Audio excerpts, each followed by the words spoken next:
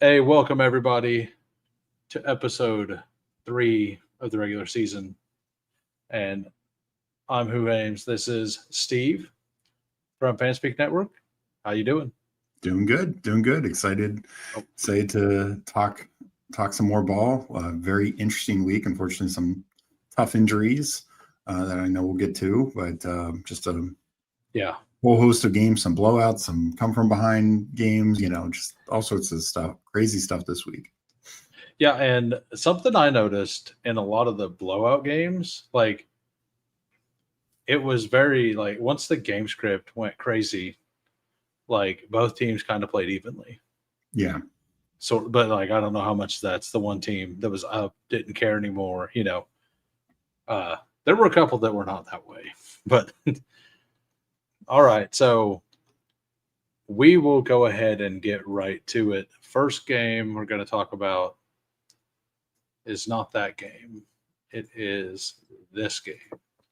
The Thursday night game. We got Miami. We got Buffalo. Take it away. yeah. Thursday night matchup. We talked about this a little last week. Miami versus Buffalo. Honestly, Miami played much better than expected. I think, they were still kind of what we thought they were, I guess you'd say, like with their receivers and having no tight end production. A chain saw a little less snap work, and I think we saw why. Ollie Gordon runs hard. I mean, I've been impressed with the limited runs that Ollie Gordon has played. I've been impressed with him. I think he deserves more and more opportunities. Dolphins' offensive line is still pretty trash.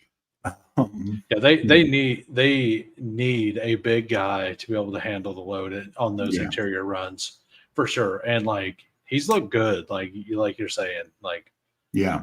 And he actually looks way more than just a bruiser. Like he has that in him, but he's moving decently too. And he also I again limited runs, but I liked his vision. I thought he got some extra yards than I think a lot of backs would get. So overall, I think that's promising for him. I think, the problem is they just don't have enough. I feel offensively, a chain is a PPR, back and can be very good at it, but it's just, and then Hill and Waddle, they're just, all their weapons are so similar. I feel like they are desperate for some. They need a body. They need a like a Mark Andrews type, like some either a tight end or a big physical X receiver. Like somebody who even a big slot would help free up the like Waddle and Tyreek deep. Like I think a big slot would fit that offense perfectly. That's just the way I envision it. But to me, the biggest problem here is Tua. Like Tua doesn't look good, and their offensive line held up a little better. Mm-hmm. But like when he had pockets, he was sailing balls. Seemed to be off rhythm a bunch. I don't know if that's from constantly being hit in either way, but like I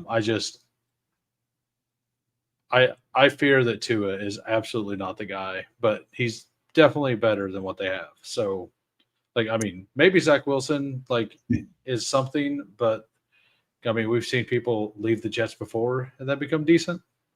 We'll get to that guy later, But yeah, like somebody like Darren Waller in his prime, who is practicing now. And he's going to be on like a limited play snap count or something like that. It's like, okay, good thing you really prepared for tight end for the first quarter of the season and essentially have no one. I mean, it's literally nobody but their own fault, right? Like they have. I know, but it's just actually that's the guy that would perfectly fit that slot role. Yeah, like the guy they had already. Yeah, well, and it's also like particularly like you look across on the other side of the team, and it's like Jackson Hawes, a 5th round pick, would just be so good, from a blocking standpoint, and he'd probably be a better receiver than any tight end that Dolphins have. Yeah. Knox would be awesome. Oh Haas would yeah, be I mean awesome. they have three tight ends. There's so many teams out there that you could point to three tight ends are better than anything Dolphins have. And yeah, I want to sidetrack for a minute. I do want to say that I hadn't told you yet, but I had several people reach out about this show. Like, I mean, we don't have a ton of views, but we had 3 or 4 people reach out saying that they thought this show helped them identify a bunch of things for their weekly BR type stuff, and okay. a lot of them made some money. So I like hearing that. Yeah, just wanted you to know that. Wanted to get that out there. Say thanks to everybody for watching. Number one, Yeah. And if you do like it, please hit the sub and the like, and also scroll into the descriptions and do the same for Steve. All right, on to the Bills. Like, I felt like they started to dominate the game and then kind of let the Dolphins stick around for a little bit, and like it honestly felt like they just were disrespecting the Dolphins. Like Josh Allen, like flipping passes around, like they were just out there having a good time. Not like I'm not saying that actually happened, but that's what it looked like happened. Like they're like, it's just the Dolphins. We can't lose this. I think they got a little too cute at times with some of their, particularly. And I was going to say that, like, I get that they're a little deeper, and I'm not saying like guys like Elijah Moore and Shavers don't deserve some snaps, and they wouldn't be playing on some other teams out there. But it just felt like there are some key plays where you don't see Coleman out there, or you don't see Shakir, and you're just like, I get giving a guy a rest here and there, but it's just, I don't know, like when it's third down, it feels like you should probably have your guys. It does feel better than last year, though, with the usage stuff. Like, we have a 75%, we have a 70%. Yeah. James Cook up to 67%. Like, where would you be drafting James Cook if I told you pre-draft that, or preseason, that he was going to have, let's say, a 60% snap share? Oh, I mean, I think he's a top 20 pick, Yeah. Easy. Yeah. Dalton Kincaid kind of looks good finally. Like, yeah. Like I know he's the one that they're rotating in, but I mean they're using 2 tight ends all the time. Like they have 159% or 149% at tight end snap rate. And then also 9 snaps for Gillum also. So it's like, 2 tight ends or a fullback. No, those were like the real short yardage mainly, I think. But yeah.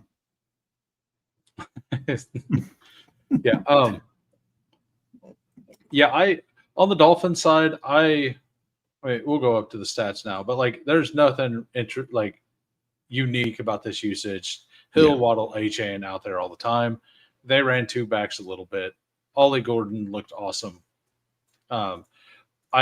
Once he gets more comfortable, I do believe that they're going to be doing the pony personnel stuff quite a bit. Having Ollie back there, like if they're in shotgun, do the shotgun with 2 back sets and stuff. I think that this combination of backs would be really good for that myself. I agree. And honestly, I actually think A-Chain is probably the type of back who, and Cook is this way to an extent as well. I know 67% is one of his highest snap rates, but there's a lot of backs who actually benefit from being 55% guys. You know what I mean? Like Jahmyr Gibbs. Like, I don't think Jahmyr Gibbs could be, Saquon Barkley, right? Like, I don't think he could take 75% of the snaps. And you see, and we'll get to that game later, of course, but I think A-Chain is honestly in that same boat. Like, they're probably doing him a disservice by playing him 77% of the time. Yeah, that is actually a good point. Washington, I mean, I kind of just expected this. NWI is definitely their 4th guy. And Malik, it honestly felt like he was in the game more than 54%, but because they actually tried to run the ball a little bit, and Tanner Connor and Julian Hill, like, what are we doing? What are we doing? Yeah. I will say, like, they didn't look bad, but no. Like, no disrespect to those two because they played fine, but they don't offer. Neither one of them offer anything in the passing game. It's just what it is you. This is what the 49ers are doing. They're playing 2 backup tight ends right now. But they have to because their starting tight end's injured. Yeah. You know, They're elite, high paid starting tight end. Yeah. Like we just other teams exactly like Washington's down their top blocking tight end, John Bates. So that's more snaps for Ben Sinnott, who was a second round pick. It's just other teams are just so much prepared. And it's because that tight end represents something just so unique and different than what else is on this team, all small speed guys. But to Malik Washington's point, I do think they need to get the ball in his hands more. I mean, this couple weeks in a row, him running the football has been really good. Some really strong plays. I'd like to see him make some more screens to him. But this is the problem is that's, every now and then they can take a deep shot. But this game, like you said, Tua could only throw like underneath. Yeah. They couldn't get vertical. And like he was just sailing balls like crazy. It did not look good for Tua. And then that interception at the end of the game was like he just stared the guy down, didn't even notice that there was 11 defenders on the team. He thought there was a one-on-one and the guy won the one-on-one. He just threw the ball. That's what it looked like to me. Yeah. I know that's not true, but that's kind of what it felt like. It's like, oh, there's a one-on-one there. He beat the guy. Let's throw the ball. Nobody else exists, because he just locked on and did not pay any attention. Yeah. And I mean, everyone in the world seen that. So, that cares about NFL. Ty Johnson, 3 carries. I like Ty Johnson a lot. I know he doesn't get any love. The crazy thing about this game is Ray Davis is 0. Yeah. He had 1 target. 1 target. That is it. And if you go down to the usage on Ray Davis, 7%. Mm-hmm. That's bad. That's 4 of 60 snaps. I don't know what happened there. The numbers say that they didn't even run a running back in a lot of their plays because 67, 25, and 7 is under 100, right? And I'm fairly certain they had 2 RBs on a play or 2. So well, they had look at it snaps. They had 40, 25, and 4, right? 40, or 40, 15, and 4. So they were just one snap off, and that was okay. That might have been was that the Elijah Moore run? Maybe. Probably, yeah. Yeah, it probably. But no, I do think it might have been more than 1 snap because I think there was at least 1 snap where they did have both running backs in hit Cook and Ty Johnson. I do remember a Cook and Johnson play. Yeah, so there probably was 1 or 2 more where it was Elijah Moore was back there, or it was just Gilliam as a personal protector. Right, but the Ray that's very concerning on the Ray Davis stuff. No injury pop up to be worried about. No illness information before the game, nothing like that. Just didn't get used. And I mean, you remember going back to free agency when Ty Johnson was a free agent, Josh Allen came out and said, "I believe Ty Johnson's the best third down back in the league." Yeah. And then they went out and signed Ty Johnson. So I don't know. I'm not saying that's a negative thing towards Ray Davis. But I'm saying that if Josh Allen loves a guy, that guy's probably not going to lose a bunch of snaps. Yeah, I think I do think there's that. And in fact, obviously, Cook has looked just great these first 3 weeks. Oh, yeah. So I think he's getting squeezed in both directions. And, there's just not, I mean, this is definitely the least that he's played, but I agree. It's definitely not good for him. And he played more week 2 because that was such a blowout. And, I don't even know Cook was in there in the 4th quarter. Which that's what's kind of weird. It felt like Ray Davis should have been in the 4th quarter of this game more than Cook. But but like they were also trying to give the game away. So Yeah, this was a little closer than they probably would have expected. Like, well, not only expected, but like the way it played, like they just it felt like the Bills just dominated the whole game, but then like they just kept not capitalizing. I feel like this is the type of game where if you and If you know, we'll talk about this game later, but and me just because I just obviously watched it last night, but it's kind of like the Ravens, where if you just watch the highlights of, you know, Allen or Lamar and Henry and Cook, you're like, this team's dominating, right? Like they're completing most of their passes, they're throwing multiple touchdowns, big runs, you know, touchdown, you know, et cetera. But now in this game, there's no fumble by Cook, but I don't think that was it. But the big thing with Lamar, and we'll get to there, was the sacks that really killed him. But there was something that, you know, that touchdown drop, you know, just a few things here or there where they just didn't extend drives or had to settle for a field goal or whatever. And yeah, it felt like the Bills should have blown them out. yeah, it really did. Yeah. All right. I am finished there if you are as well. Yeah. All right. On to the Falcons Panthers. Wow. Yeah. Yeah, exactly. I mean,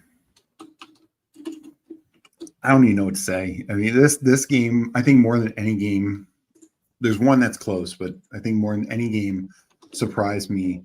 Not just necessarily that the Panthers won, but it was so dominant. It was so lopsided, one-sided. Yeah. Like you know, when the pick six happened, it felt like Penix never recovered. never. Like honestly, like and as a Chiefs fan, it reminded me of Alex Smith. Like he would have games Yeah. to where he would come out and he'd look good for 2 drives, throw a pick, and then it was just off the rails. Mhm. And it wasn't every time, but it was that definitely happened. And it definitely felt like that's kind of what happened in my eyes, that he just could not function after that. Like it was something that he'd seen and felt like almost like he was told not to do it. He's seen not to do it. And then he got into the game and then he done it. And then he was just mad at himself the whole game or something. I don't know. I'm just guessing, but Yeah. it felt weird. I mean, this one to me is just one of the weirdest ones because you also look at it and Bijan, their clear alpha weapon, had a fine game. He obviously didn't get a touchdown, but he was producing yards both running and receiving. You know, it's not like when we get to the stats on the other side, it's not like the Panthers were dominant. Like Bryce Young was fine, but it's not like he went out there and threw for 350 and 5, you know, like he just was he didn't make any major mistake. You know, he didn't have the turnovers. But it's not like we're sitting here saying, oh my, like Bryce Young just sliced and diced them. You know, like I guess I'm comparing it to at the end of last season when Bryce Young was having some games and Panthers were either winning or it almost looked like they were going to knock off Tampa that week, like 14, and then the Eagles next week, and you're like, man. Did they took KC to overtime? I think. Yeah, like they were playing every game close. Yeah, looking very good, and this was not that. Is I guess what I'm trying to say. Like they're fine. I do think that it kind of looked like they were going to have their explosion game if they needed to. Like, because early on they got the pick six, and then their offense like kind of moved it pretty well early on in the game, and then like Atlanta was showing absolutely nothing. Like, Mooney after the game, 11 targets, 4 receptions. Like, they basically, like, the coach B came out and said, like, Mooney hasn't practiced for a long time and he will be better. He was kind of off. Like, basically, kind of sounded like that had a little bit to do with like Penix inaccuracies and stuff too, because Mooney wasn't really, maybe he wasn't fast enough. They didn't really get into it, but there was something along those lines. And like, it makes sense with the 11-4. That's like Brian Robinson Jr. numbers there.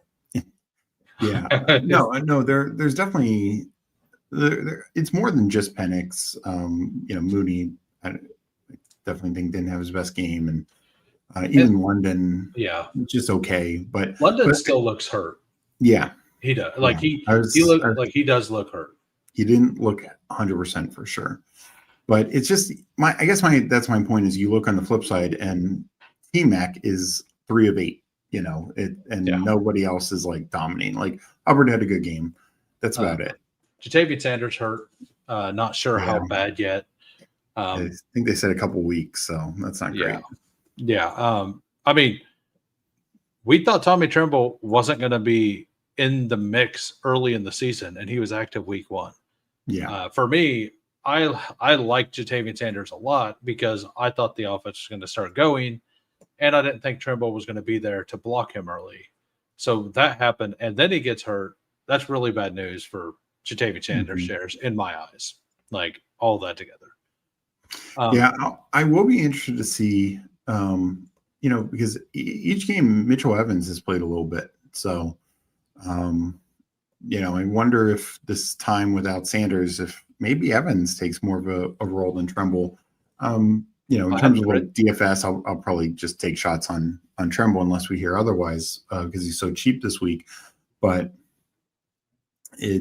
I've always liked Mitchell Evans from Notre Dame. So did you see this? I'd missed this. Falcons already fired their wide receiver coach, and the OC is moving from the box to onto the field. Did they fire their quarterback coach, or I thought they fired somebody else? It was like Hillier and somebody else. But, okay. Yeah, direct coaching off of the ball. Yeah, I think that direct coaching does make more sense with the young guy. Agreed. Like it's one thing for Zach Robinson to be in Kirk Cousins' ear last year, like in between drives and stuff like that. Yeah. But yeah. So Ted McMillan, those 8 targets, it does feel like Bryce Young is a little off on throws to Tet right now. Like they're very close. Yeah. And when the ball, like Tet did have a drop, I believe. Yeah. But like overall, and like he was open in the end zone. And if you watch the routes, like McMillan's getting open against anybody they put him up against. Like McMillan's looking really good. If he had like top tier quarterback play, his numbers would be. If he was on KC, he would have like 330 yards or something right now. Like for not even joking. Like no. Like he is cooking everyone. And honestly, I'll say this: like even if you put him on a team that was stacked with receiver, like I know you point to KC because their receivers are all hurt or suspended, but it's like if you put him on, let's just say the Chargers, like he would be cooking. Like he would be earning targets on any team just about any team right now. Yeah, absolutely. Like it doesn't matter who it was. Like if the Patriots would have taken T-Mac, like that'd feel real good for them. Like because Drake May is cooking, and Will Campbell, right? That's his name. Yeah, the tackle. He's not looked great yet. So, and size was a concern with him. So, hopefully, like I want T-Mac to work out for this year specifically because I have a lot of them. But yeah, I watching the game on this one, I personally think, like, I know everybody says Penix awful, all that. Yes, he was really bad. I think this was like hopefully he can mentally reset after this game. Like, I think it was a mental lapse more than anything is what I felt like. Yeah. I forget, who do they play this week? They played the Patriots. No. That's the Panthers. Panthers played the Patriots. Let me look up the schedule real quick. Because, while you're doing that, I agree. Like, this was not a situation. I think that was the point I was trying to make earlier. While the score was dominant, I didn't get the impression the Panthers were the vastly dominant team. The Falcons, we know their skill position talent. We know, their defense didn't play great, I'd say, but I just feel like the Falcons can bounce back, particularly offensively. They play the Commanders. Oh, that's right. I should have known that. Yeah. Yeah. I was like, I looked at that, I'm like, oh yeah, I've taken Bijan twice already. So I don't know, like off topic for a minute, the BR slate stuff, like the top 5 picks are insanely stronger than the 6th. Yeah. Like you get James Cook versus New Orleans, you have Bijan versus Washington. Yeah. It doesn't matter who Jonathan Taylor plays. And it You doesn't have matter if Christian McCaffrey or Puka yeah, play. They just yeah, dominate. and those 5. And then like Saquon has to play the Bucks, who have dominated everybody in the rushing game. I'm not saying the Saquon can't do it, but I'm just saying I'm not going to be overweight to that. Mm-hmm. But like, yeah, so that matchup, like Washington's defense is a little suspect, and I do like these pieces again, somewhat. It is 2 weeks. Like this was the week it felt like they should have exploded. But on top of that, like the Panthers, it's 2 weeks in a row that their defense has played better against the team that we thought they've overperformed against the team. Like, yes, Jacksonville was kind of Jacksonville falling apart, and Atlanta did the same thing. Like, there were plays to be made. Yeah, and I guess. Oh, sorry. Go ahead. And I just think that I'm not saying the Panthers defense is good, but the point I made the other day is maybe they're not the 31st worst team. Maybe they're like the 25th worst defense, and we need to have a little bit of respect for them, because I mean their defensive line kind of gets there sometimes now. Like J.C. Horn has played awesome. Like I was just going to say about and like one elite corner can make, and your pass rush being reasonable can make you a good defense, like an okay defense. So like that's something I wanted to bring up here is like for daily stuff. Like I don't know if the Panthers are as big of a smash matchup as we thought. With that being said, I'm playing a lot of TreVeyon Henderson this week. Yeah, I mean it's like, a little tough there because you just don't know what the running back breakdown will be. But because you look at it and they still gave up an average of 5.7 yards per carry. Yeah. It was it definitely felt like in this game specifically and the last game, in both weeks, it definitely felt like it was the quarterback's inability to like just be accurate. Yeah. Like 50%, like 50%. Trevor Lawrence was like 55 or something last week. He was pretty low. So like I think that on third downs, the opposing quarterback just turned into pumpkins, basically. Yeah, that's fair. All right, we ready to move on? Yeah. All right, game of the week: Packers, Browns. Yeah, I know this one probably should go down to me the most surprising, and it's just, and this is the NFL, and you know we know this every year, but I mean, how crazy is it? You know, week 1 Packers just smashed the Lions.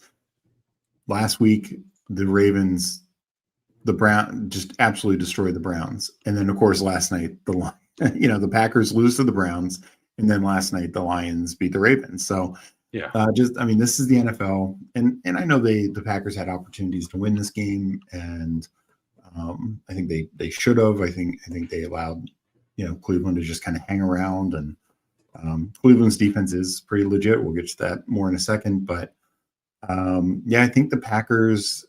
I was surprised by how much Kraft played. He was pretty invisible. They need to figure something out because I think losing Jaden Reed. If Kraft is not 100%, it's just going to allow teams to key in on so Jacobs even more.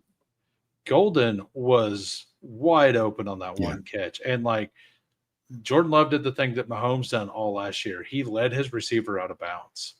Yeah, like that was easily a touchdown if he threw it anywhere in the field of play, basically.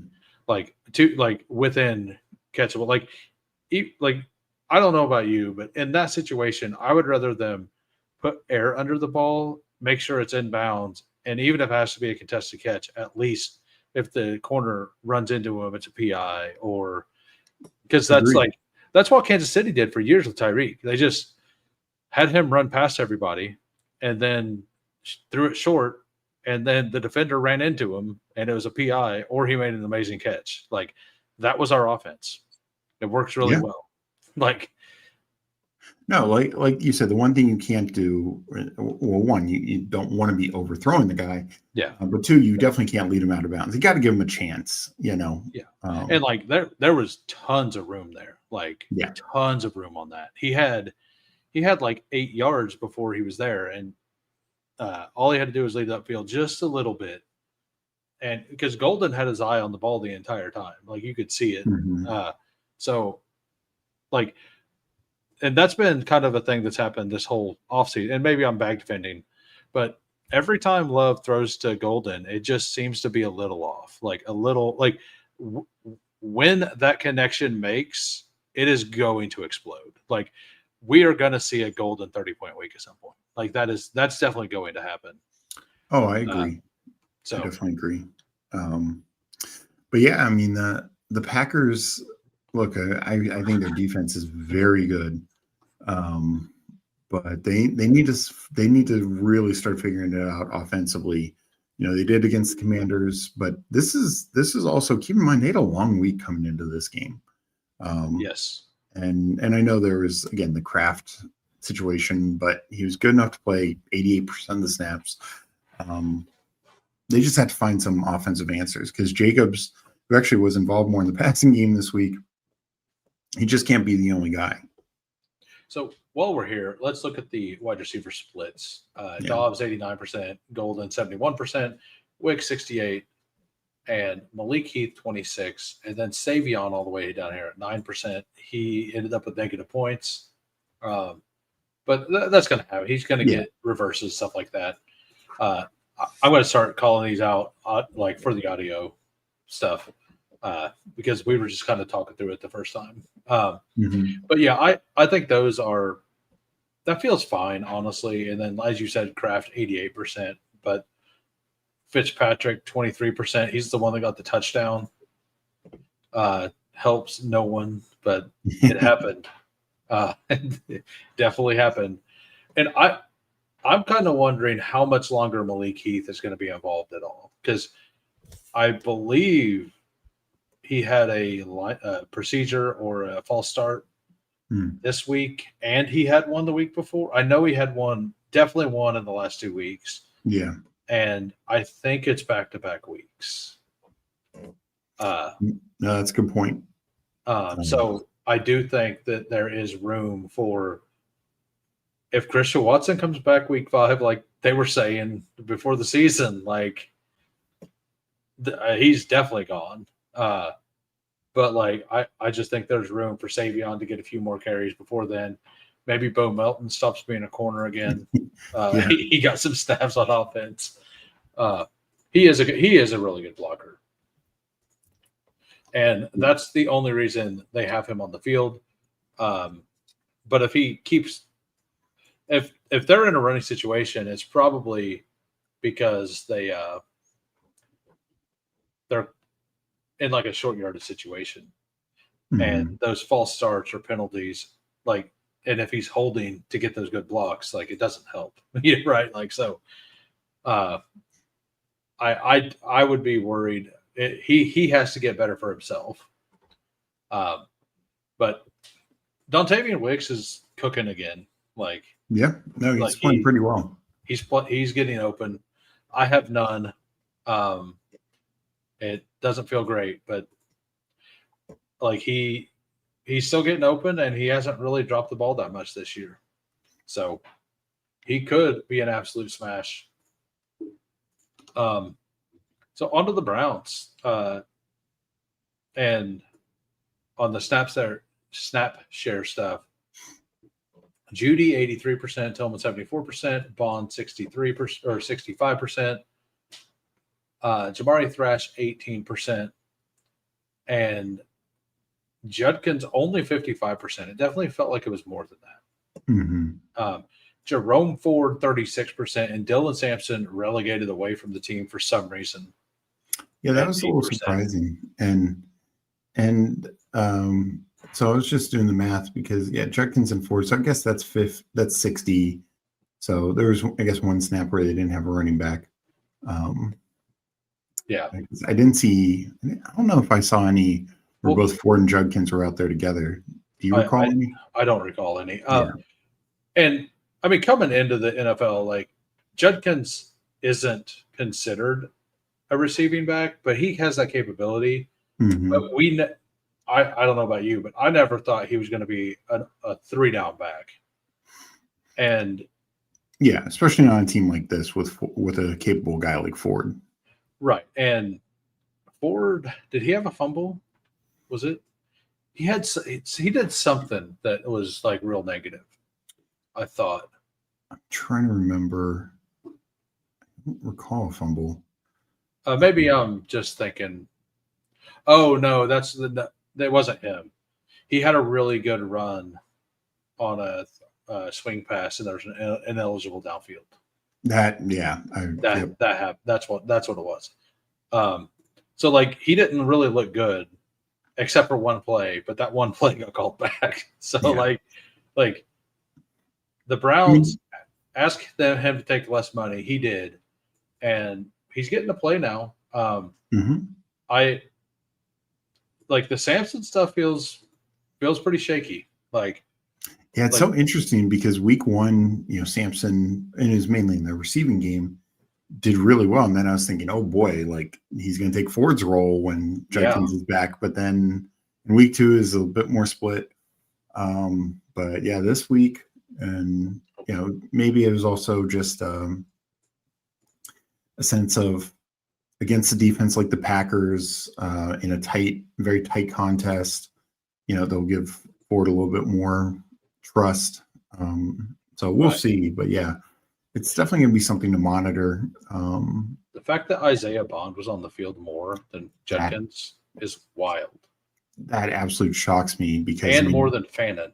Yeah, he was signed so late and had no even rookie mini camps or any of that kind of stuff. Yeah, he's already jumped Jamari Thrash. He's out there quite a bit. They've had a couple really positive coach speak quotes on Bond as well. So, but the fact he had more snaps than Fannin is wild. To me, I don't know what situation you would ever want Fannin or Bond over Fannin, ever. That's just me. But so they ran a bunch of tight end. They had 92 tight end snaps on 66 plays. I think that just continues. I do too.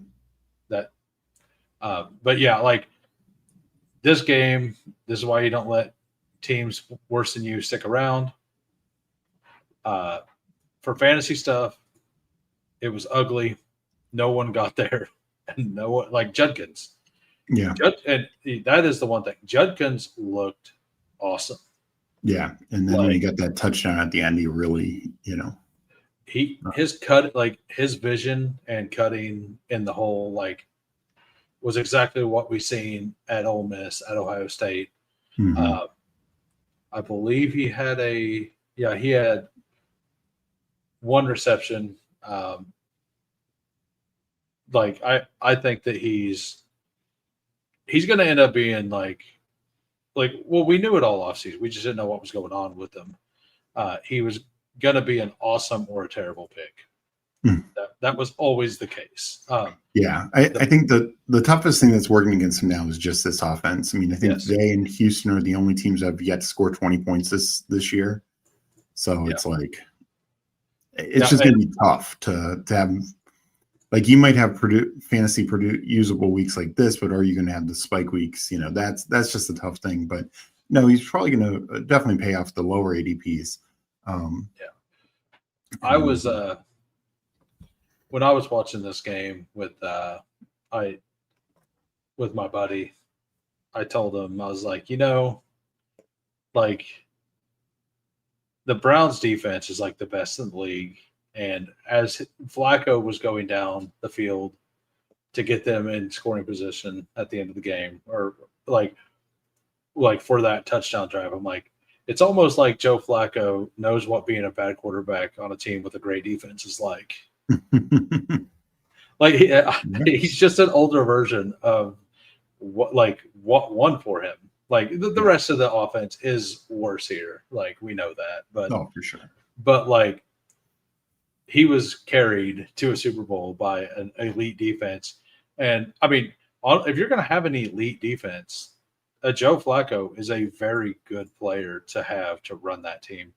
I think this team stays relevant for a while, and I don't know if we see Shedeur all year. I think that Flacco is going to keep him semi in the hunt because, like, number one, they should be 2-1. Like, there's zero chance, zero reason the Bengals should have won that game. Yeah.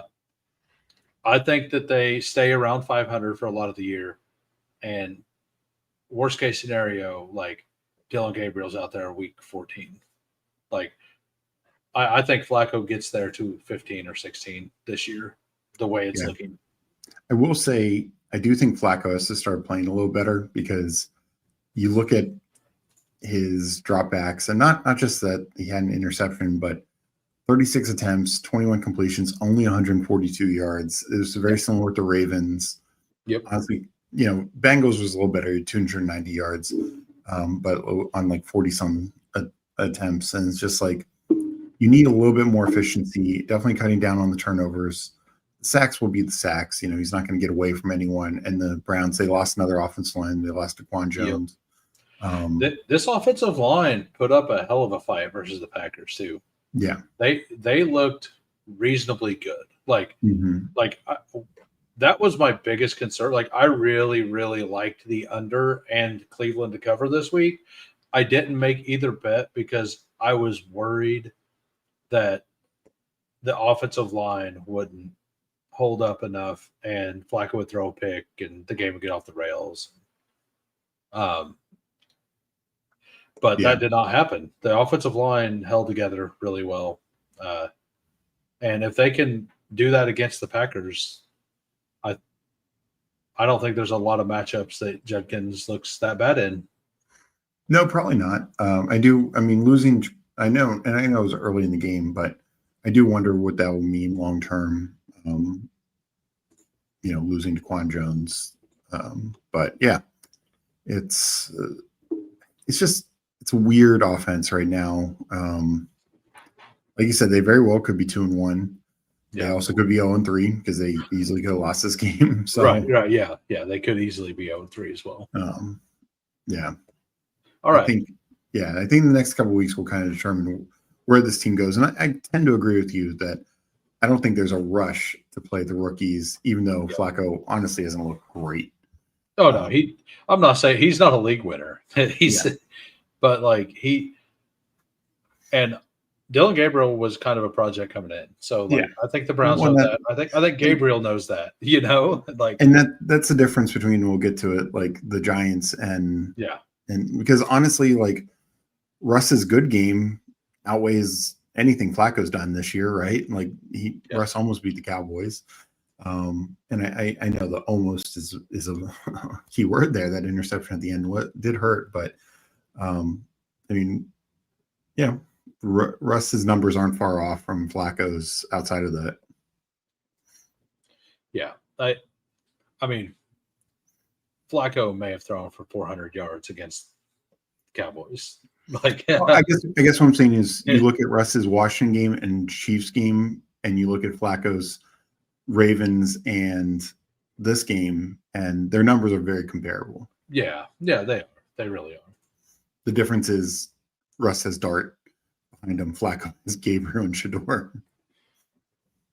Right, and you have Neighbors on the one side and Jerry Jeudy on the other.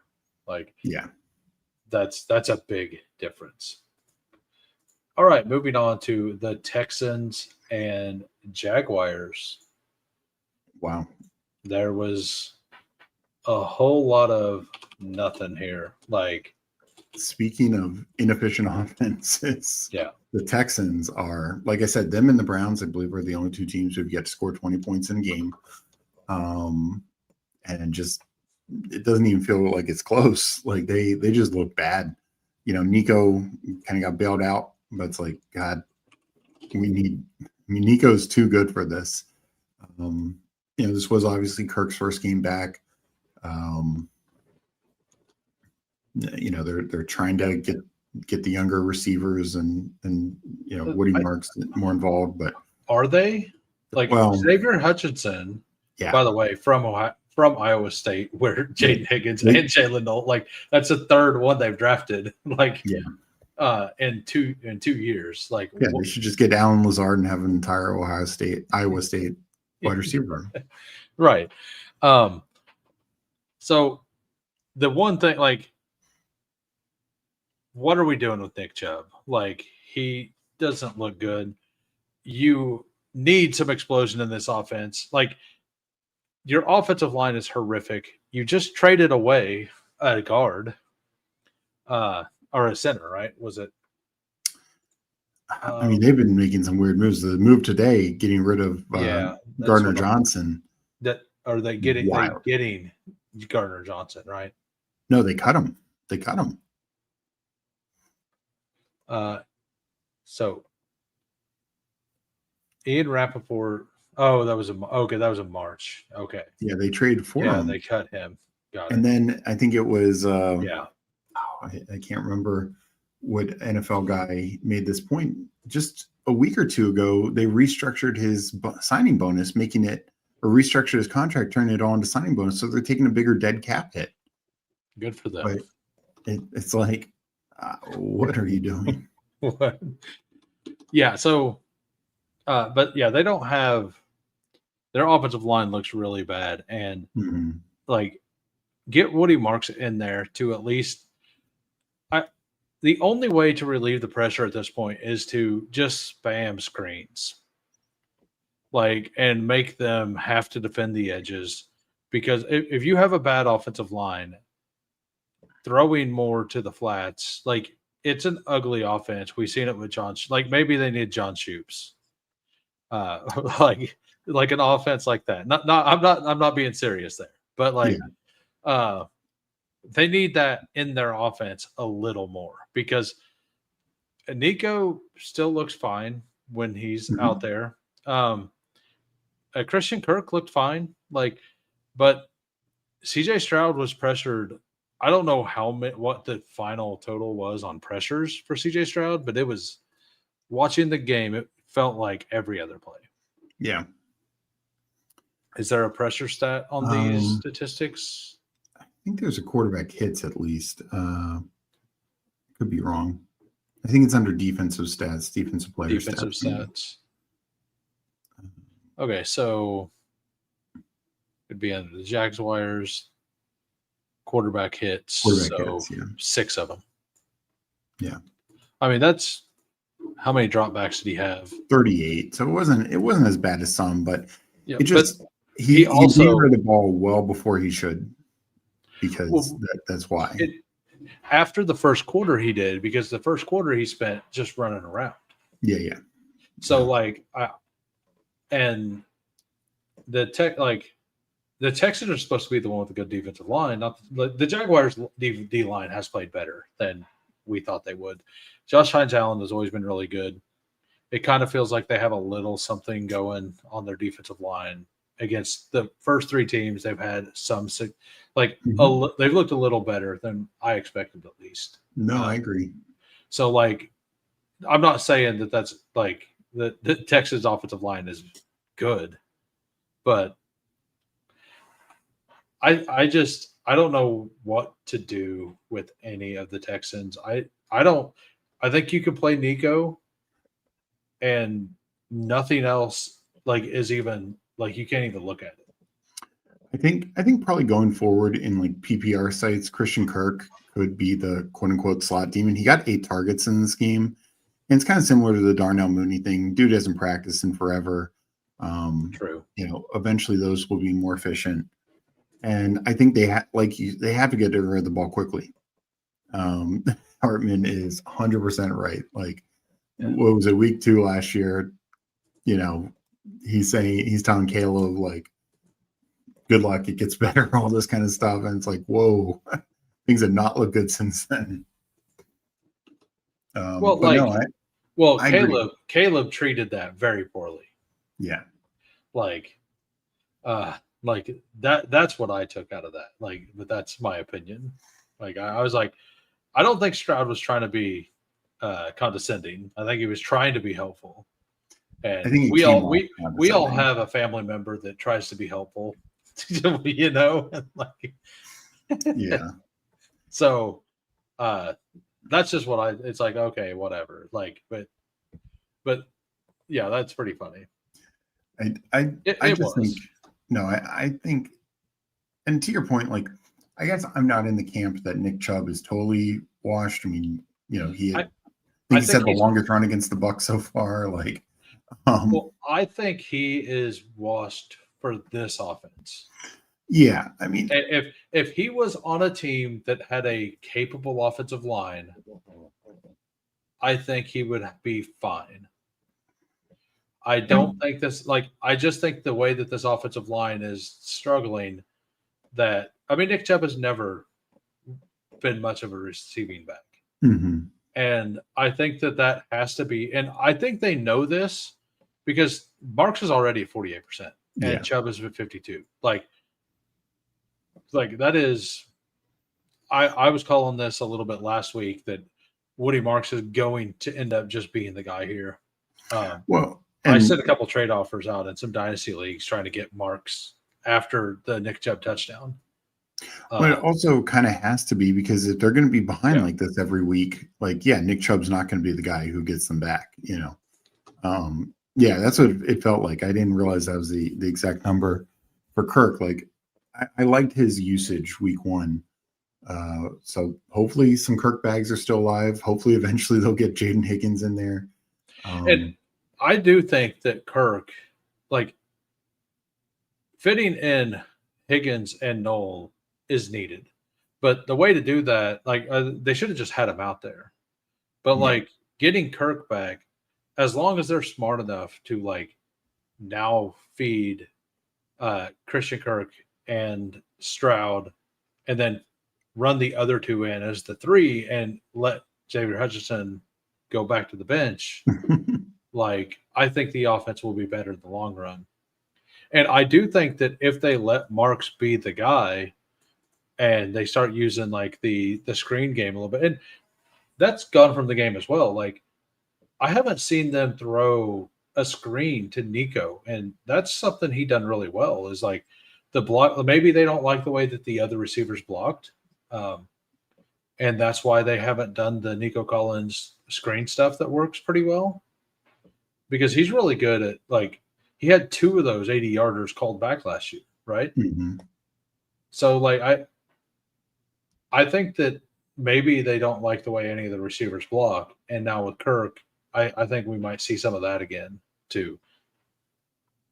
Yeah, they have to start mixing it up. I've seen the stats, like they're using motion and stuff even less than they were last year under the previous coach, offense coordinator. They need to figure it out. Like, look, I don't think Stroud is a world beater, but he's also not this bad. Like, no, he's not. And like, we can talk about offensive line issues, but there's a lot of teams with bad offensive lines. A lot of teams that. He was definitely, like, had happy feet this game. Yeah. Like I'm not going to say that, like, I think the offensive line is a worse deal for Chubb. Like, Stroud, Nick Caley can figure out something for short passing. Yeah. If he's a good coordinator, right? Like, if he's a good enough coordinator, he can figure it out. Well, and it's when you have, like, these kind of weapons, like a Nico, like a Christian Kirk, who people around the league are going to respect. These high upside rookies who, they're going to have to show it some, but they have talent, they have skill sets. You know, like, it just shouldn't be this bad. I mean, we could point to any number of teams around the league who are just in much worse, like, combined offensive line / skill position situations, and they're able to put up at least 20. Even if they're losing, they're still able to put up 20 points. Where are the time of possession? Okay, so like the Texans lost time of possession here, and like this is an elite defense. Like everybody they've played against, like they do well, but they end up getting tired because their offense can't keep anything around. Like they can't keep any drives alive, and like they just have like if they can't keep anything alive, they need to at least go for explosives, like you're saying. Like if you don't have a good enough offense to keep drives alive, to do the Chiefs kind of drives where you like go down there, get a first down, sustain, first down, you need to try more explosives because the worse your offense is, the more you need the explosives, which is kind of funny because it's like the better offenses that can keep the drives alive, like it's easier to hit the explosives. Exactly. So like I'm not saying like it's just kind of weird, but and that's actually to what you were saying earlier is like get the short passing game going, force them to defend that, and then not only that, it helps move the chains. It helps keep drives alive. I mean, one of the biggest things is, I mean, we all love seeing, like last year the Justin Jefferson 98-yard touchdown or stuff like that. But it's like most explosives. This is why we define like 30-yard passes as explosive plays, because most explosives are inside the 50, right?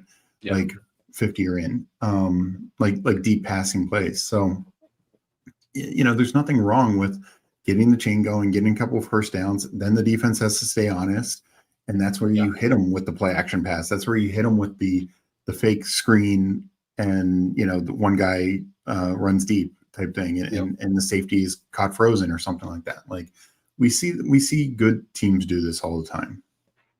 Yeah, we've seen the Lions do it a couple times. Yes.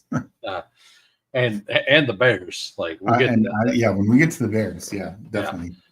All right, so on the Jaguar side, we will go to the usage.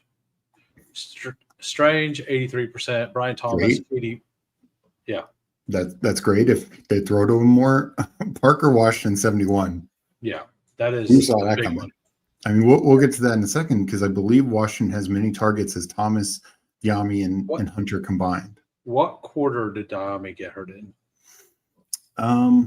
Because I mean that may have been a lot of it. I don't know the second half, but I could be wrong. Yeah, I'm not positive when. So Tootin only 17%, but they did give him a touchdown run again, which is terrible for ETN. Like, and LaQuint Allen 30%. Yeah, like being the best running back, like one of the best. He's probably one of the best pass protectors already in the NFL. Yeah, like, and Liam Cohen knows what good players are like.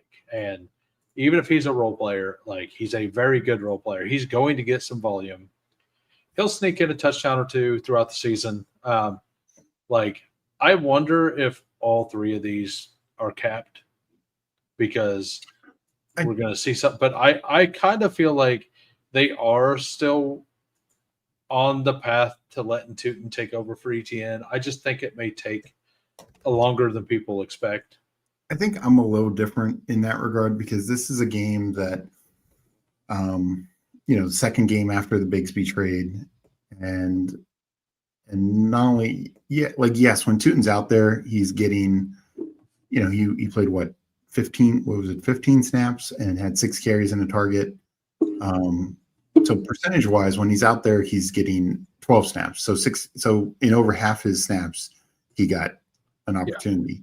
But it's also they only gave him that, and you just look at it. ETN 16-6, 2-1. Like he's running more routes. Like that's just going to lead to more fantasy production. Now, I do think it's like the LaQuint Allen thing. Like there's no LaQuint Allen that I feel better about Tootin, but I feel like that's those would be the opportunities for Tootin to have a bigger role if he was playing more third downs, more passing downs, could get more explosive there.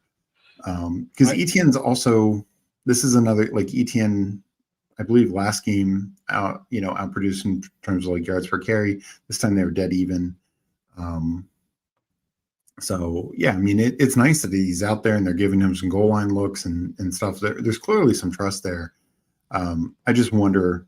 I think Etienne's going to have to fail for it to really take over, and so far he hasn't. And I think Tootin will I think BTJ's whenever BTJ becomes BTJ again, like that's going to help Tootin out more than anything else, because I think the way Tootin runs, like they don't really have an explosive offense at all without Brian Thomas Jr. being Brian Thomas Jr. And so it was a mixed bag over here for Jacksonville. Like Trevor Lawrence, like anything within like 15 yards of the line of scrimmage and not to the outside, he was absolute money on. And everything outside the numbers or 20 yards downfield, he was off on. Yeah. And then he had a couple really good throws that were a little deeper, and those got dropped. So like it was like the worst of both worlds. He finally gets one and it doesn't work. And like Parker Washington had, I think, 2 drops. That I guess that was my point is, and this is not a knock overall on Parker Washington, but it's like, to me, it wasn't just the De'Ami Brown injury, because I feel like that's where Tim Patrick's snaps came in, the De'Ami Brown injury more. And Parker Washington was getting targeted throughout this game, and it didn't feel like he was earning the targets. Yeah. So we didn't even talk about Travis Hunter. We're going to go down there.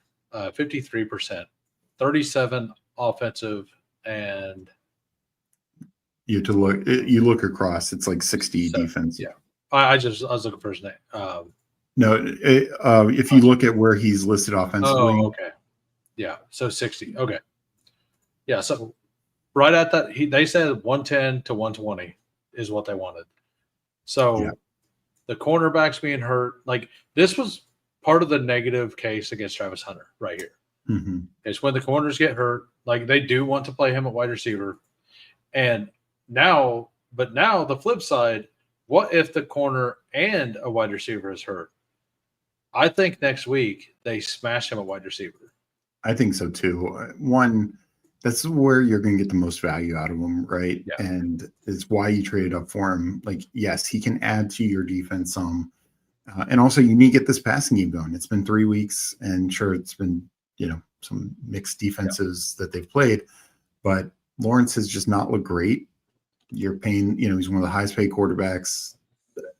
Like we talked about a little pre-show, like the running backs, they didn't look great here, 3.5 yards per carry, but the issue is not Etienne and Tootin. Like they both are playing fine. The issue is the passing game. Yep. I think you got to get him more involved. He played a lot of snaps, but had less targets than De'Ami Brown, who played 23 snaps. He essentially same look as Tim Patrick, who played like 23% of the snaps. Like if he's out there 50% of the time, you've got to find a way to get him targeted. And honestly, like Brian Thomas, like talked about before, like how's he only gained 6 targets compared to Parker Washington 11, and also only 2 catches? Like give him some gimmies, give me some layups, get this guy going. They gave him 1 crosser.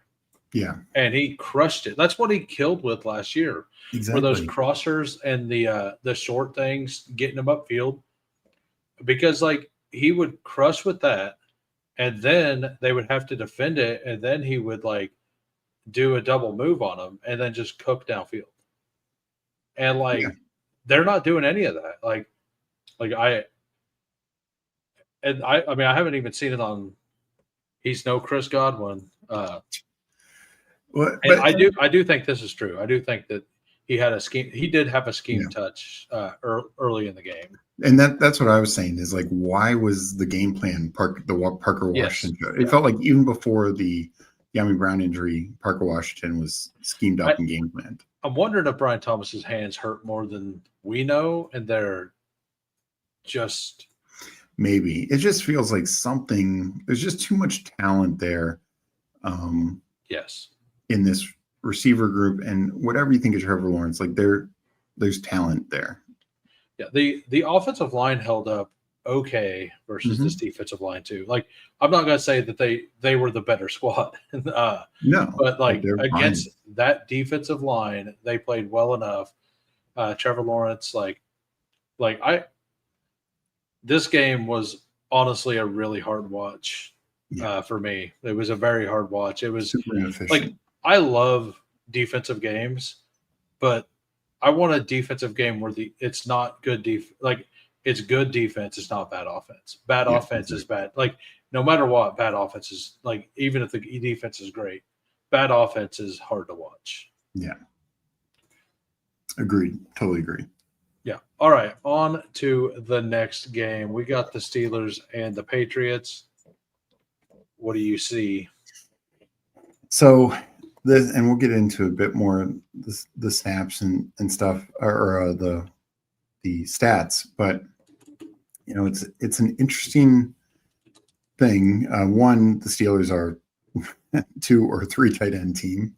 That is extremely clear, with John Who 83%, Fryman 70%, and even Washington 37%, and Hayward does snap too. Yeah, that's a fair point, Hulk.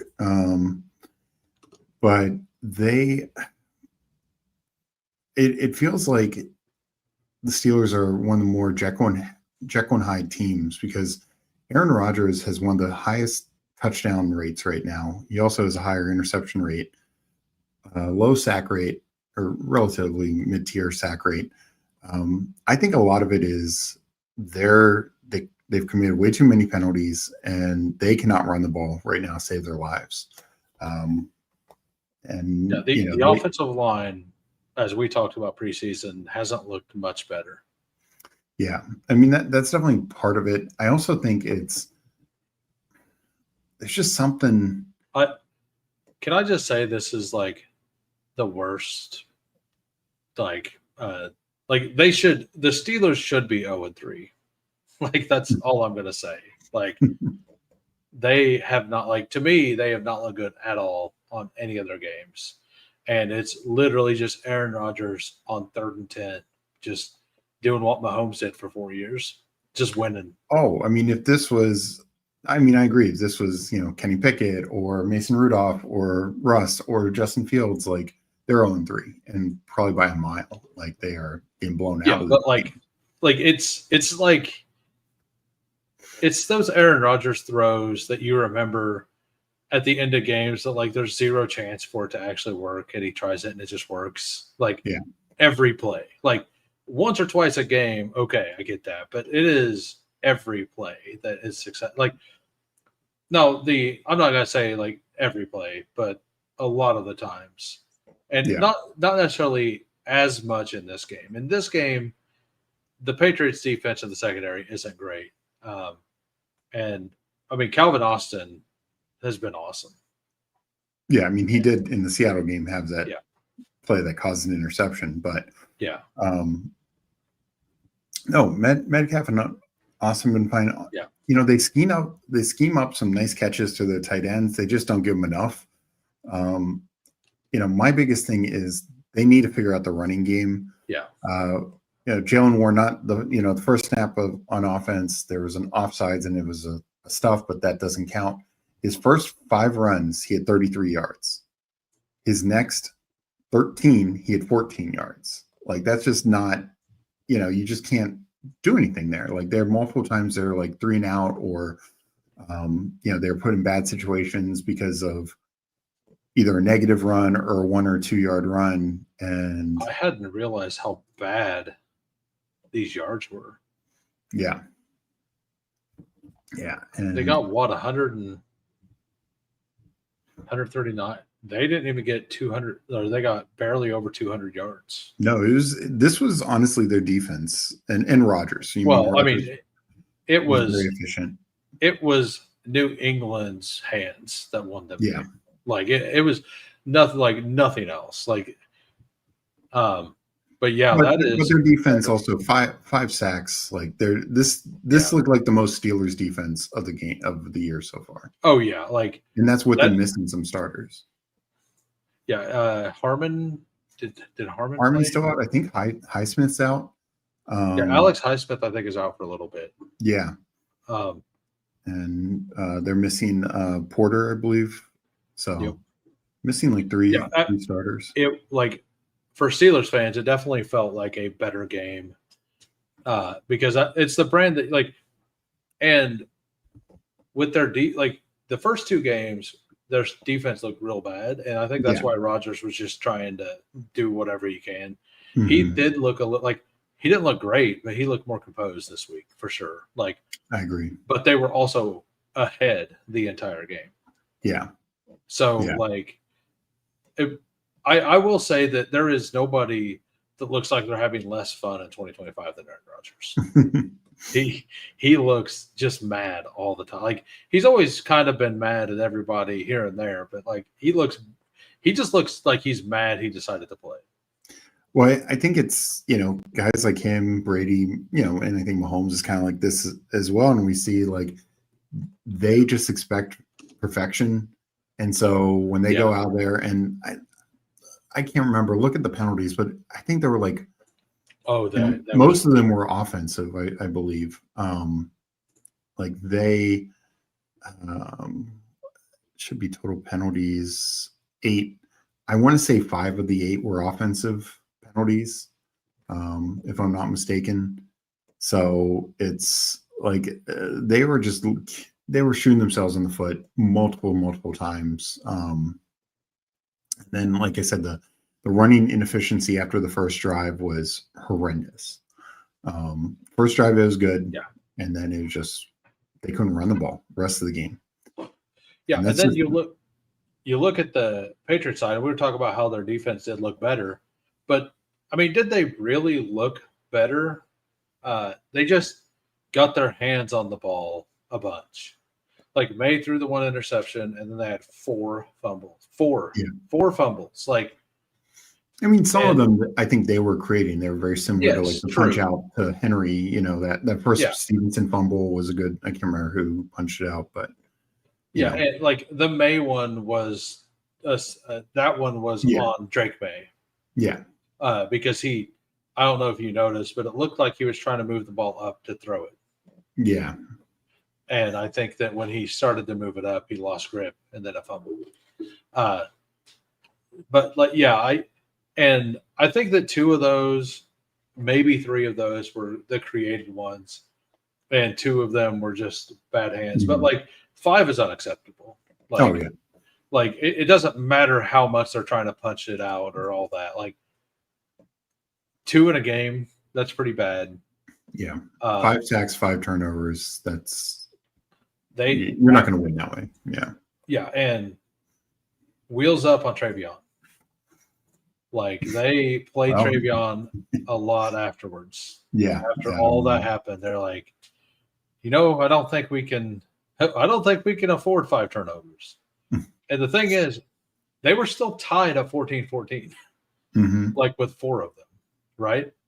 Yeah. Like, you look at the total yards, you have 200-ish to 380, right? Oh, so I know. Like that is an entire football field and a half, right? Like, I mean, now some of it was because of the turnovers, shorter fields, that. But I mean, they didn't really, like, I'm pretty sure both of their touchdowns were off of turnovers. They never actually drove the ball down the field. I don't think so. Their 3 turnovers were all, or touchdowns were all off of turnovers. And at no point did they actually have a drive. Like, I remember watching the game and thinking that their offense looked a little better, but looking at the stats, I'm going to reserve judgment.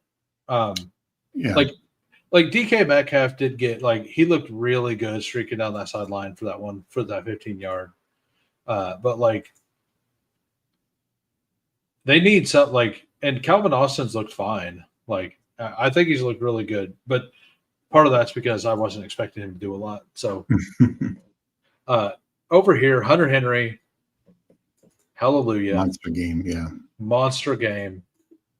2 or 3 weeks he's had just a monster game. Oh, yeah.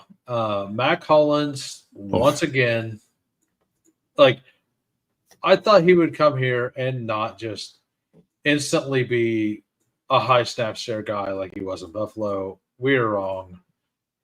Yeah.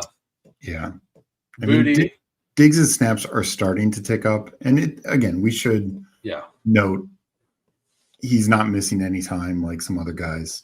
Right. The crazy thing is Mac Hollins is just stealing snaps straight from Douglas. Yeah. And Douglas was the one, everybody, all the beat writers and a lot of like fantasy analysts were out here like, Douglas is a great pick. Like, because everybody who wasn't in on Diggs was in on Douglas. Basically, is how that worked. Nobody was in on Drake May and out on both. Mm-hmm. No, pretty much nobody. Nobody was out here saying Keyshawn Booty was the guy or Mac Hollins is going to have 60% route share. Like Kyle Williams did get in the game a little bit. Like, I think that's more than the last week. Yeah. And he did have a target or a catch, right? Yeah, he had a catch. Yep. And like Douglas once again, like turned 5 targets into 7 yards. I think it's over for Douglas here pretty soon. I think Mac Hollins is going to be the number 2 until Kyle Williams, or the number 3 until Kyle Williams can get things going. No, I tend to agree. I don't like saying it because I have a lot of Douglas. Because I mean, you end with a lot of Douglas when you have 20% Drake May. Yeah, like you just and especially when you started to realize Kyle Williams wasn't going to make any sort of early impact. Yeah, so none, zero. Yeah, yeah. Travion Henderson did look okay, but it was kind of hard to say. He didn't pop or anything, but when he gets the ball, you can see the explosion that he will have when he gets room. Mm-hmm. And that Ramondre Stevenson, the long run, that 23-yarder, once again, that may have been a gigantic play if that was Henderson in on that play. He just looked slow when he got the ball. It didn't look like it looked like he kind of ran straight towards the defense and he just took exactly what was there. I was not impressed once again. Yeah. And I have a bit of Ramondre because he was pretty cheap. And I do too. As long as he didn't get a bunch of fumbles early, he was going to keep a pretty big role. I think that was pretty evident early. Now I do wonder what snap share is going to be going forward. What are you thinking? So, obviously this game, Ramondre limited opportunities because he literally fumbled it the right way. Then they went to Gibson and they'd done that previously, week 2. I do think then they went to Travion Henderson, like you said, down the stretch. The problem is he's not been efficient as a runner at all. He's been good pat receiving. All 3 games he's been very inefficient as a runner. And I know his game is he'll have a 60-yard run and then he'll have a 3-yard run. But I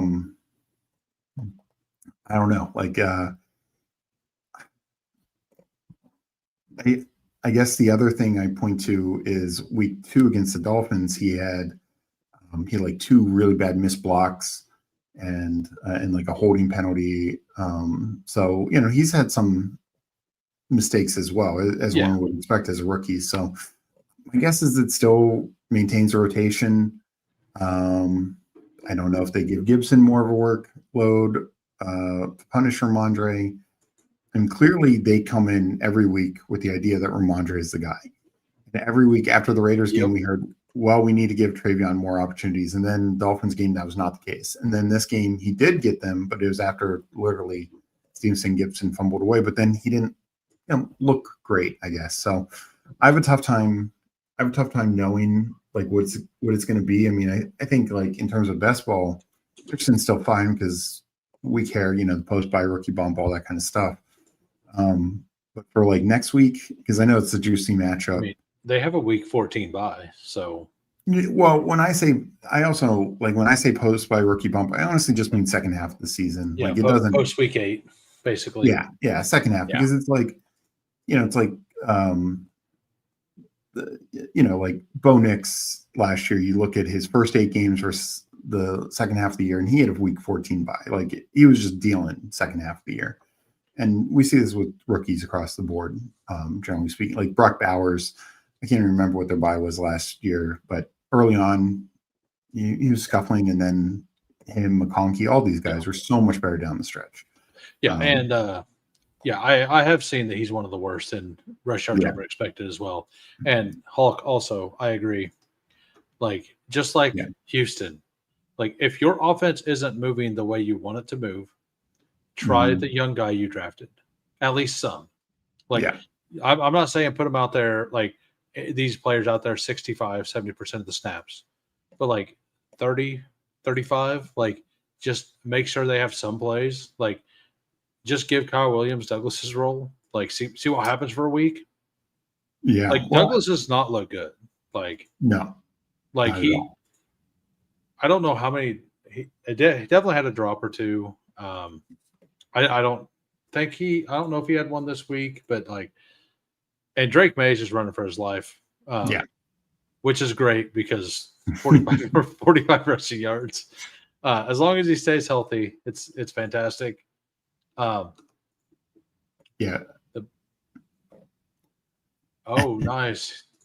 I know. I think if I look at it from long term with the Patriots, but with the Drake May, if they get one of these receivers, whether it's Diggs, like getting healthy and being closer to what we've seen before, and playing 80% of the snaps, Kyle Williams, Uday, whoever it is, like Henry's getting the job done.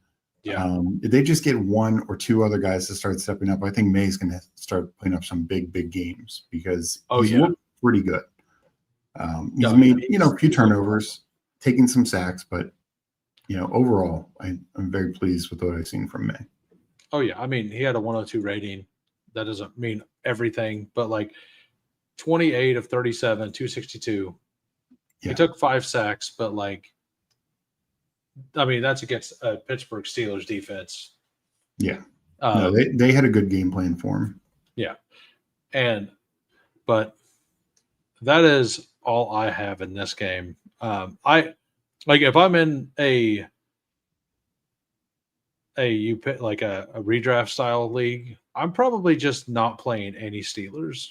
Like, I mean, you play Metcalf if you drafted them just because of capital, but like, it's hard to like Jalen Warren's probably fine if you're in a deeper league, but I think only if it's a PPR league. Yeah, I do agree there. Because here's the other thing is Warren, like 2 weeks ago, he had that 84 receiving yards, but 64 came on that one play, which was great. But that's generally not his game. He's not Gibbs or, Kamara or one of these guys. Yeah, in full PPR, I think you do. In non-PPR, I think it depends on how deep your league is. Like in a 10-man, hopefully you have something better. Yeah. In a 12-man, if you've had an injury, you probably have to start them, kind of thing. But all right, moving on to the next game. It's the Bengals and the Vikings. We got 2 defensive touchdowns early in the game. And then the whole game was just off the rails, right? Yeah. This is one of those games. Earlier I said a couple games, some things happened, and then the game got way off script, and then it kind of looked like both teams played reasonably close. Yes, other than Jordan Mason just running it down their throats. I don't necessarily think that Jake Browning played the most horrible game. I don't think he played a good game, but I don't think it's as bad as everybody thought. So, do you mind going to the stats for this? Because I think one thing that we need to point out is how bad the Browns' rushing attack has been. And Chase Brown, 10 rushes for 3 yards. Peter Ryan and Brooks had a couple carries later in the game, and it's been that way all 3 games. Yeah, he played against the Panthers, right? Yeah. No, that's next week. No, they played the Jags last week, and then week 1 was the Browns. So, two good defenses, but one average-ish defense. And it's I'm actually benching Chase Brown this week for our boy Scattaboo. I think that's the right call. I don't think there's any question. I think, honestly, No, I think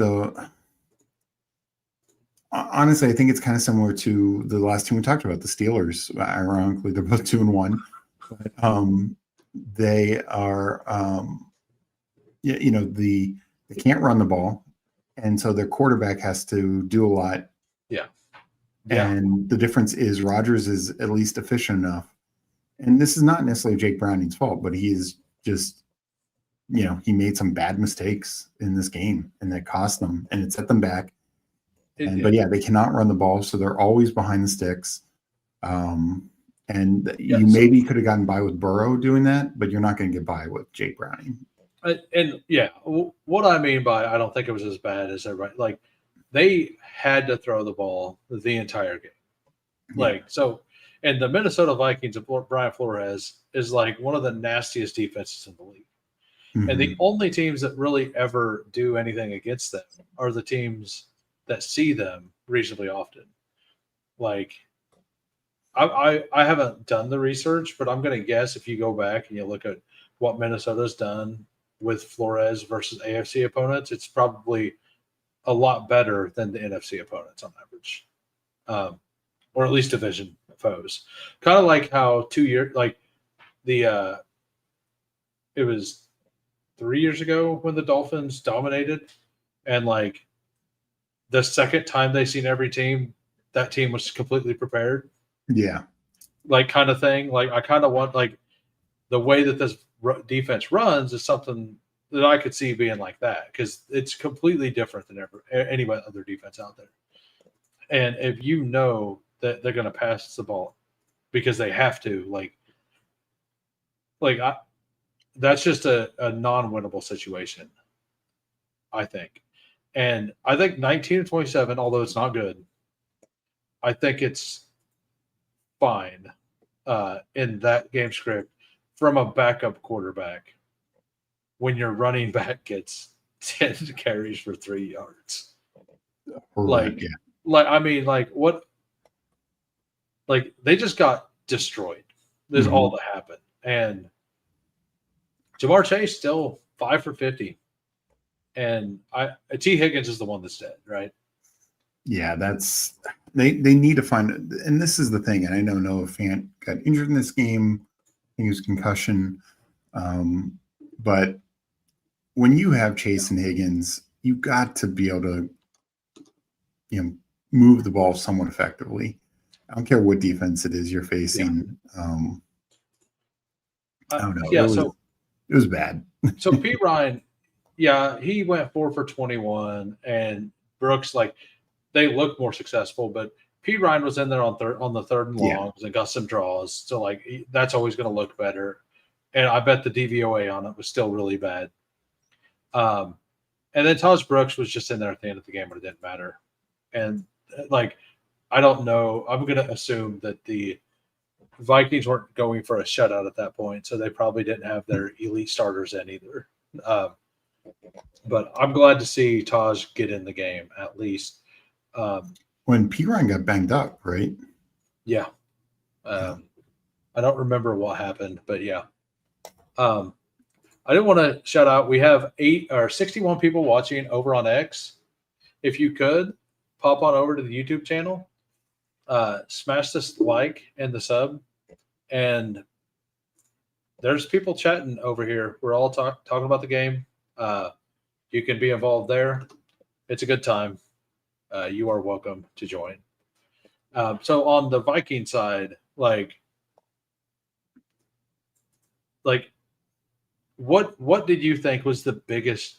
Was the bigger change Carson Wentz being the quarterback, or is the bigger change Christian Jaroslaw being in the I mean, I definitely think Darisaw because line? Me too. Hendrickson didn't have big of an impact, right? And um, I just think it helped with the running game. I think it helped with Wentz being efficient, and then it helped them being massively ahead. Like these other two games, they came from behind against Chicago. They were behind, or it was closer behind all game against Atlanta. This game, they're just ahead, and so they could kind of do what they wanted to do. But it was also because the running game was more efficient, I feel like. And I mean, Wentz definitely looked better than McCarthy, don't get me wrong, but I think the game script helped considerably. Yeah, no, I think both of them are big improvements, but like Carson Wentz, like Darisaw in the lineup, man, like for sure. The JJ McCarthy stuff, like at every snap, he like in early in the games, he was under pressure, and then he got the happy feet that Stroud had all game, right? And he continually had that, and like he never had time to like go to multiple reads, and like maybe he struggles with that. We don't know. He never had time. Like, but Carson Wentz like actually was able to sit in a pocket here and there, and and the offense absolutely clicked. Like, and I mean, yes, it was kind of over. Like, it is the Cincinnati Bengals defense, and who did actually played some man for the first time, or no, that was the Cowboys played some man this week, but the Bengals I'm glad to see Hawkinson and Jefferson actually get up there on the board. Jordan Mason smashed in the smash matchup. Like, we could all see this from a mile away. Like, Vikings winning the game. They had the better defense. Like, I thought it was a pretty obvious Minnesota spot here. And everybody thought that Mason was a smash because of the same thing. Like, the game played out pretty much how everybody expected. Yeah. I think the biggest thing is also just, and I agree, it's the Bengals, it's the game script, it's Darisaw. I will say Wentz, despite only being there 3 weeks, he looked just more confident running the offense. He did. He really did. And I do want to point out, so snap share stuff. Adam Thielen, 75% with what was it, one target? 2 targets, yeah. 2 targets. Yeah. And no catches. We need that to change. Yeah. I mean, I like the 75%, and I know obviously that changes this week. Addison's back. Comes back. But I mean, Thielen played more snaps than Naylor, right? Naylor actually did. Yeah. That's what I was going to point out, is that Naylor. Why can't I read Naylor's name? He's actually 83%. It's weird because they sat most of their starting offensive line. Yeah. But like, part of that's because Thielen probably sat. Yeah. At the end there, I don't think Thielen was out there with Max Brosmer. But like, I just want to point out 75% of snaps and only 2 targets. Like, that's not great. It doesn't feel great. But like, he was out there probably mostly as a blocker as well. Yeah. Because they didn't need to pass. Well, it was also only 20 dropbacks with Wentz. I mean, that was also the thing with McCarthy. They were less efficient dropbacks, but he had 20, like 21 in these 2 games. Like, they're not been a lot. I mean, Yeah, absolutely. That we need to change for all these guys: Jefferson, Hawk, Addison, Thielen, etc. You're just not going to get big fantasy days when you're dropping back only 20 times. Oh yeah, you mean JJ McCarthy? I was trying to figure out what he meant. Yeah. I mean, he can be good, and like, it's so weird that they went so all in on him, and then he like, that's the part that's concerning. Is Yeah. They seen him as a definitely ready guy. Well, and it's finish your thought. Yeah. And like, because Aaron Rodgers was pretty adamant about wanting to go there. And they let Darnold go, right? Like, so like maybe I was pretty much on the maybe. I mean, they have to know JJ McCarthy's good if they're telling Rodgers no, who I think was the right decision, but letting Darnold go, but the combination of the two to me meant they're definitely in, and they definitely know that he's good. Well, the other person they let go was Daniel Jones. Oh yeah, Daniel Jones signed with them after being cut from the Giants, and that was one of the original rumors this offseason. Oh, they'll let Darnold go, but they want to retain Daniel Jones. And so Josh Dobbs comes in, dominates in a game, like not dominates, but has Nick Mullins comes in, plays pretty well. All of these other players though did have Christian Darrisaw there, right? Yeah. So I do think that I do think that if he comes back week 7, that we do see as long as Darrisaw is still healthy, I do think that we see a better performance for sure. So a couple of points I want to mention. The whole Darnold thing, because one, keep in mind Darrisaw got injured mid season last year. It was week 8. Yeah. And because they traded for Cam Robinson to help try and fill the gap. But the other interesting thing is, comparing this to say the Penix Kirk Cousins situation.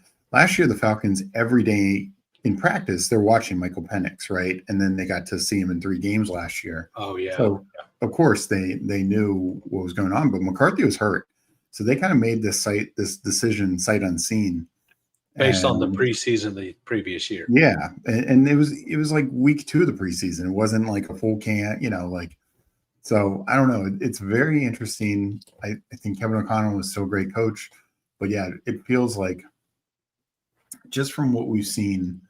And I guess the other interesting thing is now getting just more look at the Bears, not exactly the best defense. Falcons, not exactly the best defense. And those defenses had McCarthy just seen ghosts and feeling very uncomfortable. Yes, it was without Darrisaw, but I'll be intrigued how this goes forward. Maybe the more time will just help McCarthy, but I'm definitely intrigued going forward how this will be. Yeah, I for sure am as well. All right, let's go on to not that one, this one, the Rams Eagles. Wow, I mean, and I know covering the Rams side first, but what a comeback by the Eagles. But the Rams, look, I think you got to give them a lot of credit. Eagles defense, and I still think the Eagles have a good defense, but the Rams, I mean, Stafford, I think we were so worried about Stafford's injury, and I know it could happen at any time, but through 3 games, he's looked so good and playing tough defenses like the Texans, like the Eagles. I had a lot of Puka, as we all know, and I only stopped taking Puka with the Stafford news. I was never worried about the Stafford news, but I was only not taking him to try to push him around to get both players I wanted. I always had Puka higher. But Puka is wide receiver 1 right now. It's unquestioned who wide receiver 1 is at the moment. And it's definitely Puka, especially in full PPR. In full PPR, it's absolutely him because the touchdown, he can make up for the lack of touchdowns. Yeah. So. Yeah, no, I mean, Puka and Adams are looking fantastic. Kyron is looking really good. This offense, they're in much more 2 tight end set now. They're not in 3 wide, which is surprising given McVay's history, but it's working out for them. And I just overall, I know they didn't get the win, but the Rams are playing as good as any team in football right now. I would say for the NFC, they should be a very strong contender. Their defense is playing pretty well also.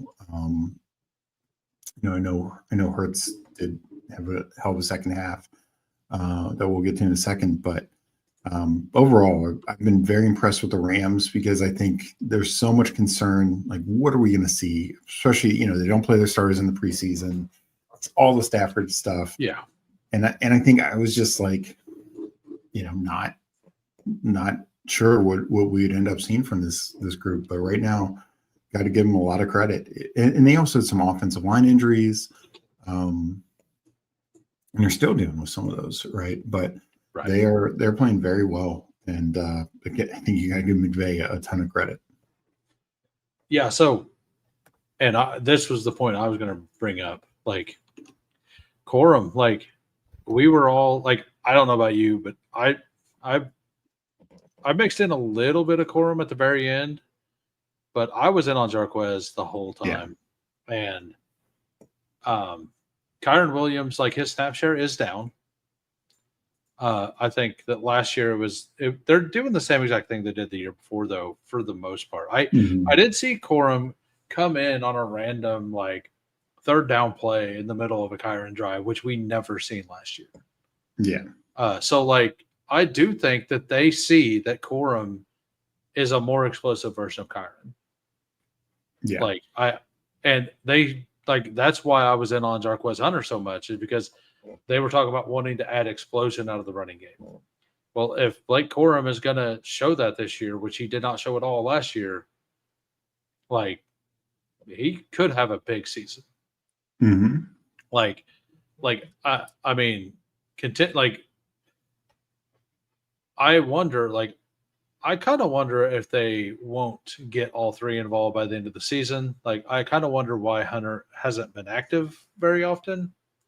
Because he wasn't active this game either, or at least he didn't get a snap. Yeah. So I don't think that changes unless there's an injury or something. But, like, Corum, I think he looks better in this offense than Kyron does. Kyron still looks good, but Corum definitely looks better. I think Corum looks good. I don't know. Kyron is still efficient. He had a reception. I definitely agree that Corum looks good, but I guess Kyron, they extended him. I'm not too worried about his usage and role. He's gained all the important touches. I mean, yeah, he didn't do it. Barkley didn't play 94% of the snaps, but which is insane. But yeah, let's look at the wide receivers. 91% Puka, 86% Devontae, Whittington 50%, Tutu, the $10 million man down here at 38. Yeah. Like, I bit. I ain't gonna lie. I bit. I stopped taking them mid-August. I'm like, you know what? I don't have a bag. I have like 5% or something. Yeah. But I also had a ton of Puka and Team Stack stuff going on. So, like, that's where I got mine. So they are a very, very concentrated offense, which is the one reason you want to be in on the Rams, is because it's like a Sean McVay team, a Kyle Shanahan team. Like, they're going to target, or they're going to use the same players, and you're going to know what players they are, so it's easy to predict. So exactly. So let's go ahead and go over the snap share stuff on the Eagles side before we go up there. So for me, the interesting thing is, Saquon 94%. The other thing is how much they're in three wide receiver set. Dotson 78%. Yep. And then, even like Cooper and Mechie got a couple snaps. Definitely feels like more than they were in years past. Not as much two tight end. Goddard was out there 91%, but Caltera was just 19%. Yeah. and Granson 3. They ran the same players every play. Every play. And a lot of that was they were so far behind, you know. And I honestly think it was because they started running, I think Dodson got out there a lot more in the middle of the second quarter, and then they realized that it was working because they started using something that they hadn't pulled out this year, and that was designed runs from Jalen Hurts a little bit, because everything else was scramble stuff up to this point. They actually just ran single back, 3 wide receivers with a tight end, and the only way they could run the ball effectively was with Jalen Hurts. So that's how and then they were cooking downfield. This is the Eagles offense that but it was only Jalen Hurts got 226 yards in 2 quarters, basically. He didn't have very much. Oh, look, you can look at the halftime stats. It is wild. Where there we go. Go down. Go. 17 yards. 17 yards, yeah. So he had 17 yards at halftime. Yeah. I was going to say it was 35 to 40, which I felt like I was probably lowballing it. So he had 209 passing yards in the second half. He had more passing yards in the second half than Stafford had all game. Yeah, and we know that this offense can do that. And the other thing is it's concentrated between Smith, Brown, and Goddard. Yeah. And we know that that is not going to change. It's going to stay there. One thing I've noticed these 2 games without Shipley is Barkley's getting – Barkley's just getting more snaps, but he's getting more targets. He hasn't done a ton with them yet. Yeah. 5 targets, 4 catches, 9 yards, and Chiefs was a little better. But he's getting, because no Shipley, he's getting more targets. And Barkley profiled as a receiving back coming out of college. Jalen Hurts just never really threw the ball a whole lot. Saquon's rookie year, how many receptions did he have? He had a ton, right? His first couple of years with the Giants, and per game, because he had some injuries. But yeah, I'm going to look it up real quick. But I think he topped 60 or so receptions or something like that his first year. 2018, 91. Yeah. Yeah. And then 52. And then in 2022, his last year with the Giants. No, that would have been next to last year. He had 57. So he had 52 in a 13-game season. He had 57 in 16. And then he had 33 last year, first year with Jalen Hurts in 16 games. Yeah. So it's kind of and then DeAndre Swift also didn't really receive a whole lot of receptions from, that was the wild thing. Why do you want DeAndre Swift when you have Jalen Hurts at quarterback, right? He had 39 his year there. So, the fact that he's starting to throw the running back, is interesting and actually pretty scary for the rest of the NFL. Yeah. Especially, it sounds like Shipley's going to miss a couple more weeks. So, I think when Shipley comes back, that this can change a little bit, but right now. I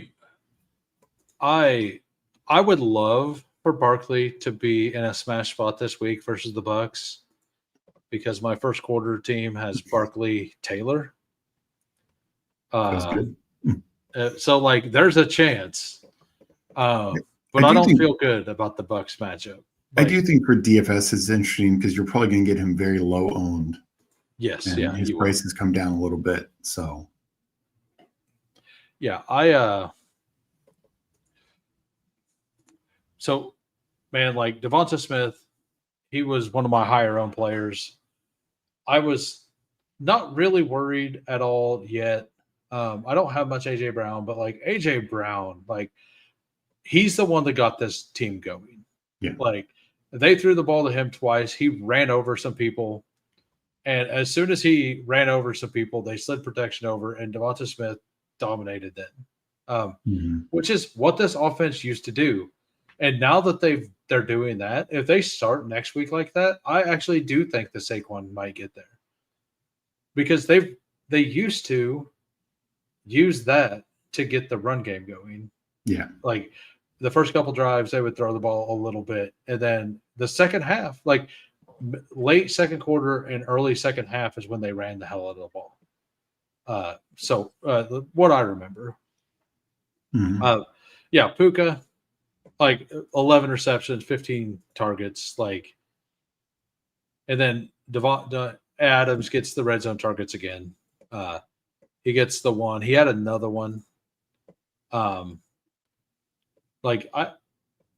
This offense is really fun to watch. Like, it just is. Agreed. This game was awesome. Like, just as a fan, like, I'm not happy the Eagles won. The score wasn't as close as the game. Like, obviously, with the return. So no option for firing D'Amico Ryan. Yeah. The talent. Like, I couldn't think of a third one, honestly. I don't think, like, this, like, for me, the Texan situation is that the GM needs fired. That's where I'm at there. I completely agree. I don't think it's D'Amico Ryan's problem. This is a GM problem, if you were to ask me. Yeah, the talent is absolutely real. He actually had 4 spike weeks, 4 nuclear weeks last year, which tied for the second most, I think, something like that. Yeah. So, you got anything else you want to touch up on here? No, I mean, I think, like, long term, like I said, the Rams are really good. I think the Eagles are as well. I'm not worried about the running game. I saw people trying to victory lap, like, all the carries Barkley had last year or impact game. It's like, no, he's played some really good defenses these last 2 weeks, and I think he'll be fine. And I think the Eagles, it was good to see their passing game wake up some. Absolutely. I'm excited for the future, for sure. Yeah. All right. On to the next team. And we are going to the Jets and Bucks. What a game. This game was awesome. Like, just absolutely awesome.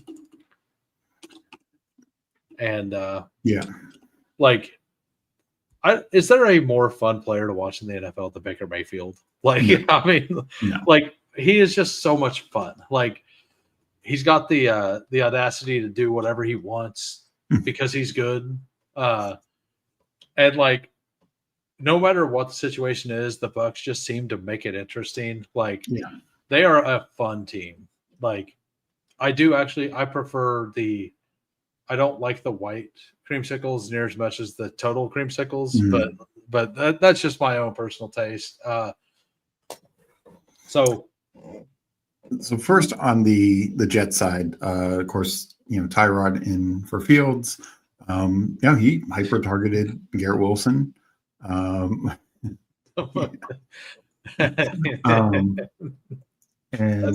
that's good. I mean, Tyrod overall played well. I thought the Jets offensive line was pretty good. They kept it relatively close enough. The Jets are just so desperate for other offensive talent, I feel like. They are. And even Breece Hall was getting, like, when Breece actually gets a hole, he is exploding through it right now, though. Yeah. Like, it feels like he's going to have some gigantic spikes. Like, that is coming. Like, the Tampa Bay Buccaneers have bottled everyone up. So, like, and I've seen some explosion from Breece this week that reminded me of why he went in the first round last year. And, like, the offensive line I think they played okay versus the defense of the Bucs, but, like, not like we were thinking they were going to be elite. And Yeah, they're what I not will say is, elite. I thought they were better than they were against the Yes, Bills. Bills true. totally dominated them. Absolutely. It wasn't as good as they were against the Steelers, but Steelers defense was not. If the Steelers defense played like they played against the Patriots, maybe it's a different story. But no, I don't know. I guess I look at the Jets. They're a tough team because I feel like they're very, and some of this is I'm sure just being with Tyrod, they just feel very predictable. Yeah. And what I will say about Brees, it isn't good. The Davis getting 9 snaps, like a lot of that, almost all of that was third downs. Like, yeah, but that's kind of where that should be his wheelhouse, right? Like he should be dominating and be this third down weapon, particularly when they only have Garrett Wilson. Like I'd love to see, this is a team I'd love to see more pony personnel and them. Like my point is, why are you taking Brees Hall off the field on your most crucial downs? Well, like it would make some sense to not do that, or to not run pony if they had any weapons outside of Garrett Wilson. Yeah, but yeah, I think that's a good call. Like Braylon Allen plus Brees Hall out there, or even Brees and Isaiah Davis on third. sure. Yeah, like why not? Like if you like Isaiah Davis as a runner on third because he's a pass protector as well, like. Brees Hall go out in the route. He's probably your just line Brees. Like, why can't we get a little bit of the A channel on third downs with Brees? That would be huge for the offense as a whole. You nailed it. Like taking your best playmaker. Like it's Wilson or Hall, right? Like it's one or the other. But you have 2 elite talents, and you're only using one of them. Yeah, because this isn't, this is the issue of copying and pasting what the lines are doing, because one, the drop off between Monty, who can do, passing work as well and be a blocker. But it's also like the other receivers for the Lions are, Sam Laporta and Jameson Williams. The other maybe Mason Taylor eventually gets there. I know he was banged up in camp and everything. And, 74 snap share is good to see. He starts to get more earning targets, but they just, their other weapons are just. You agree with a no on this, right? Should I drop Paul? No. Yeah. We'll get to him. I think he's a great pick for best ball, but sure, yeah, I don't have much of them, but yeah, me either. So over on the Bucs side. Huge news, Mike Evans out, hamstring strain. Yeah. Luckily, the news came in that it's a few weeks, not months. So we dodged that. There were a lot of injuries. We haven't got to the games that had them yet, really. Jatavian Sanders and Evans are the only 2 we've been able to cover so far. Bucky Irving looked very good. He didn't look like he did last year the first 2 weeks, I don't think. But this week he really seemed to pop to me. But Rachaad White also seemed to pop when he got the ball for 2 weeks in a row. So maybe I was just happy. Maybe I was just in a better mood when I watched him this week or something. I don't know. I think the other thing we should point out is it sounds like both Wirfs and Godwin could be back this week. I mean, that's, you hate seeing Evans leaving for a couple of weeks, but this offense could just be getting better. That's kind of where I'm at with that fantasy dog. I don't know who your options are to drop, but Brees Hall is not the one you drop. Hold one tight end or something. Whatever your backup tight end is, drop that. Yeah, go thinner at receiver or whatever it is and make a decision. I do think he's a great pickup. I just don't think you want to drop Brees Hall. Because Brees Hall is somebody you could throw into a trade to try to tier up too. If you wanted to drop him, I would rather take a receiver plus him and create your bench spot that way, or something. Even if it's a very small tier up, if you're willing to drop him, like get something. Yeah. But yeah, like, man, I was worried Egbuka was going to be limited snaps because they said he's going to be limited snaps, and he was, but it didn't matter. Like, there are very few people that I think could even, like, he's the smoothest catcher of the football, like maybe in the NFL right now. Like, I'm trying to think of people who catch the ball smoother than him. Yes, he had the drop last week. But like, he just, every other time it just seems to like stick to his hand perfectly. It never moves. He's in route the entire time. Like, he never stops moving whenever he catches the ball. Like, it just looks completely professional. And I think that's why people are kind of not fully in on him, because it doesn't look exciting. Yeah. He just doesn't, and it works. Like, this man led Ohio State in receiving yards all time. And the guys in front of him were Marvin Harrison, Garrett Wilson, Jeremiah Smith, and Chris. It wasn't Olave. Was it Olave? No, JSN. Yeah, JSN. And then Olave was, the other one, like, before that. So, like, tell me which one of those is bad. Yeah. Right. And he led, like, all of, like, that school. And that school also had all-time greats as well. I mean, yes, there's more passing now, so whatever. But that is impressive. Oh, for sure. And yeah. And I was completely out on Bucky Irving this last week in DFS, and it was a very good thing that he didn't score a touchdown. Because, like, the process was there. They were missing 4 linemen. But and look, like, both him and White, they could not run the ball because of those linemen missing. Like, it was all. He said they'd have a good play here or there, but just consistently they could not run the ball. Right. Yeah. 2.6 yards a carry is not good. But what was impressive about the offensive line, Baker only taking 1 sack. And some of that's Baker. Right? I mean, Baker's fun. Like, he is so much fun. Baker scrambling, I think he's gotten at least 30 yards every single week. He over 40 week 1 in this week.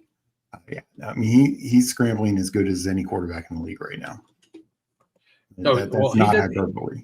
He did that. He did that last year too. And, like, a lot of people, like, even me, like, I'm like, it's 3 years in a row. Like, there was 2 years before that. Like, is he going to be like this insanely chaotic, successful scrambler again? Like, it feels unsustainable, but it is sustained.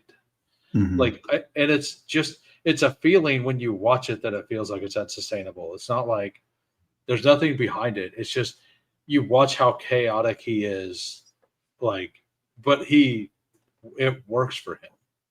Yeah. So Bucky Irving, 4 receptions, 33 yards. White only 1. Like, we both thought Rachaad White was going to be in the receiving game and have that role locked up. Bucky Irving's just taken over the whole role, pretty much, at this point. White's still a fine play because, like, I do think this was a really bad matchup. And the Jets were like, you know what?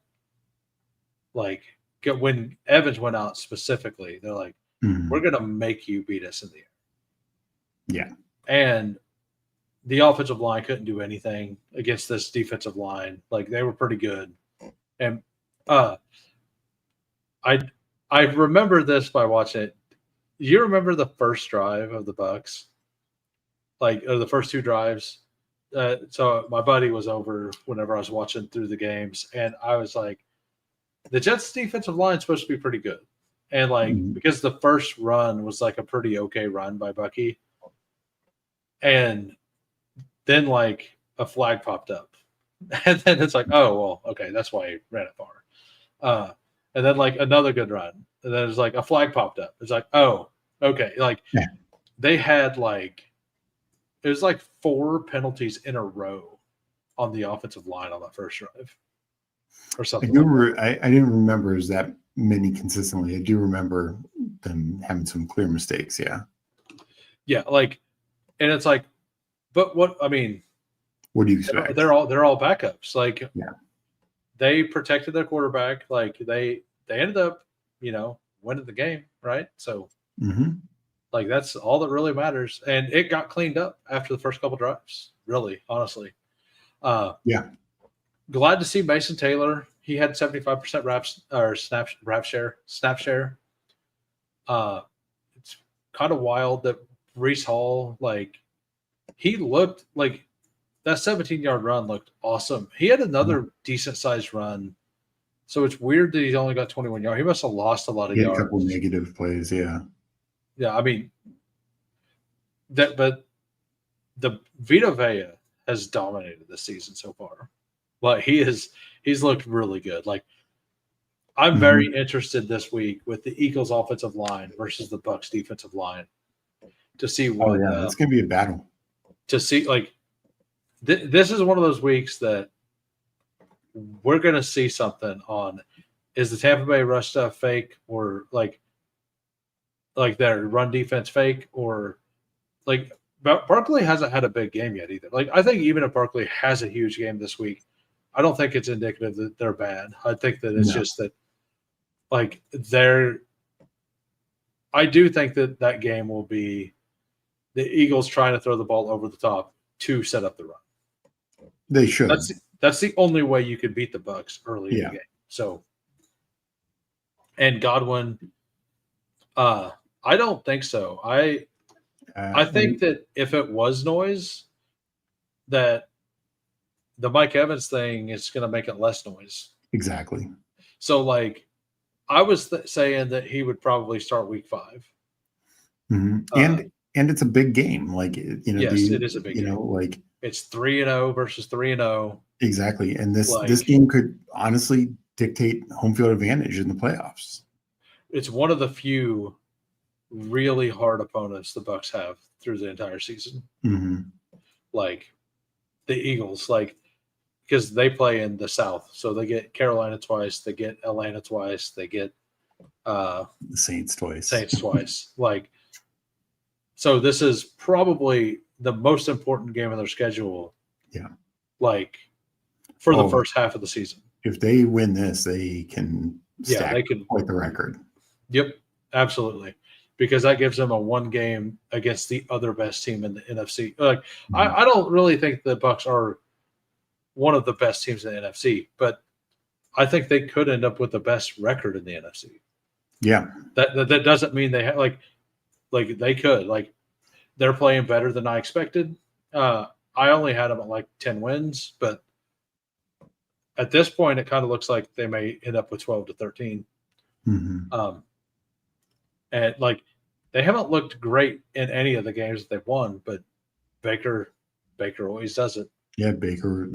This is the thing. They've had 3 come from behind, or like final drive wins essentially. I know Atlanta had a chance to take a field goal and missed it and everything, but Baker led them back that game. Baker led them back against Houston after the Nick Chubb run, and then after this blocked field goal return for a touchdown, he leads them back. So, yeah, you gotta give them all the credit. Yeah, absolutely. All right, we are going on to the Colts and Titans. Go ahead. I mean, what can we say about this Colts offense? They finally punted. One time, I believe. Yes, they are still at 1 punt for the year. Wild. I mean, they've had an easier schedule. There's no question about that. But Daniel Jones, I think we now all see why they made the decision they made. He's been so efficient. Not a big fantasy game here, but he looked good running the ball. He looked good throwing the ball. Did everything needed. And then Jonathan Taylor just is the man. Like, yeah, he's so good. We talked about before, like, he got 3 more targets, or 4 targets, 3 catches, and he has, I think he had 15 catches last year in 14 games, 16 catches, something like that. Like, he's got 8 already. And Daniel Jones didn't even steal his goal line work this week. No. And the other thing is he ran it from 46 yards out the one time. So to make sure Daniel Jones wouldn't, man, that run was insane. That run was awesome. That was one of the best runs you see. Right. It was an exciting run. This offense looked like this is the game, like their passing offense didn't need to do it, but Pierce looked good. I know he got hurt. Was that concussion also? Concussion, yeah. He's in the protocol. I'm going to guess he misses this week. I bet he misses this week. But this is the thing, like, they have Downs and Mitchell who can step up more. Pittman's looked really good. Warren's looked good. And Warren was questionable all week. Warren looked so good. Yeah, like this offense is, and it's kind of like almost like saying what you said about the Bucs. Like their division is very weak, right? So they could run away with this division. And are they as good as the Ravens? Are they as good as the Bills? Denver or not? The Chargers? No, probably not. But they are going to stack a lot of wins if they keep playing like this. They're not making mistakes, and they are just crushing. They're not as good as those teams, but just like the Bucs, you give them a one game, like a single game versus one of those teams, it's not a 0%. It's like a 45%. They're definitely a dog, but it's not like they're a big dog, in my opinion. Well, and they're just playing so efficient. And this is, again, the key of having a quarterback. He's not taking sacks. He's not turning the ball over. He's not Daniel Jones. It's almost like Kevin O'Connell can fix anybody but JJ McCarthy. Well, it's true. And anybody. But I also think it shows Shane Steichen is a good coach. They won 2 years ago with Gardner Minshew. They were a pretty decent team with them. They stacked a lot of wins that year. And Daniel Jones is clearly a more talented player than Gardner Minshew. So I think it just, and look, I will say this, I've said this before, Anthony Richardson is, we've seen these quarterbacks, Baker Mayfield being one, Sam Darnold, Geno Smith. We've seen these quarterbacks who they look like the biggest busts in the world, and then they got a second calling, right? And now it looks like Daniel Jones. So maybe that'll be Richardson a couple years from now. But right now, they went with the guy who's efficient and not making mistakes, and it's paying off for them. That was going to be my point. What Slate was talking about, the Giants, the entire time he was there, they just refused to draft offensive line, except for the Andrew Thomas, who then that was at the end, right? Yeah. So he literally just ran for his life all the time, and Saquon Barkley never had a line. So it's weird that both of them leave and both look really good. Mm-hmm. Really good. Saquon Barkley, we all knew he was good, but he's behind a great offensive line, and he's very good. Yeah. And the Colts aren't a great offensive line, but they're a pretty good offensive line. Mm-hmm. They're top 10. And Daniel Jones, it isn't playing chaotic like he used to. No. He does need to learn how to slide. Because he has got hurt every year, just like Anthony Richardson. That's happened. It is kind of weird to see that Tyler Goodson got in the garbage time and got more work than Giddens, I believe. Yeah. What did you think about Richardson being in for the kneel down? I think that's hilarious. Yeah, it's just kind of interesting. He's probably whining about wanting to play or something. I think that was a middle finger to Richardson. I don't think it was hey, we're going to let you play. I think it was get out there. Oh no, I agree. But most of the times we're not going to care about this when Max Brosmer is coming in for Carson Wentz at the end of a blowout or something like that. But it is just funny just how it all went down. See, so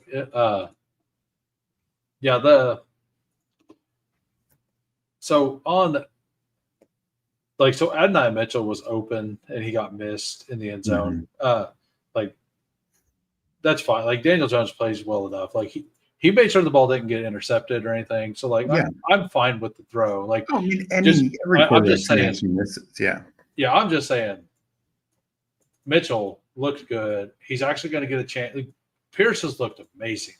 Yeah. It's going to be pretty funny when by the end of the year, Josh Downs is the one that gets squeezed out of this offense. I know. Well, this is the tough thing is one, particularly when they're playing so far ahead, like less reason to have 3 wide receivers out there. Yeah. And then when you got a guy like Tyler Warren, who is so efficient, in between the numbers, it's gonna squeeze targets from him there as well. So yeah, I know. I probably have more. I think I have the most Pierce, but I probably have more Downs than Pittman. But I kind of balance those a bit. I have like no Pittman. So it's hilarious. I have no Pittman, right? Like I have like 1.3%. I have 2 first quarter finals teams, and both of them have Pittman. So like, and that's one thing. Like because we knew Downs was a little banged up to start the year, and so right. So I was like, I'll take some Pittman here in case I'm wrong.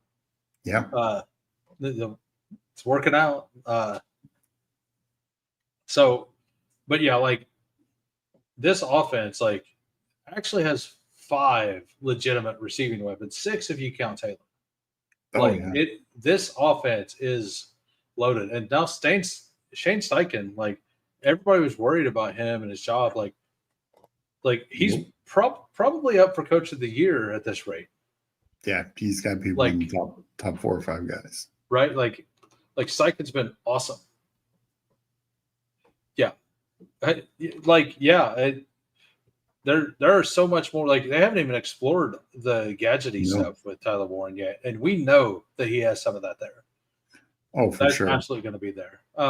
So the game started off, Cam Ward, just a rookie mistake, pick right to the guy. Like, didn't even look to see if there was this wasn't as bad as the Tua one because Tua is a vet, but it was the same play.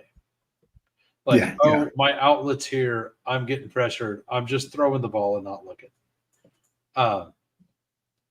And it was it was over at that point. Like this offense, we were both majorly wrong. We thought this offensive line was going to be very good. Yeah. And yes, they have actually kind of played a murderer's row. Like they really have. Like Indianapolis's run defense is front 4 is pretty solid, right? Yeah. They're not elite, but they're solid.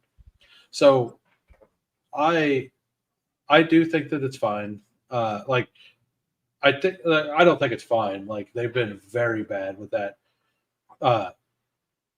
Man, like Calvin Ridley, I don't know what's going on with him. Yeah, 7 target. Like week 1, we could explain it a little bit with Denver and Surtain and all that, but since then, the Colts secondary is not their strength. Even the Rams secondary is not their strength, right? But it's like Ridley is just totally disappeared. Iomanner and Lockett were way more effective. Even DK, 4 targets himself, didn't do anything with them. Had a couple carries, didn't really do anything with them. Man, but DK looks explosive, and he's very explosive. As a returner, he's looked awesome. And like, if Ridley's going to be doing this stuff, and you're obviously rebuilding, like, there's no chance at this point that you're not a rebuilding team, right? There's no chance. So trade Calvin Ridley. I know he's got a big contract, but like, if you have an opportunity, trade Calvin Ridley, play with these guys. You probably want an earlier pick to draft somebody next year, right? Like Jeremiah Smith.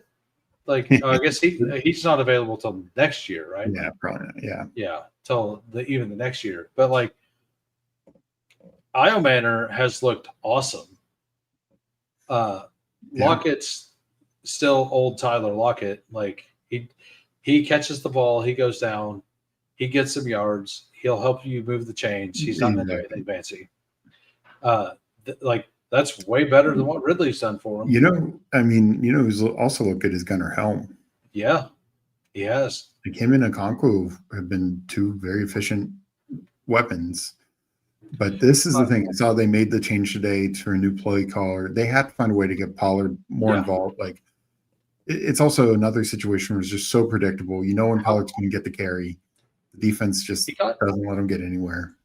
He got more targets than he had in the first two games by double, right? Like he only had 2 targets in the first 2 games. Yep. I believe. So like, right.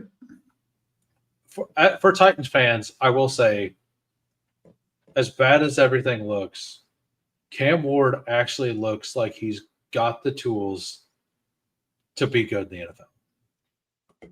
Like the ability to like move around and like he doesn't look like it doesn't look fast or anything, but like he does have a decent feel for pressure. He's able to move out of the pocket and recenter and like set his feet and throw somewhat. Like there's definitely some building blocks there.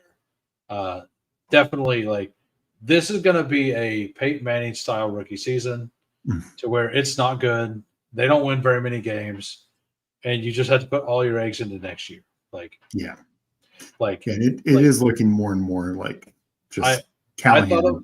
I thought they were going to get 5 to 6 wins, something like that. Like, be competitive. It definitely like. What did you vote in the poll? I kind of think that the answer was moonlighted today. You think Callahan? Yeah, I think it'll end up being Callahan. Because I think the Titans aren't capable of making good decisions in the front office right now. Because like, how often do we see them let a coach who was like, there's an argument that Callahan could have been fired after year 1, right? Sure. But then you let that guy stay and then draft a quarterback, and like, obviously they're going to stick with the quarterback. And if he doesn't get him turned around, he's definitely fired. Yeah. So like, why not just cut those ties now and get some college coach as soon as that season ends, basically? I think the tough thing is his dad's the offensive line coach. So yeah. It's just a weirder thing. I feel like my guess is they hope that they just changing the coordinator. I agree. I think he's probably gone after the year. I 1,000% agree with Coolers here, though. Like, if it were by vibes, I just don't want to see McDaniel in the league. Like, I don't like him. But, like, what do you – like, I kind of blame Tua more for what's going on there than McDaniel. I do. I also think – I mean, both are at fault. I think I blame Tua more. I think Mike McDaniel – might just be a better, offensive mind. And look, most people in the Shanahan tree don't make friends. Mike Shanahan never made friends. Kyle Shanahan didn't make friends. This is the plan I was talking about. How we've seen it. But the Bears, it was every 4 years. Like they kept every coach for 4 years, but they on the 3rd year they were on the hot seat, and they let them draft somebody. And then they're like, oh, you suck with this guy too, who's a rookie? Shocker. They did it three times in a row. Yeah.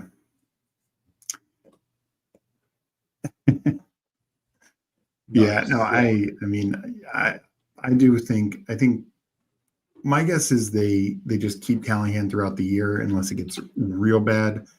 I know the Bears did let Eberflus go, but I think he was on even a shorter leash because he'd been there 2 years prior and all that. But no, it's honestly not unless you really believe in the coach. And sometimes it works out because Zach Taylor was there the year before they drafted Burrow, and then they get Burrow and then he gets injured. So he got like 2 years of just being awful and of course turns it around. But that's a hard thing to do. to tell your fan base, wait, just keep waiting. But no, Callahan, it doesn't seem good. They have to start getting things going for sure. At least showing the offense some level of efficiency. I do. I could do. The only reason I'm saying, to be honest with you, like the only reason I say Brian Callahan is because I have like zero respect for McDaniel. So I don't know if it's just hate whenever I talk about that. Like I was pretty out on everything non-Achan on the Dolphins this year. Well, that's what because of all that. I think the Dolphins are one of the most poorly built teams in the NFL. Yes, they are. And I know the GM's father passed away, but like they made all these big trades for guys like Tyreek and others, and most of them, they may got a year or two out of them. They traded away picks for players, etc. They tried to do what Sean McVay did, and they just were not nearly as efficient with it. Especially with his injuries. To do what Sean McVay did, you have to have a GM that can hit on the late picks. Exactly. And like Brett Veach could do that because Brett Veach's success rate at the end of the draft is insane, right? The Eagles, same thing. But they're, you know what? If you're good at evaluating talent at the end of the draft, you're usually also good at evaluating it at the beginning of the draft. So maybe trade every pick away. Like, don't even keep any of them. Like, if you're not good at that, identify that and then just trade. But the problem is a lot of these trades have blown up in their face, and they just the way they move money around. It just you can't, very poorly built. Yeah, to be honest, like you can't just trade for players because if you're trading for players, you're getting players that are on a second contract almost always or are due for a second contract. Yeah, and you cannot have a whole roster full of people not on rookie deals. Yeah. And be a successful team. Like you just can't do it with the way that the cap works. Mm-hmm. All right, on to this game. We got the Raiders and we have the Commanders. And first we got to say, I think the Trey Tucker breakout game, right? Absolutely wild. We spent all offseason debating which rookie Raiders receiver, Jack Bech or Thornton, would be the guy, and it's Trey Tucker. I'm kind of upset too because I like Tucker quite a bit in pre-draft. Like I only ended up with 5 or 6% of him, but he wasn't drafted near that much, right? No, yeah. And the fact that they drafted two guys, the one guy I didn't like, but the other guy I loved, and I was just like, okay, well, there's not a whole lot of volume to go around in this offense anyway. And the fact that I drafted another guy who profiled as a better outside receiver, in Thornton, I couldn't do it post draft. Congratulations to anybody who could, because you've already got two gigantic usable weeks, and it's already a smash 18th round pick. Oh, for sure. Yeah. Even if he got hurt next week, it's still a smash pick for the 18th round. Yeah. So, I think I think this offense, they're going to have to throw the ball a lot. They're struggling to run the football. That's not all on Genty. Losing Michael Mayer doesn't help. Brock Bowers played this game and played most of the game, and just was kind of more invisible. I think that just kind of the way the game script went. I think Washington was keying in on him a bit more. I honestly think the Raiders, Geno is such a mixed bag court. In certain situations, week one against the Patriots, their defense is a little weaker and they were ahead. He's a front running quarterback. When he's having to play from behind, it can get ugly fast. This is 2 weeks in a row we've seen that. Yeah, he just makes some bad decisions. And sure, he found Tucker, a few times for touchdowns, and he had a good fantasy week. He had 26 plus points on UD, I know, but it was just, the Raiders had to find a better way about being balanced. They have weapons in in Myers, Bowers, and Tucker. And I do believe in Genty. Like you see a run here or there, and you're like, okay, like can we expand on this? But their blocking has to get better, and they just have to scheme things better. This is very true. Like Bowers looked very hurt in this game. Like, yeah, he looked better in the Chargers game. Yeah, he looked really bad. But I'm okay going back to him because it's a good matchup this week, and I'm trying to remember who they play off the top of my head. But Michael Mayer, I'm sure, is going to be out. Would be my guess. Yeah. So Jacoby Myers and Trey Tucker, like they just ran out Trey Tucker as the solo guy outside. Which was not, and then I believe, I'm not positive, but I believe they slid him into the slot when Thornton came in. I'm pretty sure that's what they done. Or maybe they moved Myers in. I think they moved Myers in the slot more. I think there are a few snaps where Tucker was in the slot, yes. But do you ever use the PFF route stuff? Sometimes. Okay. I'm still trying to figure out how to navigate PFF really well. I'm going to start whenever I figure it all out. I'm going to try to use all that in the show as well.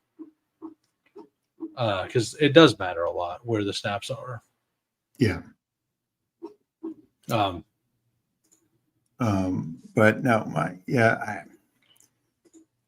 the interesting thing I think remains is Zamir White is running as a number 2, and then they'll bring in Dylan Laube for these like weird third down role. Well, so like Laube lost his job last year for 2 reasons. Number 1, he was a bad pass blocker, and that's what he's doing now. Number 2, because he had 1 touch and 1 fumble. But like, and he had a fumble problem coming out. Like, the fact that like they're bringing him in to pass block is absolutely wild. It's an interesting call. Because like, not only does that like Genty is also a great receiving back, but if you need a blocker and Genty's not good enough to do it, Zamir White is a huge dude. Like, why can't he do it? Like, what are you doing? Like, none of it adds up at all. Like, to me, none of it. Yeah, I feel like this is a team, and I think maybe we thought more with Pete Carroll and Chip Kelly they'd be a little bit more efficient to start the year, and maybe they just get there. It is a lot of young guys, obviously on offense outside of Geno. So, yeah, it's I'm just gonna blame Tom Brady.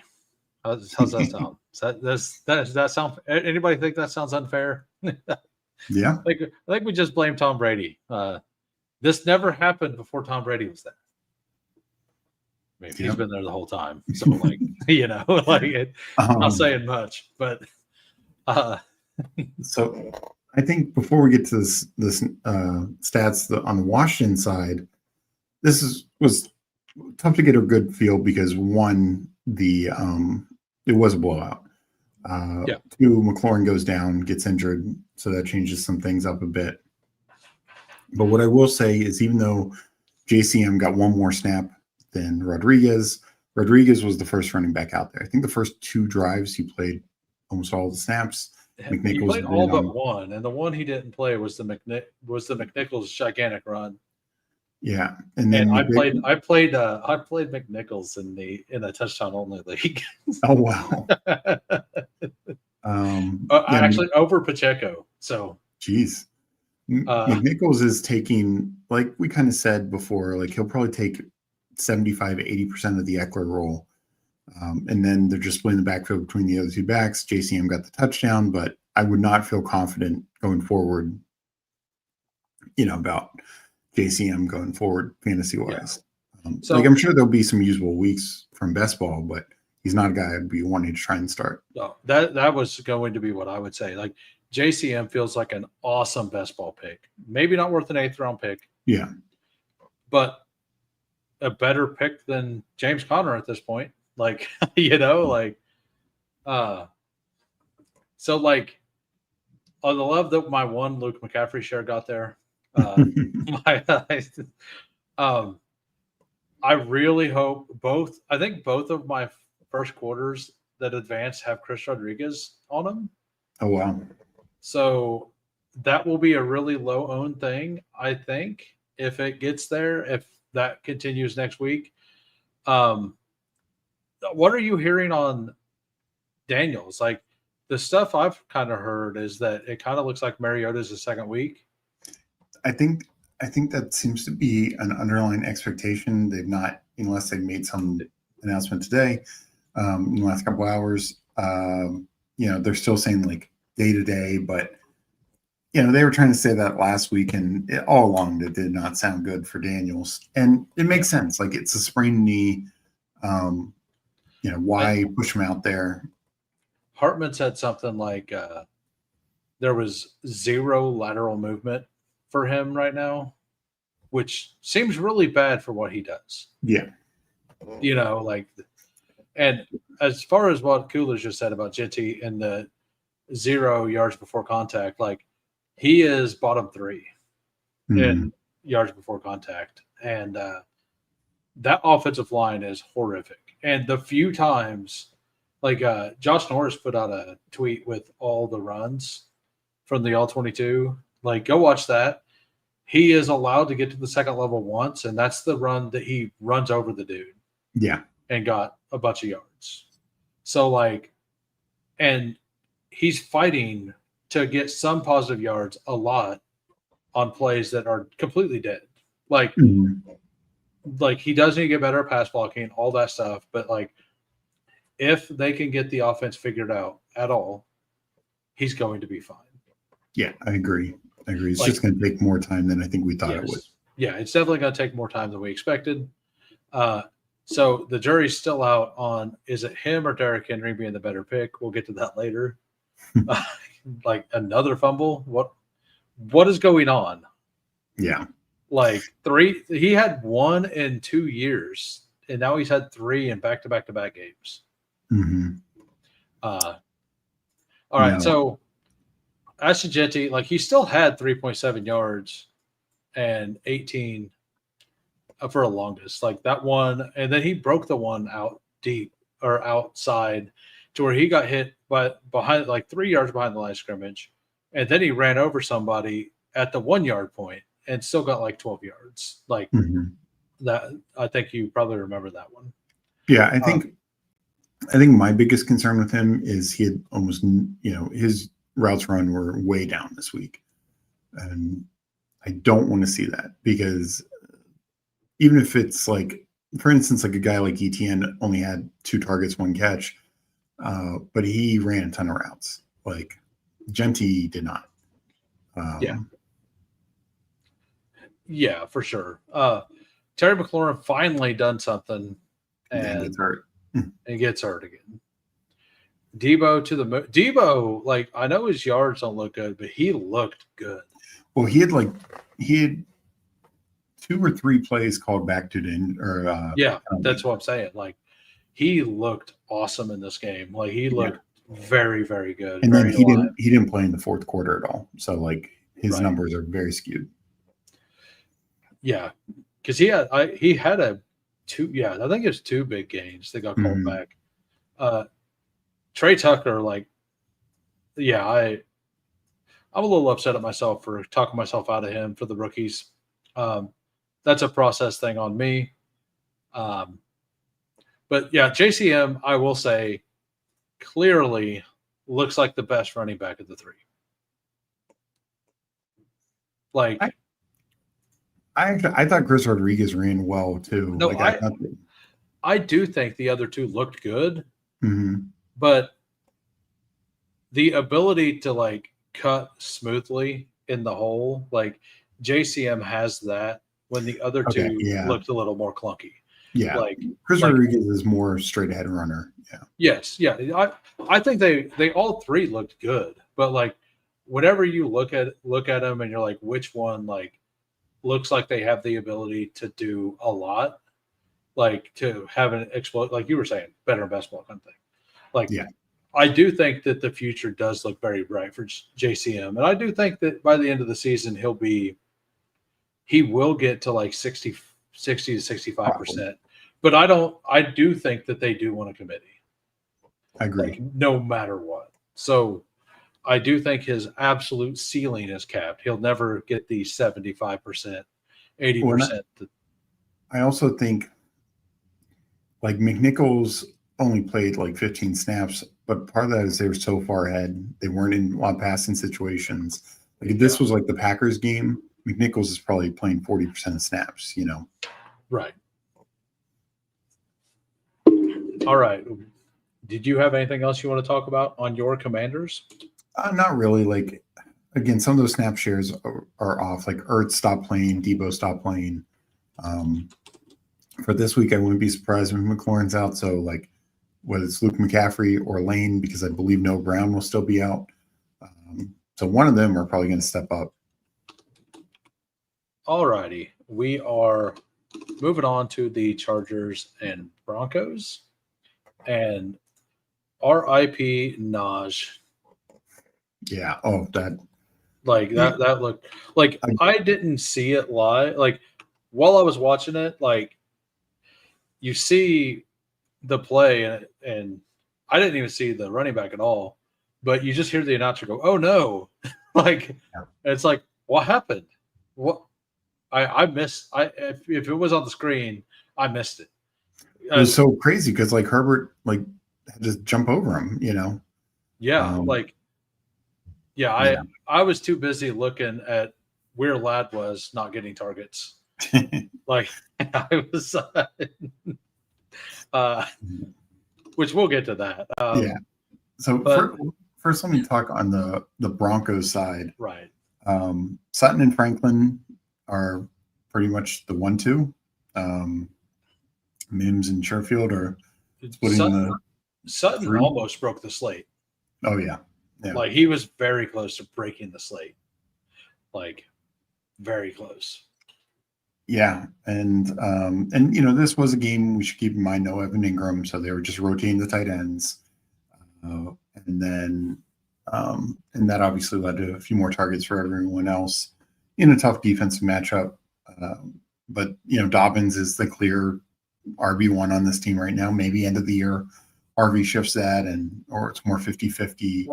What do you think? Like I don't even think Harvey looks that great when he plays. Like all the explosion and stuff everybody loved. Like, and I seen it. Like, yeah, it doesn't look as smooth as I thought it would at this level. So what I do wonder is just, you know, level of rookie indecision. And yes, that's kind of what it feels like. Not being comfortable. And you know, I think we actually saw that. I think we even talked about this last week is Amari and Hampton looked very indecisive. This game he looked better. He looked the best this game. Oh yeah, and for sure. He's also gotten way more. He had to get more work this game. So I think that's part of it. I will say it is tough for particularly these running backs who in college they dominate touches. They're playing just about every snap, and then they come to the NFL and they need to earn it all, and they need to do all these things they never had to do in college, right? A lot of them aren't asked to block in college. Yeah, they're not asked to block. They're not asked to like read a linebacker and stuff like that. And it's like, oh, okay. And just get the ball and do things. Get far. Yeah. So, and like the snaps that they don't play, it's because they're up, 40-3 and that kind of stuff. So, and I think we've seen a lot of these rookie running backs slow starts, right? And I think we'll start to see that change. I really do. I really did think that this year these slow starts wouldn't be as slow because of some of the situations, like the Genty stuff, like that. I think that one's more just the offensive line. The Hampton stuff, he definitely didn't look comfortable the first 2 weeks. He didn't look super comfortable until like halftime of this game. Yeah. So, the only one that's like looked the part from the beginning was what's his name? I mean, Scadaboo, right? Yeah. But like, did he really? Because like the first game, he did have a drop, and we didn't expect that. Yeah. And he got I tackled by his own offense lineman. yeah. Well, I'll tell you what I started doing whenever we get to that game. Yeah. You'll love it. So Pat Bryant at 25%. I'm happy about that. Trent Sherfield at 42%. That feels why. Mims only 44%. Troy Franklin 80%. Same with Sutton, basically. One snap difference. Franklin like dropped a touchdown that he pushed off on. I thought that was pretty hilarious. Like like I had him in one of my first quarters that was close, and he dropped the ball. I'm like, dang it! And then I seen the flag. I'm like, and the defenders looked like it was on him. I'm like, I might be glad he missed that. I might be, because I would have hated to have got excited. Yeah, and then it not matter. Bo Nix though, he does not look good. He is. They are very, very close on a lot of these throws though. But the problem is, and he did this the beginning of last year. Yeah, but last year made sense. He was a rookie. Yes, this year, this year doesn't make sense that he's like trying to get used to the game again. But like his movement in the pocket, like it feels hurried. He's like just doing too much, and he doesn't need to, and he's getting him off balance. Like it wasn't. There was some pass rush, but it wasn't like insane. And I think it was more movement for movement than anything else. And that causing him to go off script or off balance on some of these throws. Like Sutton should have had 2 giant bombs, like for sure, for touchdowns. Yeah. I'm a big Bo Nix believer, and I don't feel good about this. I guess I'm hopeful. I'm hopeful that it's just the same thing that happened last year. Yeah, and I'm hopeful when you have Sean Payton and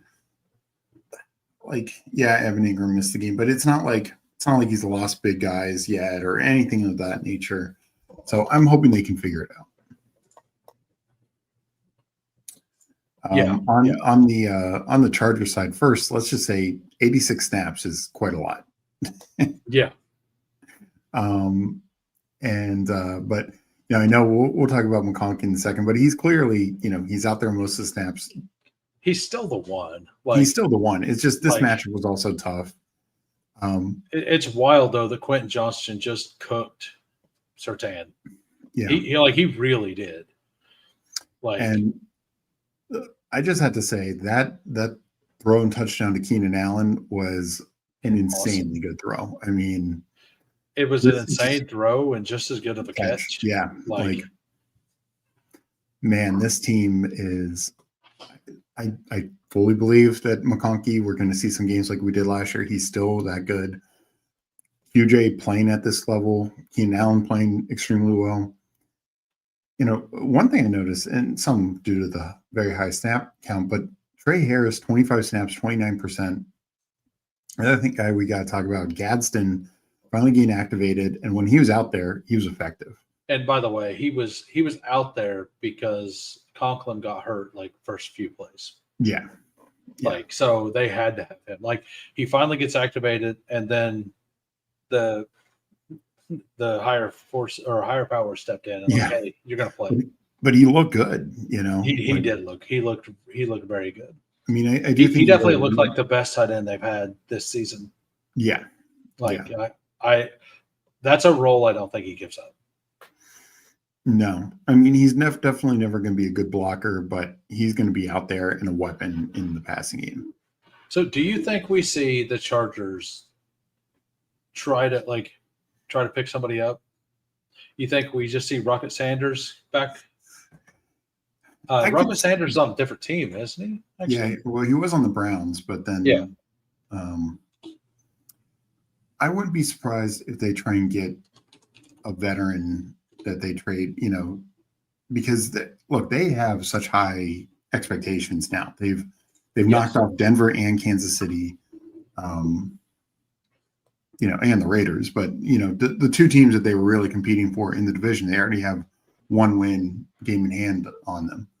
So if I'm the Chargers, I wouldn't mess around. I would, and it could be like the Patriots and be like, hey, you want to use your rookie, right? Like, give me Antonio Gibson. I could see Ramondre getting traded. Or I was going to say Antonio Gibson, but yeah, I think if I'm the Chargers, I wouldn't mind having Ramondre there, and like just run Hampton 80%, and then just kind of have him there for the blocking stuff, like third down, or the breather stuff for Hampton. So like I don't know. I do. I'm just wondering what they do there because they definitely have no other plan. Like it's Hassan Haskins can't be it. No, they have to figure something out. I feel like, and I think there are a lot of situations like we talked at one of the first games, like the Browns, like Jerome Ford. What are the Browns going to do this year, right? Offer them a 6th-round pick for Jerome Ford. You mean tell me the Browns are going to say no when they have Dylan Sampson waiting in the wings? I don't know. I think I'd go down that road.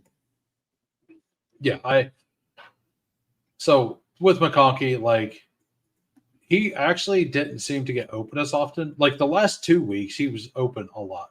Yeah. The one thing we will say is last week I asked you about Denver's defense. I was like, it's 2 weeks. They've not played up like against the Titans. They played well, but it was the Titans and we didn't know how the offense was. It's still really bad. Last week, they didn't look good at all versus the Colts, right? Or was it the Colts? The Colts, yeah. But nobody's looked good against the Colts so far. And their defensive line. So Nick Bonito destroyed Joe Alt this game. He's incredible. Like he's that guy that nobody knows that is insanely good. Yeah. And Joe Alt, like, it is his first year at left tackle. So he never really that's a matchup neither one of them had seen. And they seen it. And I bet they slide protection that way next time. Because he got beat bad. Yeah. But I think Denver is back to being an unquestionably great defense. It just took them a couple of weeks to get things kind of lined out. It kind of looks like maybe some health things. But I would probably start dropping people in rankings when they play the Broncos a little bit. Myself, that's probably what I'm going to do. Can you go to not a total avoid, but can you go to the stats real quick? Or was I not there? It wasn't showing. I don't think you'd clicked on it. Okay. But yeah, like Denver did get, or I'm sorry, the Chargers did get a lot of yards, but like we said, it's 86 snaps, 3.8 yards per rushing attempt. And it took all those snaps, like Herbert needed all that. And this is Justin Herbert. I don't think many quarterbacks facing that level of pressure, that level of coverage, most quarterbacks would have crumbled. So I agree. I think it took the fact that the Chargers have the talent that they have and the quarterback that they have and the offensive system that they have to overcome this game. And also, and kind of what you said earlier is like Bo Nix was a little off. Like they probably had chances to win this game, put this game away. Dobbins looked really good. Sutton looked great. Missed on a few things, and they could have had this game unreachable. But yeah, all right.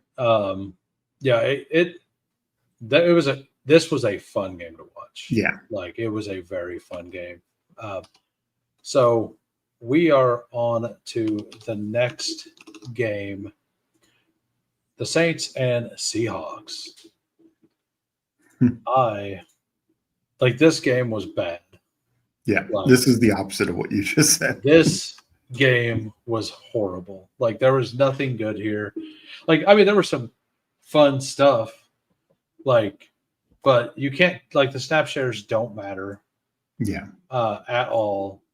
But early in the game, Seattle got the it was a defensive touchdown of some sort, right? I can't remember exactly. Yeah, was it A fumble return, or no, it was the Torrey Horton punt return. Oh yeah, it was a punt return. Yeah.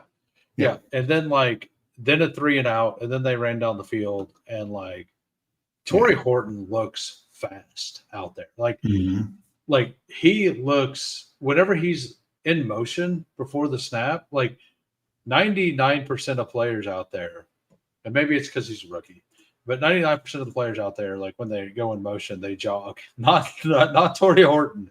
He moves. He runs as fast as he can across that line of scrimmage, and it's almost it's almost intimidating, I'm sure, for the defense to see him just run as fast as he can across that, because that man is fast.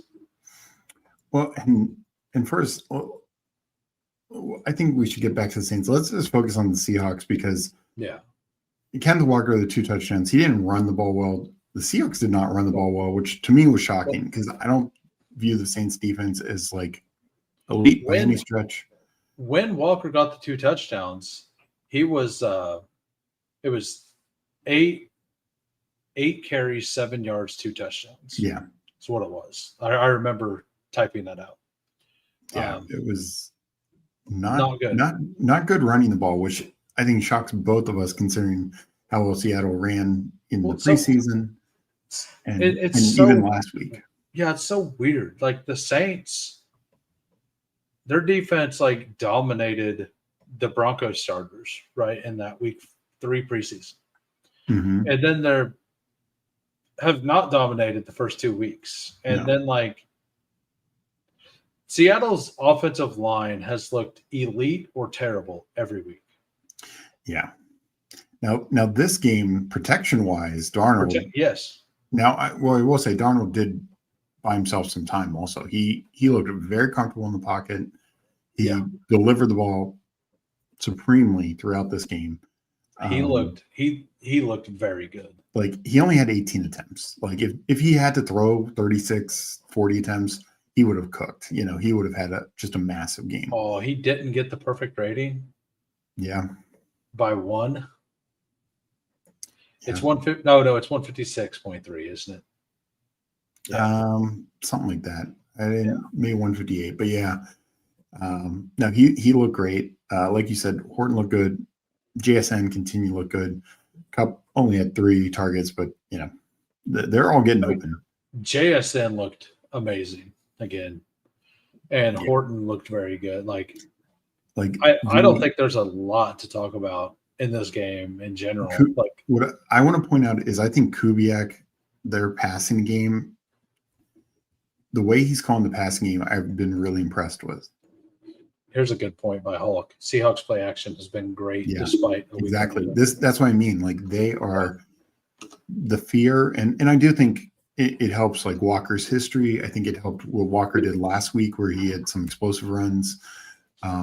Because anytime they do play action, guys are just open, and then Darnold's just putting it in the bucket. And JSN it's the deep middle that he's crushing in. Yeah, which is not, a bit unexpected, right? That's where he should be good at. So, I'm glad to see that Kubiak knows how to run the offense he's ran his entire life. Yep. So on to the Saints. This is the same thing before we get to Rattler and everything, but Kamara dominated touches, Olave dominated targets, Johnson, Shaheed right behind him, and Cooks. They use the same guys, whatever you think of Brandon Cooks now, but this actually a fairly talented group of skill position guys. It's just the efficiency is poor. Olave 10 catches, 57 yards, right? Not good. Kamara, of course, this was Kamara's worst rushing game, but Seattle's defense has been pretty good, though. Yeah, Seattle's defense has played a lot better than I think anyone expected. But this was not a good Spencer Rattler game. They just couldn't do anything. Absolutely couldn't do anything. Juwan Johnson has so many targets this year. It is absolutely insane. Yeah. They play the Bills next week. The Saints do. Yeah. That is what like that is so bad. Like, do you drop like what are you doing with Bills? Like, is it you don't take any of them because the game's gonna be out of control? Like, I don't know. Like do the you one just try to take your shots? Like, do you think James Cook is there to ice the game out? Like, what do I don't you know if James Cook will be there to ice the game out, but it could be like the Jets game where he just has 2 long rushing touchdowns early and then he's good for the game. And you could see the same thing with Josh Allen. Like if he, I'm kind of in on Josh Allen this week, honestly. you know, it would be tough to take any of the receivers. I think you could take Kincaid because we've seen him highly involved, and tight ends just have a lower threshold. But I definitely wonder. I don't know. Is that game in Buffalo or in New Orleans? Buffalo, I believe. Oof, that'd be real bad. Yeah. Spencer Rattler going on the road to that crowd, I don't like that. Yeah. Let me make absolutely sure. It is. Why can't I find it? Yeah, it's at Buffalo. Not great. Yeah. I wanted to make absolutely sure. Yeah. What I will say is, I probably wouldn't play any Saints. I mean, you could play Juwan Johnson just because, again, tight end threshold. That's kind of where I'm at. And I think you'll be in agreement with me. Can we just say Spencer Rattler? Like I said, the Saints are so all the targets to the top guys, all the carries to Kamara, and yet it's Jack Stoll with the touchdown. Like if we're going to be bad, can we at least be good fantasy wise? Yeah, I think it's inevitable that Tyler Shuck starts. What week do you think? So they have a later bye. I don't think it's till then, but it's week 11. Yeah, right? So I don't know who they play after the Bills. Like they weren't going to make the move, I think, in between here. But maybe after the Bills, I could see that. I think that they ride it out a few more weeks and make us all hate it. Probably. Like I think that I think we're going to see some Tyler Shuck again next week. So at the end of the game, I will say this game was so out of control and then they kept Rattler in the game forever, right? Like they just kept him in until the very last drive. And what was the point of that? Was it to build confidence? That's the part that makes me think it's going to be pushed out a little bit, because it's almost like they were trying to build confidence with Rattler and not worried about Shuck. Because this was a situation that if I were running that team and I liked Shuck because I drafted Shuck, so it kind of tells me two things, possibly. Maybe that was the Shuck pick was a GM pick and the coaches don't like him. Or they actually think that Rattler is good. One of those two, to me, has to be true. Yeah. What I wonder is, I think the biggest issue that I have with this team is because of Rattler, Shaheed is having to be, and he's playing fine underneath, but you're taking away his deep ball ability, which is one of his strong suits. And that also would help open up stuff for Olave, stuff for Kamara, stuff for Juwan Johnson even more if safeties had to start playing back. So that, among, Shuck has to do other things than just throw the ball deep. But yeah. So we'll go over here to Kenneth Walker too. Once again, he has two really explosive looking runs, but then just gets destroyed over and over again behind the line of scrimmage. I don't know. I have such a hard time with Walker just in general right now. The offensive line, I was pretty out on their offensive line, and that made me out on Darnold. Jalen Milroe came in. He did things. He only ran the ball he ran the ball and never threw the ball. Yeah. It surprised me they brought him in for a package play when the game was completely over. Why? Like, and I they think it's kept Drew probably Lock. just. I think that does show like Drew Lock's the number 2. If Yes, anything yeah, were to it happen does. to Darnold, any of that. I think in Milroad's just like we worked on this package in practice this week. Yeah, we didn't really need it. Might as well give him a chance to run. That's my guess. It's like rewarding him for, Yeah, I don't know if this is true, but like if it was, if so, you get would him out think that there. he would be out there before. Like it Yeah. was what, like a 2-minute drill situation. Oh yeah, yeah. It was Like not. It was it very. was like this game was so out of control. Like there was no possible way that they would have ended up coming back, right? Where's the score? I forget. It was like 40 something to like 10, right? Like I can't remember, but Yeah. I can't even let me. remember right now, but it was 44 to 13. Yeah. So like when there was 7 minutes left in the fourth quarter, like let your guy have a shot. Like it doesn't make any sense. Mm-hmm. My survivor was actually Indianapolis. I wasn't sure that I would think they were still great after this week, but I felt positive they would win. But I kind of regret using them because my other pick that I like also won, but I would have not been happy, like KC. And I think I would rather have KC or Indianapolis available than KC. Yeah. Because KC's division's a lot tougher. But all right, we will move on to the next game. And this game was an awesome game for fantasy and not a great game for the Cowboys fans. Yeah, the Lamb injury that I was so tilted. I had him so much in battle royales, DFS. I have him like 10% in Bestball. And after the first 2 games, you're just like, oh, another big game. So tough. I mean, so there is a weird thing to where like it could be a positive thing to where like if you have a bunch of him and he's only out a few weeks, yeah, there's going to be a lot fewer teams to advance with him, so he could just be better or more low owned when you get to finals. Yeah.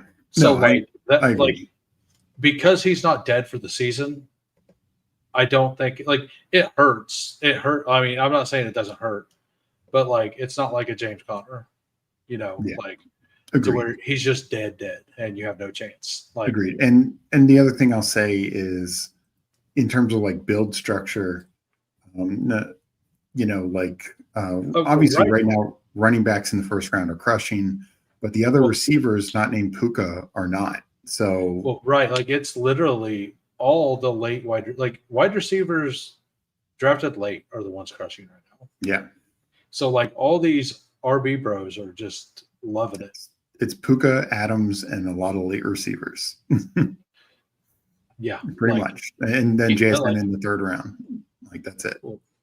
Yeah, and there's some other one like the 5th, 6th round. Like Ricky Pearsall has 2 or 3 really good weeks. There's some good ones in the 5th and 6th round. Like Zay Flowers. Last night was his absolute stinker, but like 2 weeks of phenomenal production. But we knew that about Zay. Like he's going to have a couple games, and he's going to have some really bad games.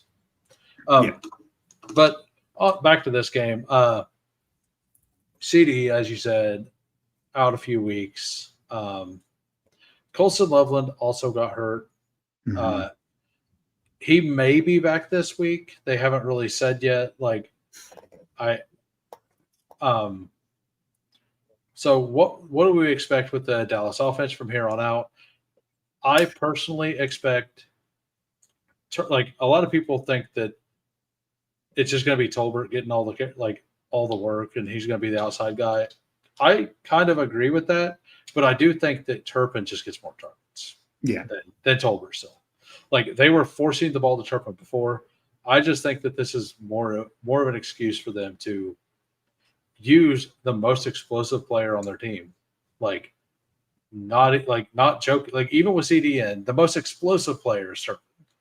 Like Yeah. CD is very explosive, but like there are very few players in the NFL that are as explosive as Turpin.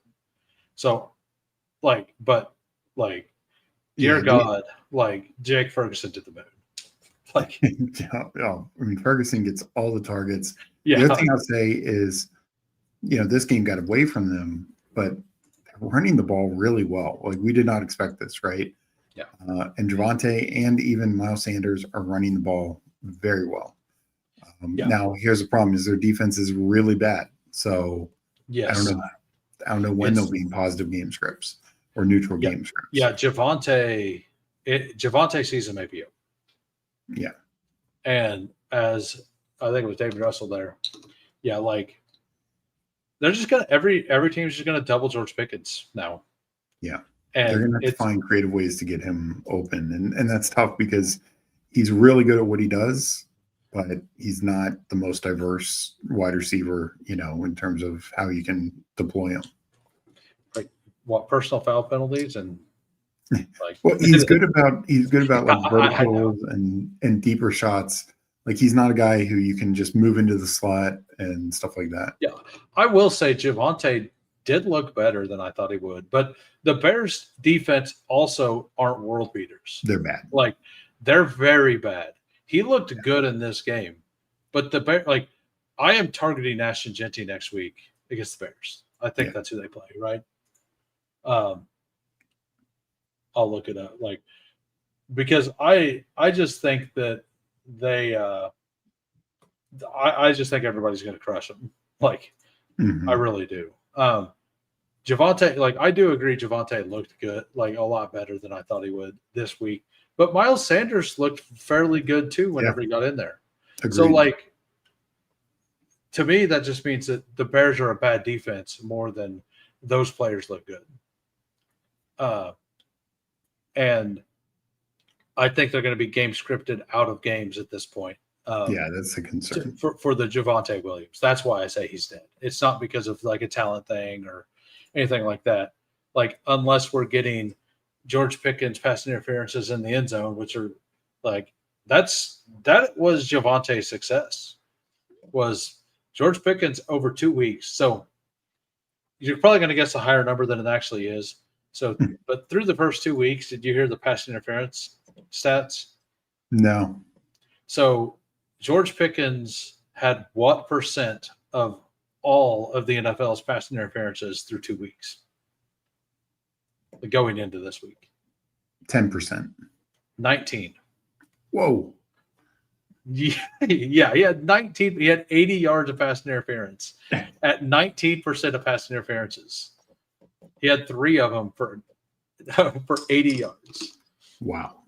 Yeah, like, and like that's why Javonte got those 1 yard rushy touchdowns, right? Like, I'm not trying to like talk shade. Like, this is just talking what happened. Like, I'm not like trying to bag defend here, but like Javonte did look good running last week, but it was against a defense that has looked bad every week. Yeah.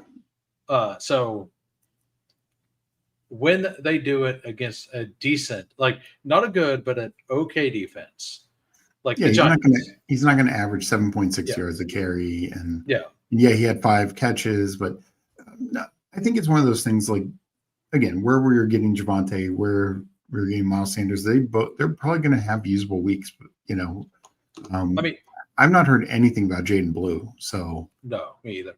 And to talk about this real quick, like running back's about a lot more than long speed.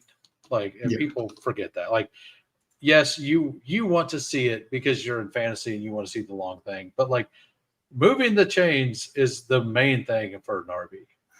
And sometimes like that, for instance, I saw this on Twitter so much last night, that long David Montgomery run, not the touchdown, the long one. Yeah, the one that got caught from behind. So many people were saying, oh, Gibbs would have housed it. And it's like, okay, Gibbs also might not have gotten through the line. Like, yes, exactly. I think 2 things are true at the same time. Hey, moving better, people think. Yep. Yes. No, that's exactly what's going on. Both things are true. Coolers nailed it right on the head. Yeah. So Yeah, the Cowboys are they're in a bad situation because they're just not built for this. Lamb is their offense, and like Ferg is fine, but it's just they're not gonna. They're. I just think they're in trouble. And this isn't so much a Dak thing. Like I know, he had 2 interceptions, all that, but I don't think it was all him. I do think this is a much different game if Lamb is playing. Oh yeah, for sure. Like this was another one of those. They had a game plan. That player got hurt. Done. What do we do? Yeah. Jake Ferg. We're going to throw Jake Ferguson 14 passes, 3 yards past the line of scrimmage and see what happens. Like, pretty much. Like, yeah, that's what happened. 13 receptions, 82 yards, like no touchdowns, like 15, like what is that, 21 points in full PPR, like on the most. And like that actually helped Javonte and Miles Sanders have room. But man, like Tolbert looked fine. Like Tolbert is a fine receiver. Like he's a very, like Kansas City would love to have had Jalen Tolbert for the first 2 weeks. Mm-hmm. Like I'm not hating on Tolbert. Like I like Tolbert. Yeah, I just think started on a lot of teams in the league. Yeah, and I just think that Turpin offers something for this offense. I've said it for a while. I just think that they're going to have to use him specifically, like because everybody's going to double Pickens now. Like the whole reason Pickens was a good pick on the Cowboys because they couldn't double him anymore. That isn't true. That's not true. So, hopefully for the Cowboys, it's only 2 or 3 weeks. And CD got back out. Like, props to CD for getting back out there and trying. Like, yeah. You seen the picture. Like, yeah, it's not like that man came back and tried to play through that. Just props to him. Like, props to him. Like, absolutely. Yeah. On the Bears side, first let's just say Ben Johnson's still Ben Johnson. Well, this was the first time it looked like Ben Johnson like got in his bag. Exactly. It felt like he could be himself. And first on the like they were not able to run the football like at all. Really struggled to run. But Caleb played well. Caleb played really well. And this is part of the reason why no sacks, no turnovers by Caleb, or no interceptions. And he looked great. I mean, yes, the trick play to Burden, all that. I do want to say on that trick play to Burden, how bad was that toss back to Caleb? Like, had they ever practiced that? Like, it didn't look comfortable. I agree. he threw that ball like an entire Caleb over Caleb. Like it just waited for like he tried to kill Caleb on that play. I think something happened. Like I can't believe that ball went like at least 10 feet in the air. Like he was trying to make a basket. Like no, that's a fair point.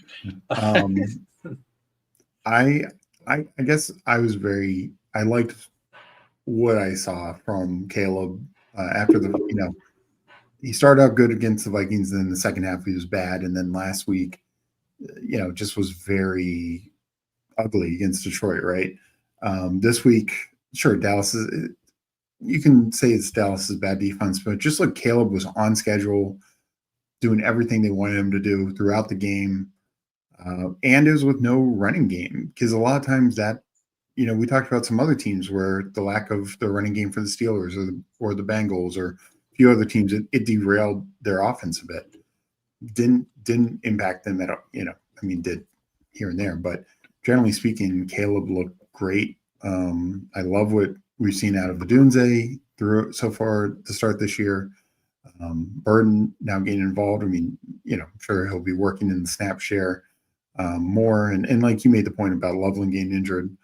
So Komet's a full-time player. Only got 1 target this game, but it's a touchdown. Yeah. That's what Cole Kmet does. Yeah. Like Cole Kmet has 2 25-plus point games in his career. Wow. And all of it is the same play. It's all seemed like right up the seam, right down the middle, just running a straight line. But he's good at it, and he can make contest. That wasn't contested, but he can make contest catches. One thing I want to point out that had nothing to do with the game. The most excited person on every touchdown on the Bears was Zacchaeus. Like every time he was on the field and they scored a touchdown, it was like the little brother like finally getting to play. Like he like came out of nowhere and just screaming and jumping, and it was like after the celebration was over, it was good. Like, which is sad because he's actually played well, but you also know his role is going down. You know, like Burton. He knows his role. He knows. Like he knew that when he signed up. So like, he's just happy to be winning. Like, not that he wasn't winning last year, but it might have felt kind of grim after the first week. You know. Mm-hmm. So it like I'm happy for him. I just wanted to point out like how excitable he seemed in that game. It was good to watch. So DeAndre Swift looked really good out of the backfield. Like receiving, yes. Running, no. Yeah. Kyle Monangai, did you think he like? You just look at the yards per carry: 2.5, 2.7, 2.4. He had a couple nice runs. Yeah, but Monangai, like that 2.7. What it doesn't show is the worst run, which was like a negative 12-yard run. Yeah. Which, like, you take away the negative 12, and Monangai, like, if that was just like a -3, which it started as, you know, and you add 9 yards to his total, like it's a lot better than Swift. Mm-hmm. And to be honest, that huge negative play was very impressive. Like, because he fought off like 7 tackles.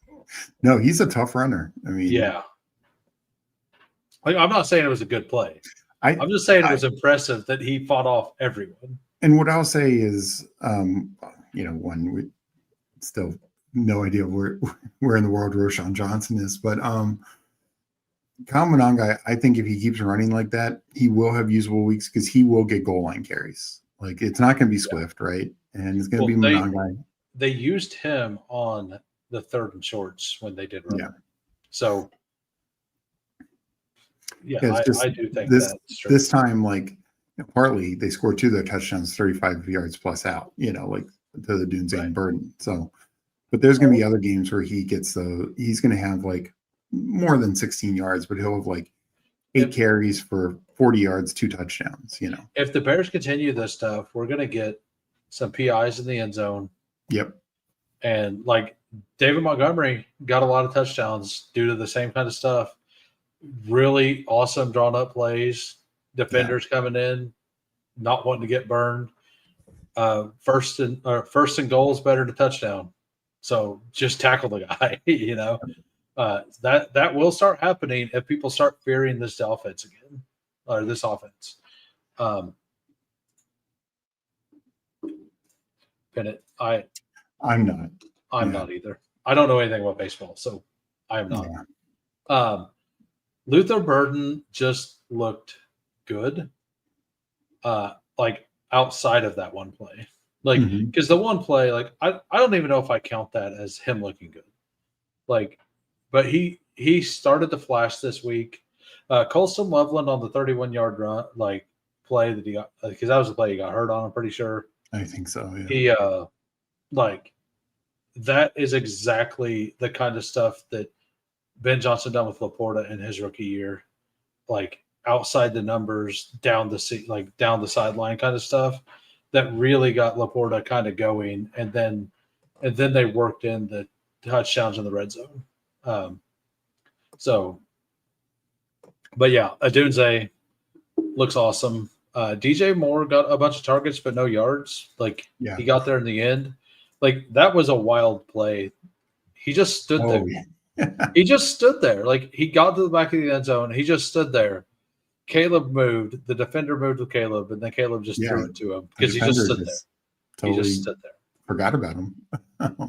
Yeah, he never moved. He got to a spot and he stopped, and he just continued to stay stopped. Didn't move. Like, it was great. It's like, that's the play that works for DJ Moore. That's kind of wild. That's all right. So let's move on to the Arizona and San Francisco 49er game. Go ahead. I mean, we talked about it already with James Conner. Very unfortunate, obviously. Trey Benson, it's going to be his backfield. I'll be interested to see another team that could look to bring in somebody because they have Mercado behind them, and who else? For how much longer? Yeah, no, probably not much. Yeah, it's just another, kind of like if I'm a bad team right now in the NFL, yeah, I am trading away a running back, like for sure. Like Alvin Kamara needs to go to Arizona. Like I do not want this, but Alvin Kamara, like Saints should be shopping him to the Chargers. Yeah, like I wouldn't want that either, but yeah, and get like a 4th round pick or something, like a 5th round pick. Like get something for Kamara. Well, even like some of these like backups, like I mentioned, the Jerome Fords or the Antonio Gibsons, or like if you're when Tyron Tracy gets healthy, why not trade him? Yeah, Jerome, like Jerome Ford would be a perfect fit to the Cardinals. Absolutely, like perfect. So like, yeah, I think that some of these teams need to start moving, like realize, especially the ones that have a young running back like Judkins plus Sampson. Yeah, like trade it away. Trey Benson, Trey Benson has talent. Like, I don't have much of him, and I actually have him in a couple of my $100 teams. So, like, I'm fine if he smashes, but not best for my overall stuff. Yeah, me neither. So, but like, they definitely will want 2 running backs. They were kind of using 2 running backs anyway. So I think that they will want to use 2, and I don't think DeMarcado is it.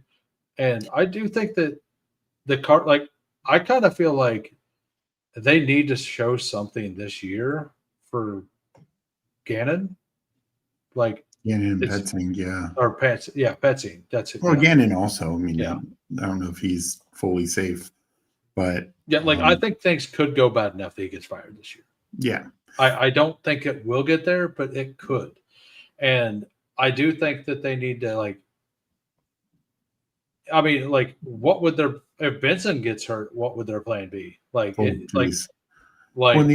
like Benson was not a workhorse running back in college.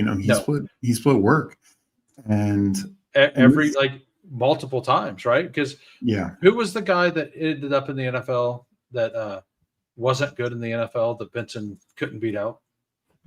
Oh, I know who you're talking about, but it was the Browns guy. Was it? Let me look it up real quick. Yeah, I can't remember, but there was a guy who was just. It wasn't that he wasn't he had a bad run out. He was just bad in the NFL. Yeah.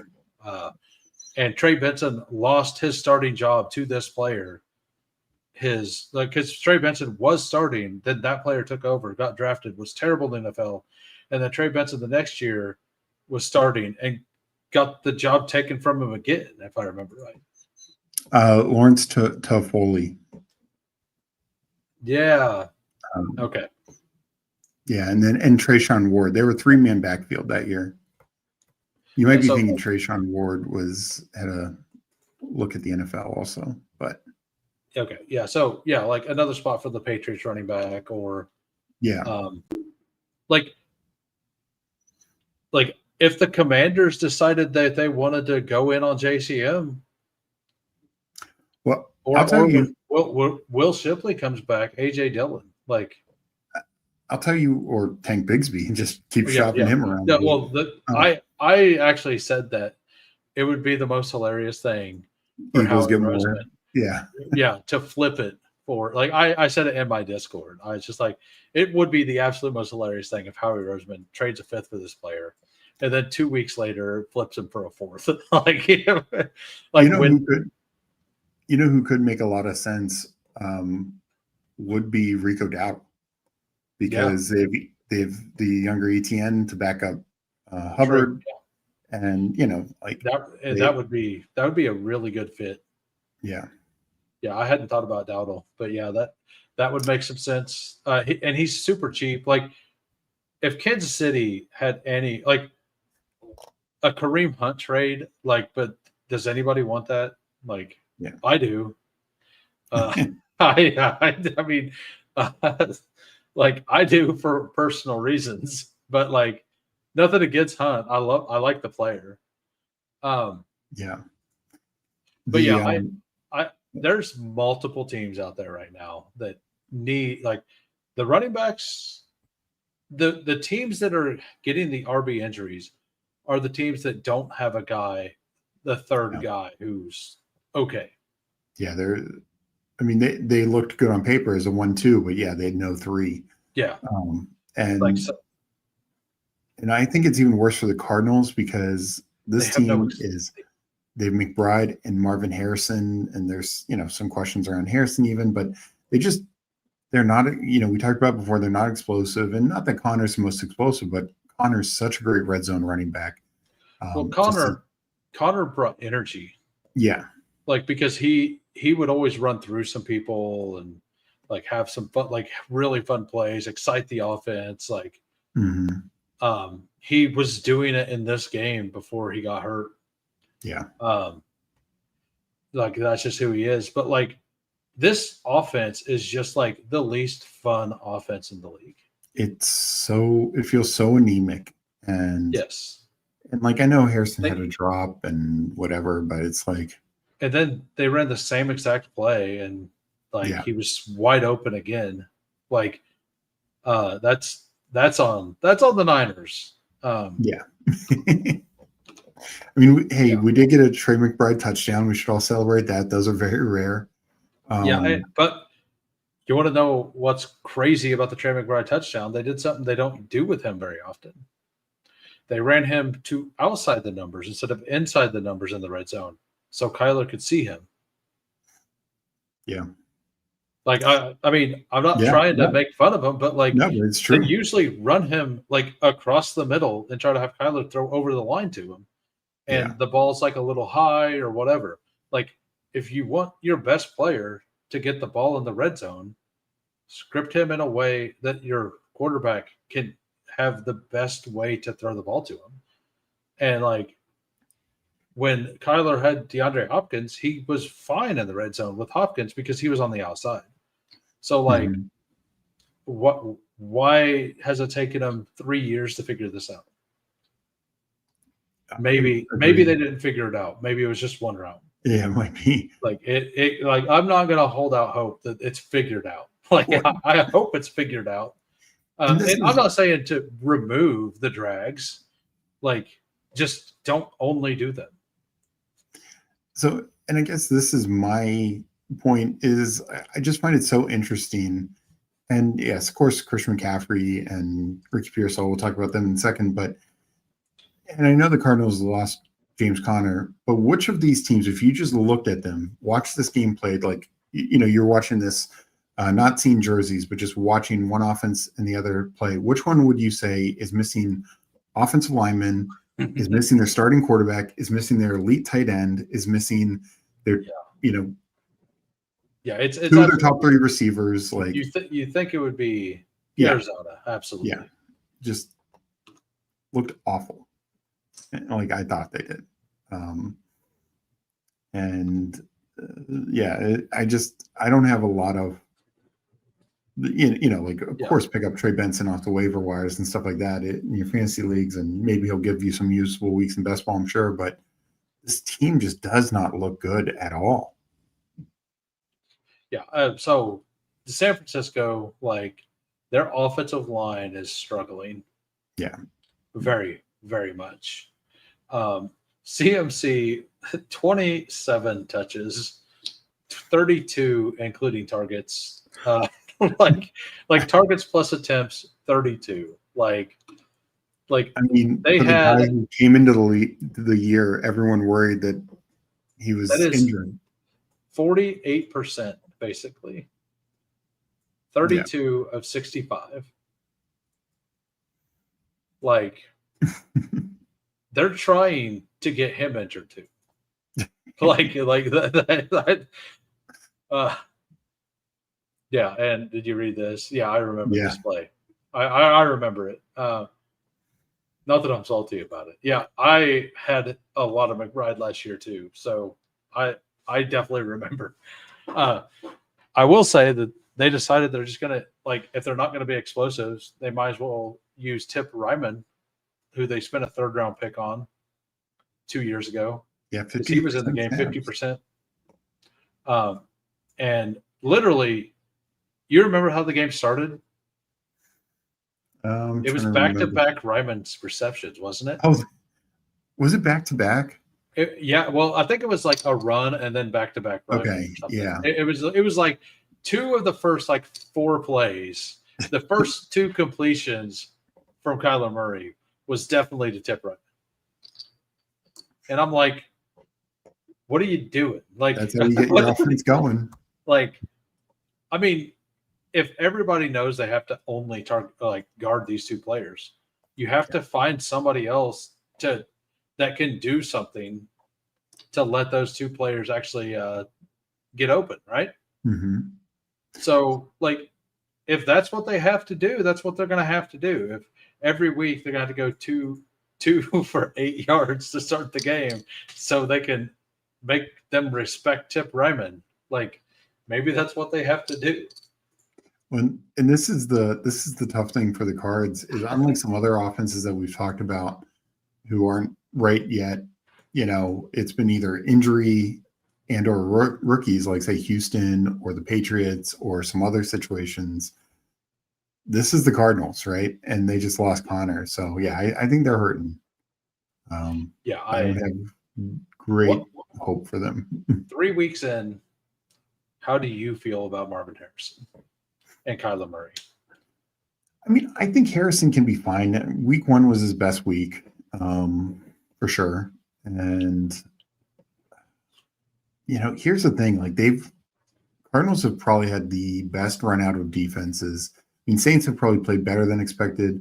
Like you said, the Panthers are maybe not the 31st or 32nd worst defense, but they're still probably the 25th worst defense. Yeah, that's kind of where I'm at with them. And the 49ers defense, this is not the 49ers defense from a couple of years ago. Absolutely not. So they've had a pretty good run on who they faced.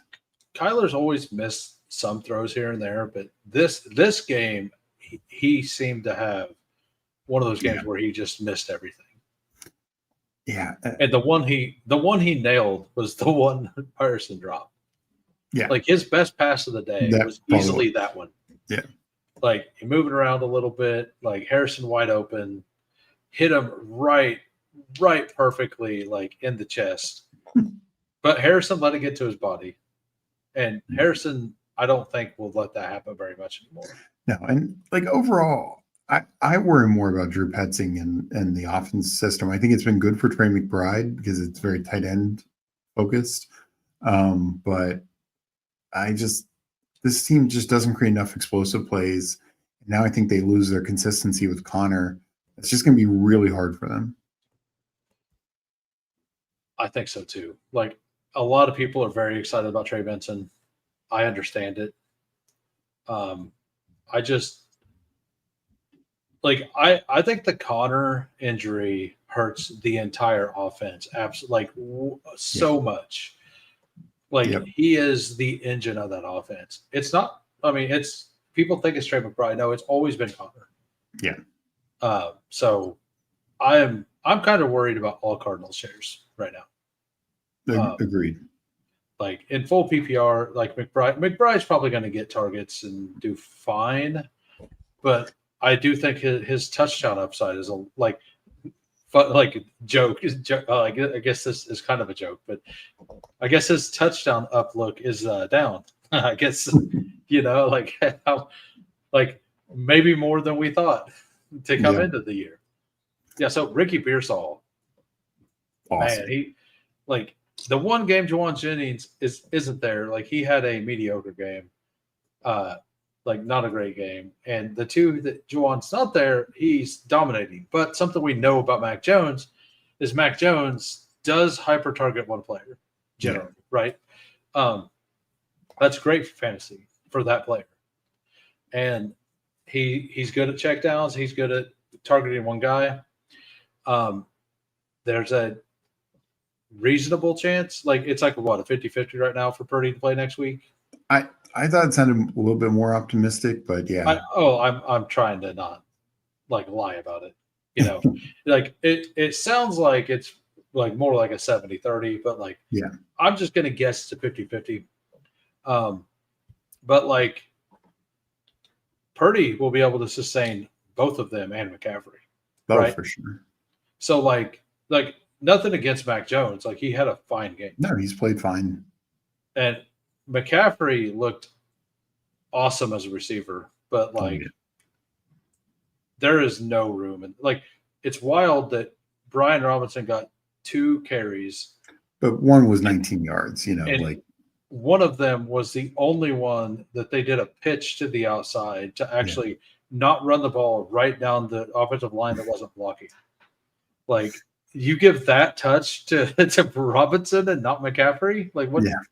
Like that it's not working. Like it was kind of wild. Like to me, it felt especially given the difference in their skill sets. Yeah, right. Like Robinson, like McCaffrey can run in between tackles, but that's more what Robinson should be there for.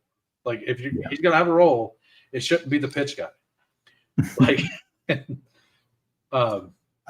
was another situation where the touchdown, lone touchdown going to Kyle Juszczyk.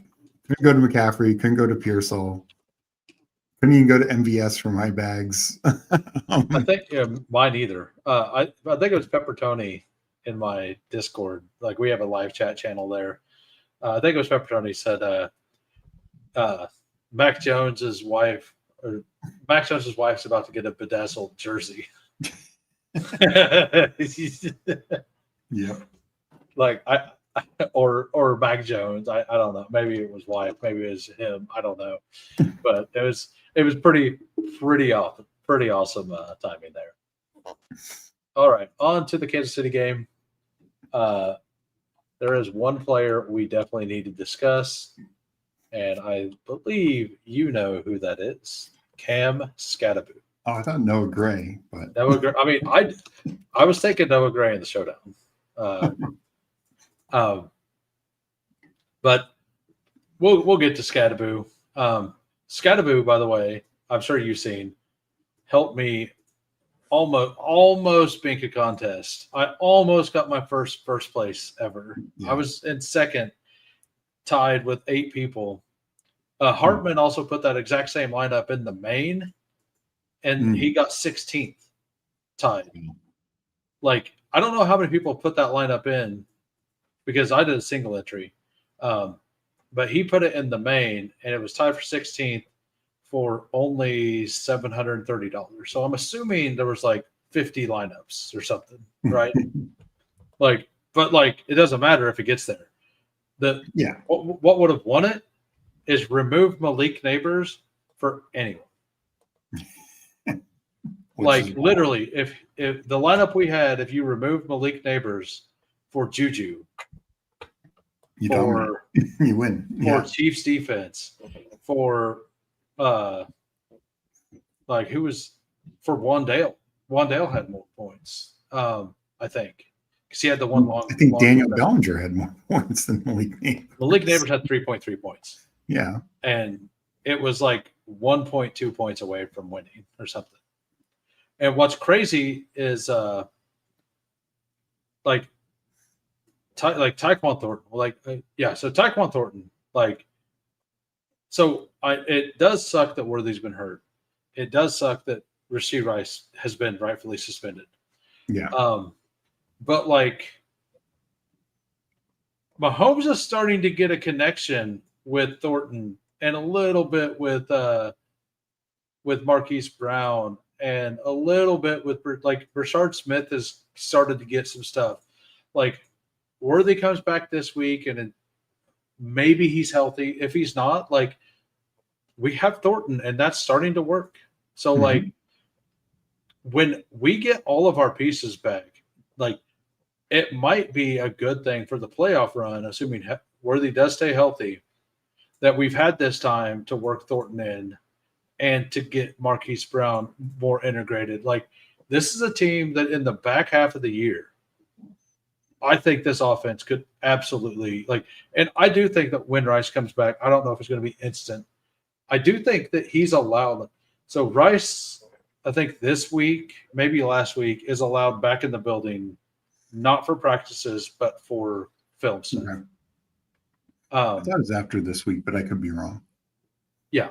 I mean, Mahomes still isn't great at throwing the deep ball. Like, Well, and some of it is Thornton also. Like yeah, Thornton. well, that one catch was a hard catch Yeah. that he almost came down with. Yeah. And saved me money. This stream has gone less time than last one. Like, we're actually cutting about 15 minutes. Like, by the end of it, we're going to cut about 30 minutes out. Well, I thought we were going to save all the time for Scatterboo, but oh yeah. I mean, we could just. I mean, I'll talk. We could just push this game to the end. We could talk Scatterboo for 3 hours.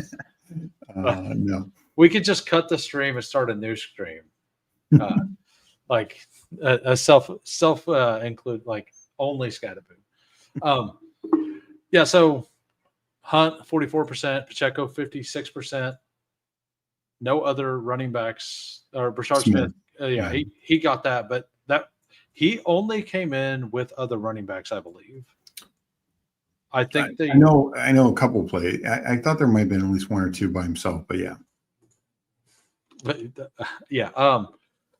Last week, Mike Robb, I think it was 4 hours and 45 minutes. But I enjoy it. It ends up being about 15 minutes. Like, that's our rate right now, is about 15 minutes per team. I'm hoping that we knock off a little time each week, because there'll be less to talk about each week, most likely. Yeah. All right. So, with all that said, Tyrone Tracy did get hurt. I haven't heard an official report or anything, but I've seen some stuff that thinks it may be for a while, based on, like, I saw 2 to 4 weeks, they were saying.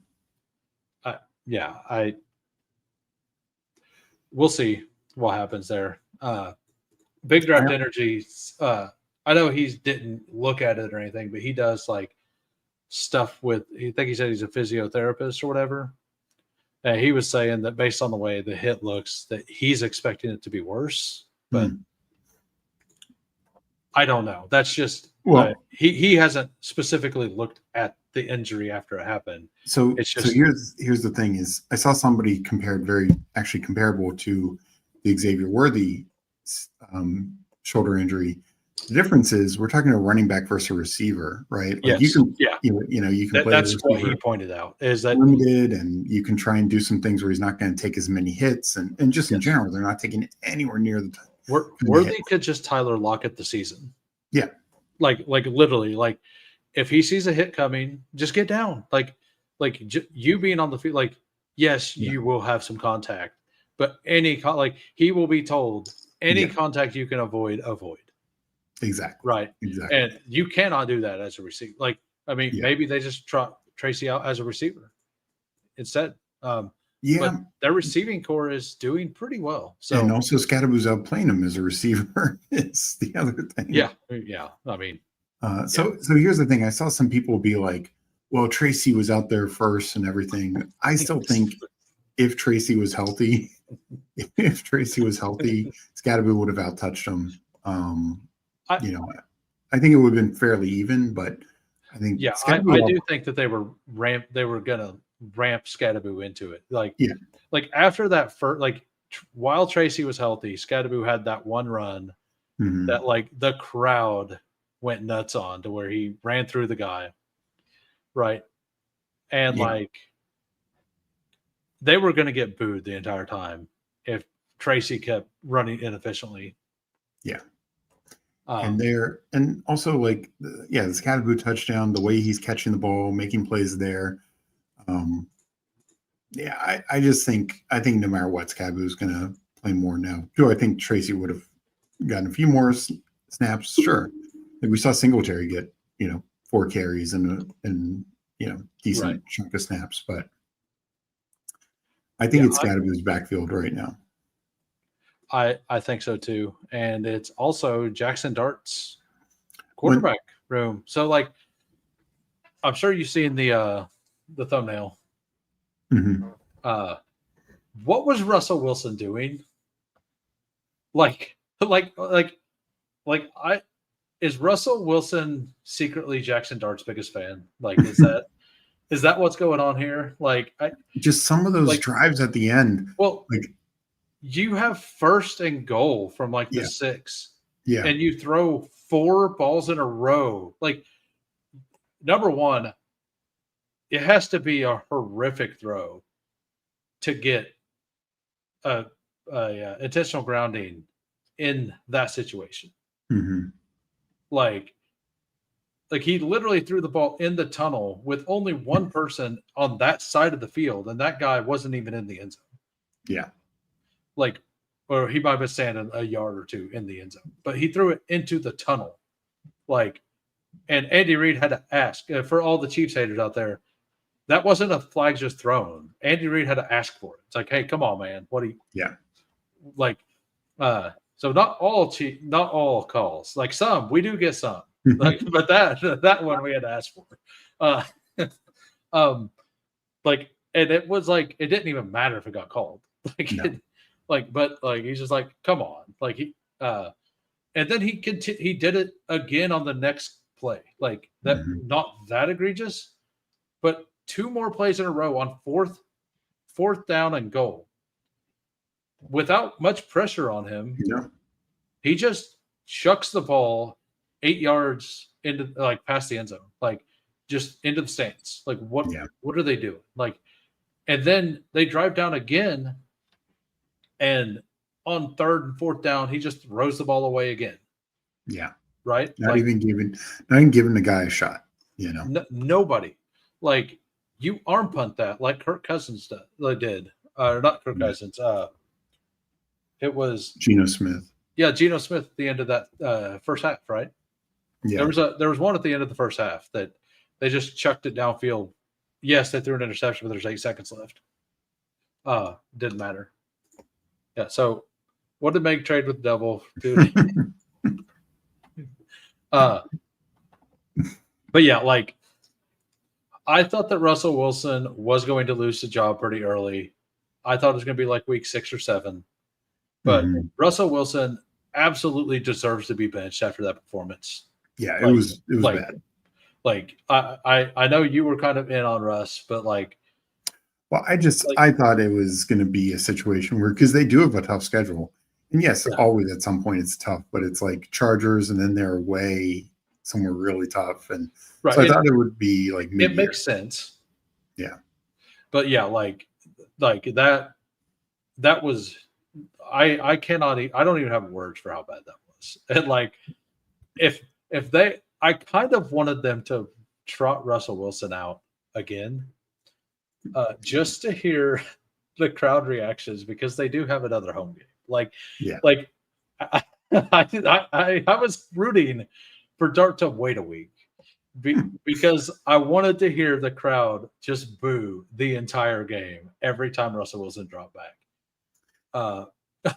Because it would have been epic. And this is the thing, they, and one thing I said all along, and why I thought it would be Russ just longer, was I thought one of the biggest decision points was Malik Neighbors, and you want to keep Malik Neighbors happy. Well, this game, Russ almost killed him, and just couldn't connect with them. It was just awful. Well, so before all of that happened, we don't even really need to talk about the Chiefs in this game. Honestly, Thornton looked fine. Mahomes did enough. At halftime, I really thought the Giants were going to cover.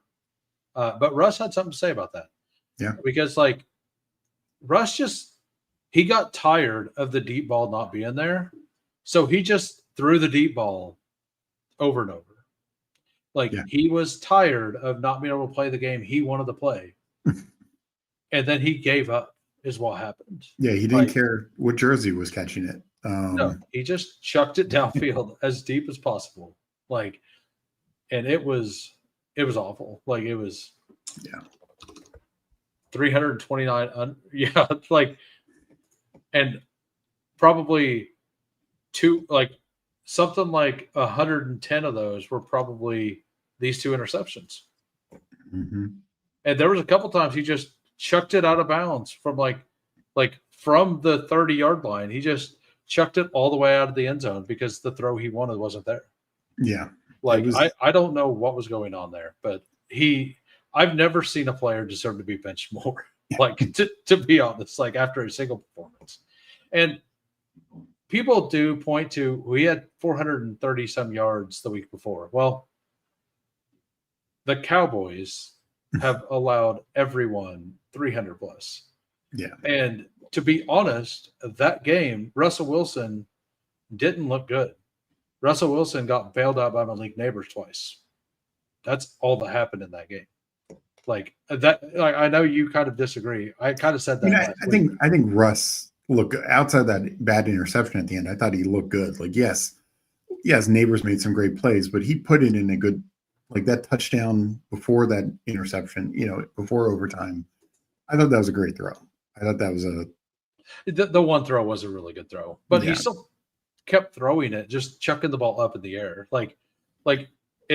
He did the same thing this game. He played against a defense that was a real defense. The other interesting thing, even against Washington, like they would have, something in the middle to go to, and this time it was like it wasn't there. All he could do was either dump off to Scadaboo, or he had a couple nice throws to Slayton, but that was about it. They need to. I'll be interested to see what they can do with Dart, and there's just too much talent on this Giants team. It's wild to say that, but like Andrew. And by the way, I do want to say Andrew Thomas came in, and the offense, like Christian Darrisaw comes in, the offensive line solidifies. Andrew Thomas comes in, and he was in and out, but when he was in, they looked fairly good. Mm-hmm. And KC's a pretty good defense. So like the one-on-one Chris Jones, Andrew Thomas, like not many people can stand up to Chris Jones. No. And he didn't have to the entire game. So but he never did get beat, and he's not 100%. And it was his first game. So he with limited practices this year. So he definitely wasn't in game shape. And he held up against one of the unquestionably a top 5 defensive lineman in the league, right? Yeah. So so on the Chiefs side, they were starting to kind of this is the first game all year that it looked like. So same thing with Ben Johnson, but it kind of looked like Andy Reid really started to get in his bag and call plays like he can. It looked like they had a little bit of a rhythm. Some stuff was going okay. Pacheco didn't look good, but he didn't look like complete dust this game. Because he looked absolute dust the first 2 games. And this game, he didn't look good, but he didn't look like he was completely done. No chance out of the NFL. Kind of bad after this year. It looks like he may be able to get a job next year. Because if it was going to continue what had been happening, he may have been one of those 7th-round picks who had a really good year, had an okay start, gets injured, and then never James Robinson. Yeah. So but he was undrafted, right? So, you have anything else with this game? Not really. I do think, like you said, how's this going to look? The other thing to keep in mind is, I think there are still a few issues with the Chiefs' offensive line, the running game for sure. Simmons did struggle a little bit. Yeah, in this game, and again, more offensive line penalties. We see that every week, every year with the Chiefs. Shout out Jawan Taylor. Hartman and I did a a 5-leg pick'em on Drafters in our morning show on Sunday morning, and the only leg that missed was Mahomes' longest rush that hit in the first quarter, where Jawan Taylor couldn't line up correctly once again. Shout out Jawan Taylor.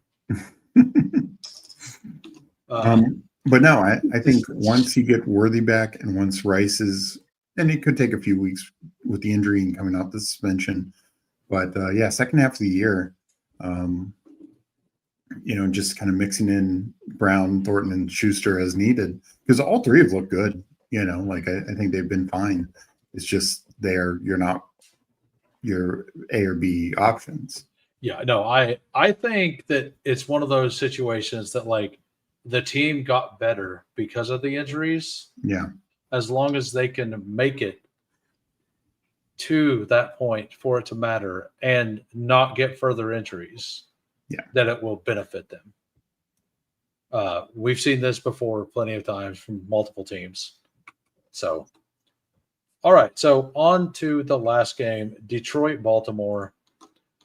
What a game, honestly. Like, I know the score kind of at the end, kind of got the score didn't really finish kind of like the way the game played, in my opinion. I think what was your take on so the number one thing somebody mentioned earlier, I think there's no more questions about Detroit's interior offensive line. Yeah, I think there might be questions about Baltimore's defensive line because we will see next week if Isaiah Pacheco can dominate. Well, that might not be the week, but well, I'm just saying if Isaiah Pacheco dominates this week, then Ravens should be very, very big questions.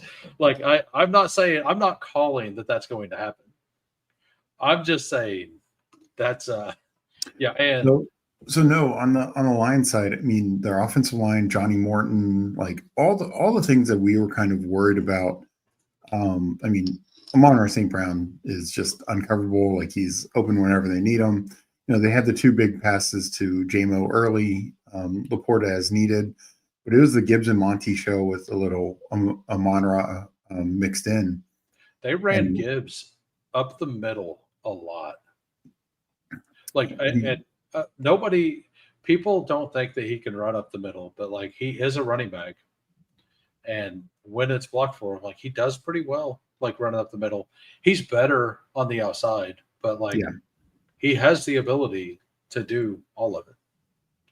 No, he does. And they're such a great 1-2 combo. They're also very selfless. Most backs have that long Monty run and then would hate to see then the backup get it, but they don't get, they give to Gibbs and then the vice versa. We've seen this before where Gibbs will have the long run, gets knocked out at the 4, and then Monty comes in, gets a touchdown. So I love the game that was called from the Lions. I thought they were so good with how this is one of the things you do. You keep Lamar off the field, right? They just controlled the clock. They had long drives. That drive where they went 98 yards, fantastic. Their defense, we don't talk about defense a lot, but the Lions, they figured out, Lamar's one weakness is he takes sacks, right? But he usually makes up for it because he'll have explosive runs. Well, this time he just kept taking sacks, and that killed multiple drives for them. Yeah, that was actually kind of Bo Nix as well, right? Both of them are very very good at getting out. But for some reason, they just stood for a half second too long, and both of them just got caught from behind. Yeah. And with Bo Nix, it's something that does happen, but that never happens with Lamar. Getting caught from behind, from the defensive line, shout out to the Lions defensive line. They played great. They were amazing. And so I just thought the Lions top and bottom. I mean, they made a few mistakes here or there, and you can only contain the Ravens. You're not going to totally shut them down. But I just thought offensively, defensively, they just called and played a great game. Because this is the other thing: this was in Baltimore. Like typically Lions, not only are they great at home or in a dome, like Jared Goff Yes. splits in and out of dome are insane. And I just was their all offense over in general. Ravens last night. Me Like, too. I lost 4 parlays and all of my pick'ems or all of my battle royale or PTP stuff because I was like completely out on the Lions. Well, I was completely out, particularly in the Lions rushing game because Yeah, I that's feel what like it was. they're playing from behind the entire time. Yeah, I was in on JMO. I was in on Almond. Yeah. And like I was in on Goff. Like, but like I had 0 Monty and 0 Gibbs, or I had some Gibbs, like a little Gibbs. But like, yeah, it was not the game. It was the exact opposite game than what I expected. Like I actually bet David Montgomery unders.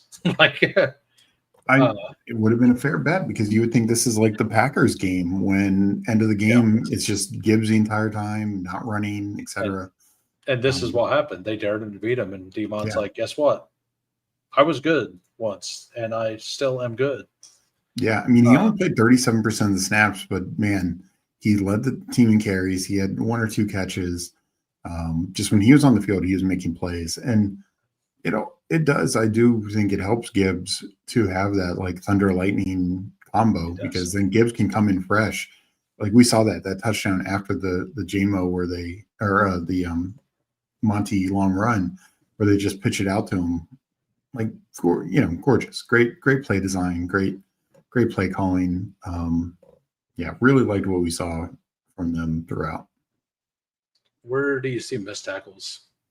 Is it not here? I assume that's a different metric that Hulk is looking at. Yeah. But yeah, like, I mean, it felt like there was that many. The Ravens defense could not tackle Demon. No. They like, and like Gibbs looked fine as a rusher, but Montgomery looked like the real alpha there. Like, oh God, yeah. Like, I mean, I know people, like you were saying, mad that he can't house the 80-yard run or whatever it was, but like 72-yard run, but yeah. No, he ran tougher. Monty definitely had more like 4+ yard carries. Also, like there was only maybe 1 or 2 times he got stuff for inside 4 yards out of his 12. Because Gibbs had 22 carries. Gibbs dominated the carries. Yeah, and they were a lot of tough runs. Like you got the 2 touchdowns and all that, but Gibbs did more in the passing game, of course. But yeah, I mean, yeah, like that's exactly what happened. What Bestball on call said. Like they literally just gave him the middle of the field. Yeah, Laporta. And I assumed that was what was going to happen. So I actually captained Laporta last night. And I played him a ton. And he was wide open the whole time. They just didn't target him that often. But they didn't need to really do anything but run the ball in the second half. Like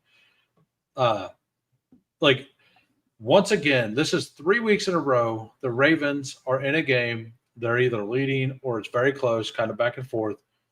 Derrick Henry fumbles the ball, and the entire offense falls apart as soon as that happens. And I know it's an anomaly. Like Derrick Henry, I mean, if KC forces a fumble on him this week, like what is this the new Ravens curse where like your last season in the NFL on the Ravens, you ruin everything that was good for you, like Justin Tucker? Because Justin Tucker, like by far the most accurate kicker of all time. And then last year happened and he's he was barely 50%. I think that had more to do with the off the field stuff that brewing in the background. Right. Yeah. But no, I mean, it's just kind of funny. Like if something like that were to happen, well, I think the other thing is, so Henry had the amazing touchdown run, but after that they bottomed him up. That other drive where they had 4 attempts, he had 3 attempts, and then Lamar tried to throw it and then fumbled and all that. They bottled it up, and they also bottled up Lamar. Lamar had 2 good scrambles, but other than that, it wasn't much. And then all the sacks. So they had such a good defensive plan. On the plus side for the Ravens, I mean, Lamar is still Lamar. He threw 21 to 27, 288. Andrews and Bateman, getting them involved, I think, is key long term for them. Oh, dude, I'm so happy about the Andrews stuff. I have so much Andrews and Bateman as well. Like, thank God. Yeah. But the Zay Flowers, I don't know. I need to go back. I want to go back and watch like some of the all-22 because I know he was open in the end zone that one time. Flowers still played well. He only got 3 targets and they were 2 short catches. Like, I think Lamar continually was trying, because how many sacks did he got sacked 7 times. Almost every one of those, there was a receiver that was semi-open to where he was starting to run. He's seen it and he stopped to think about it. And it's like if he would have just taken off, like it would have pulled the coverage up. Yeah. And they would have just been more open the next time. Like it kind of looked like most of the time, like at least a couple of the times, like a couple of the times, like whenever he started to take off, like if he would have just taken off, he would not have got caught from behind from defensive linemen. Mm-hmm. But it was the hesitation that caused him, like still looking downfield. So I think that next, like I will say this, like I don't know how bad Kansas City's going to get beat next week, but like we're going to have Worthy back on a hurt shoulder. We're going to have Derrick Henry after 3 fumbles in a row. Lamar Jackson after one of the worst performances he's had ever on primetime. Like, because Lamar historically destroys primetime, right? Yeah. Like, absolutely destroys. And, like, this isn't a bad game, 288-3. But the reason it was bad is because those sacks were and almost completely all of them were on him. Like, yes, they were his fault. All but one of them. Yeah. I mean, his rating's still really high, but like without they needed every one of those sacks to stop the Ravens offense. Yeah. Like most of them were on 3rd downs, right? Like a lot. Yeah. So like, I don't know, man. Like I feel bad. Like as a Chiefs fan, I'm very scared for next week. We will be the 1-3 team. I feel pretty confident about that. Yeah, I mean it's wild that this matchup, both teams 1 and 2. Yeah, I feel pretty positive that we'll be the 1-3 team.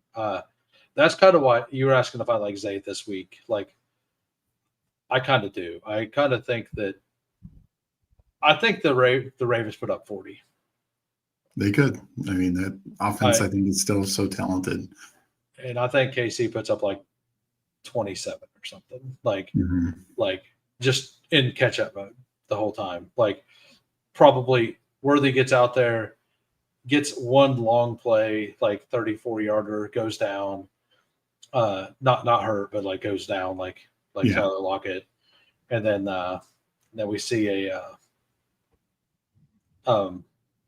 like some kind of play, like we stall out, they get another touchdown, they end up two or 3 scores, or they end up 3 scores at halftime, get the ball back, go up 4 scores or something, and then like because our running game is non-existent, and then Worthy is out of the game, and like Worthy looked like he was going to be a smash play and isn't. Like that. That's the game script I have for next week.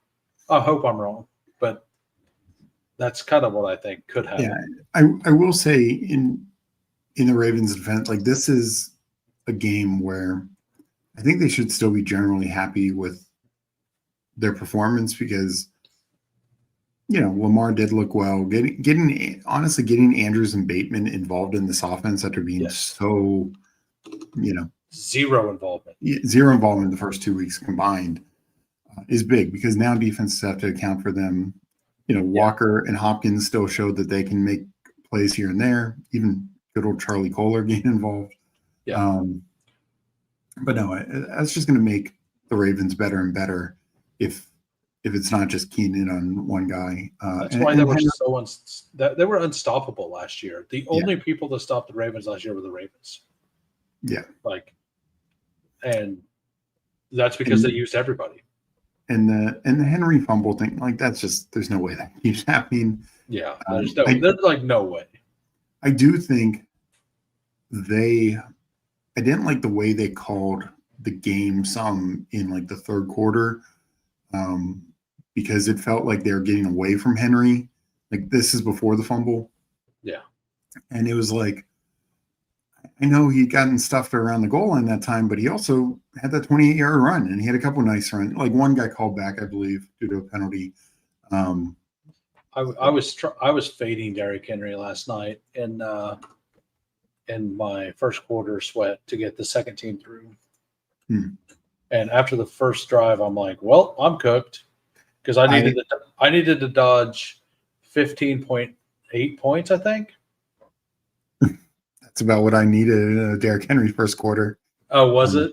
Right before the fumble, I texted Meg and I was like, I need like 1.8 points from Henry. Oh, and yeah, I was like we both could have got there because I was 3.6 up at that point before the fumble. So I just need 1.8, no more fumble, and I did get another first quarter through because of that Dave Montgomery touchdown run at the end. Nice. I ended up like one of the bets I lost was I put a Derrick Henry 0 receptions bet in at halftime with one of the bets, and the other one I put in was Derrick Henry over it on yards, and I put it in with something I thought was definitely going to happen to to match the win would match the amount of the men cash if I lost the team. And then the reception happened, and I'm like, I'm going to lose both. And that's the first play. I'm going to lose all of it. Oh, my. I'm like, I did not see this coming. But, yeah, I mean, shout out to the Lions. They dominated this game. I mean, I have to say, they get smacked in the face by the Packers. And again, outdoor game, which is why I also thought it would kind of be like that last night. Since then, has an offense been more dominant? These last 2 weeks, they've been incredible. I would say I would rather have Derrick Henry this week than my Saquon Barkley. Yeah. Versus the Bucs. I will say that. I do. I mean, it's Saquon, it's Henry. They could both get there any week versus any defense. But if I were to choose, I think I would rather have the team that just let Cam Scatterbo get all those points when I have Derrick Henry. Yeah. And the offense that's just better than the Giants. I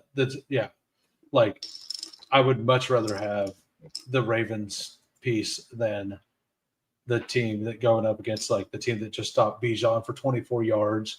And then I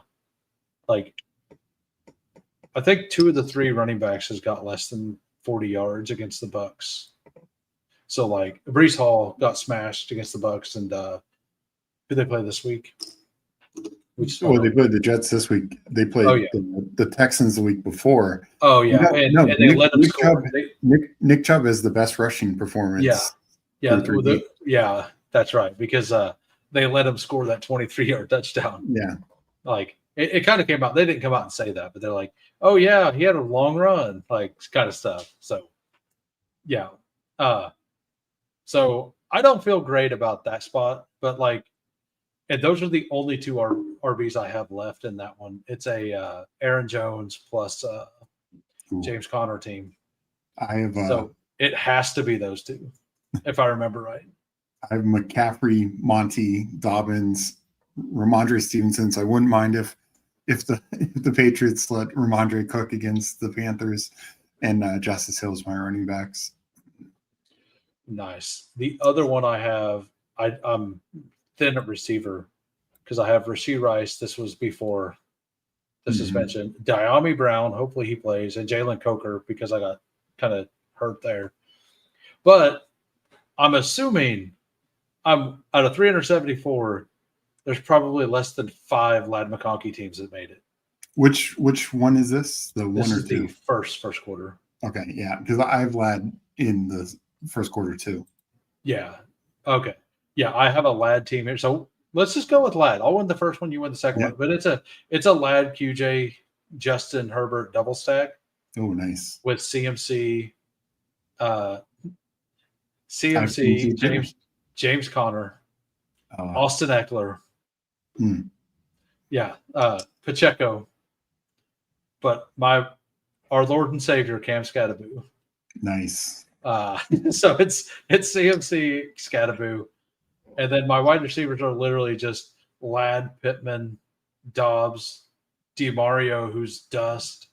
Dami. Like this team doesn't have a chance, honestly. I have Diami too. Maybe he'll get healthy and put up a 2-touchdown game for us. Yeah, do have Trey McBride and TJ Hawkinson, so that feels okay. And then the other one is Well, I'm sorry. What quarterback do you have? Herbert and who? Drake May. I got Lamar, Gino, and Purdy if he plays. I will probably be the only one of the only Bo Nix and Justin Fields teams out there. Oh wow, that's something. Yeah, it's Saquon, Jonathan Taylor, Rico. Dylan Sampson's alive. Evans, that sucks, but like Garrett Wilson, JMO, Keon, Keenan, Troy Franklin. Keenan feels great. I love this. Like this wide receiver room feels good.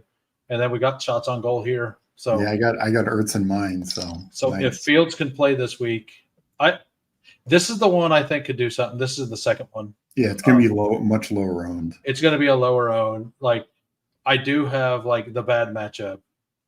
But Saquon can smash versus anybody. He put up a bunch of points in a bunch of the the ones last week. But anyway, go ahead and shout out everybody.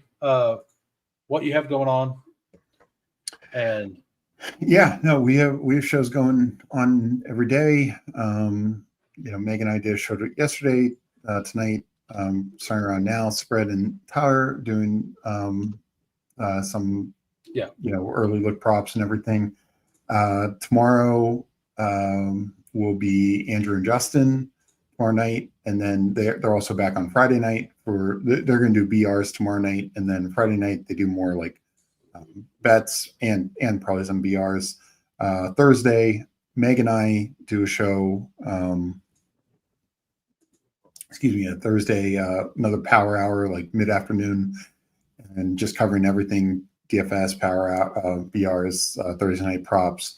And then Friday, usually Tyler joins us for our prop party where we cover props for the weekend. And that'll be and that's Friday afternoon, early evening. Very nice. I do want to say anybody who is over on X, if you could smash the link I just put in there and come over here and give me a sub over on the YouTube side, that would be greatly appreciated if you enjoyed this content. And then I am also going to put the link over for Steve's channel, the FanSpeak Network, here as well. So as soon as this is over, please click that link, head on over there, give them a like, a sub. At least, like, if you're gonna not watch it, like, leave it up and like walk away. Exactly. Like, just help. Like, let's build the community. Let's get it all done. Thanks for coming out again. Had an awesome time. We cut out 20 minutes from last week. We're getting better. But see everybody. I'll be on tomorrow, 4 p.m. normal time, 4 p.m. Central. Peace.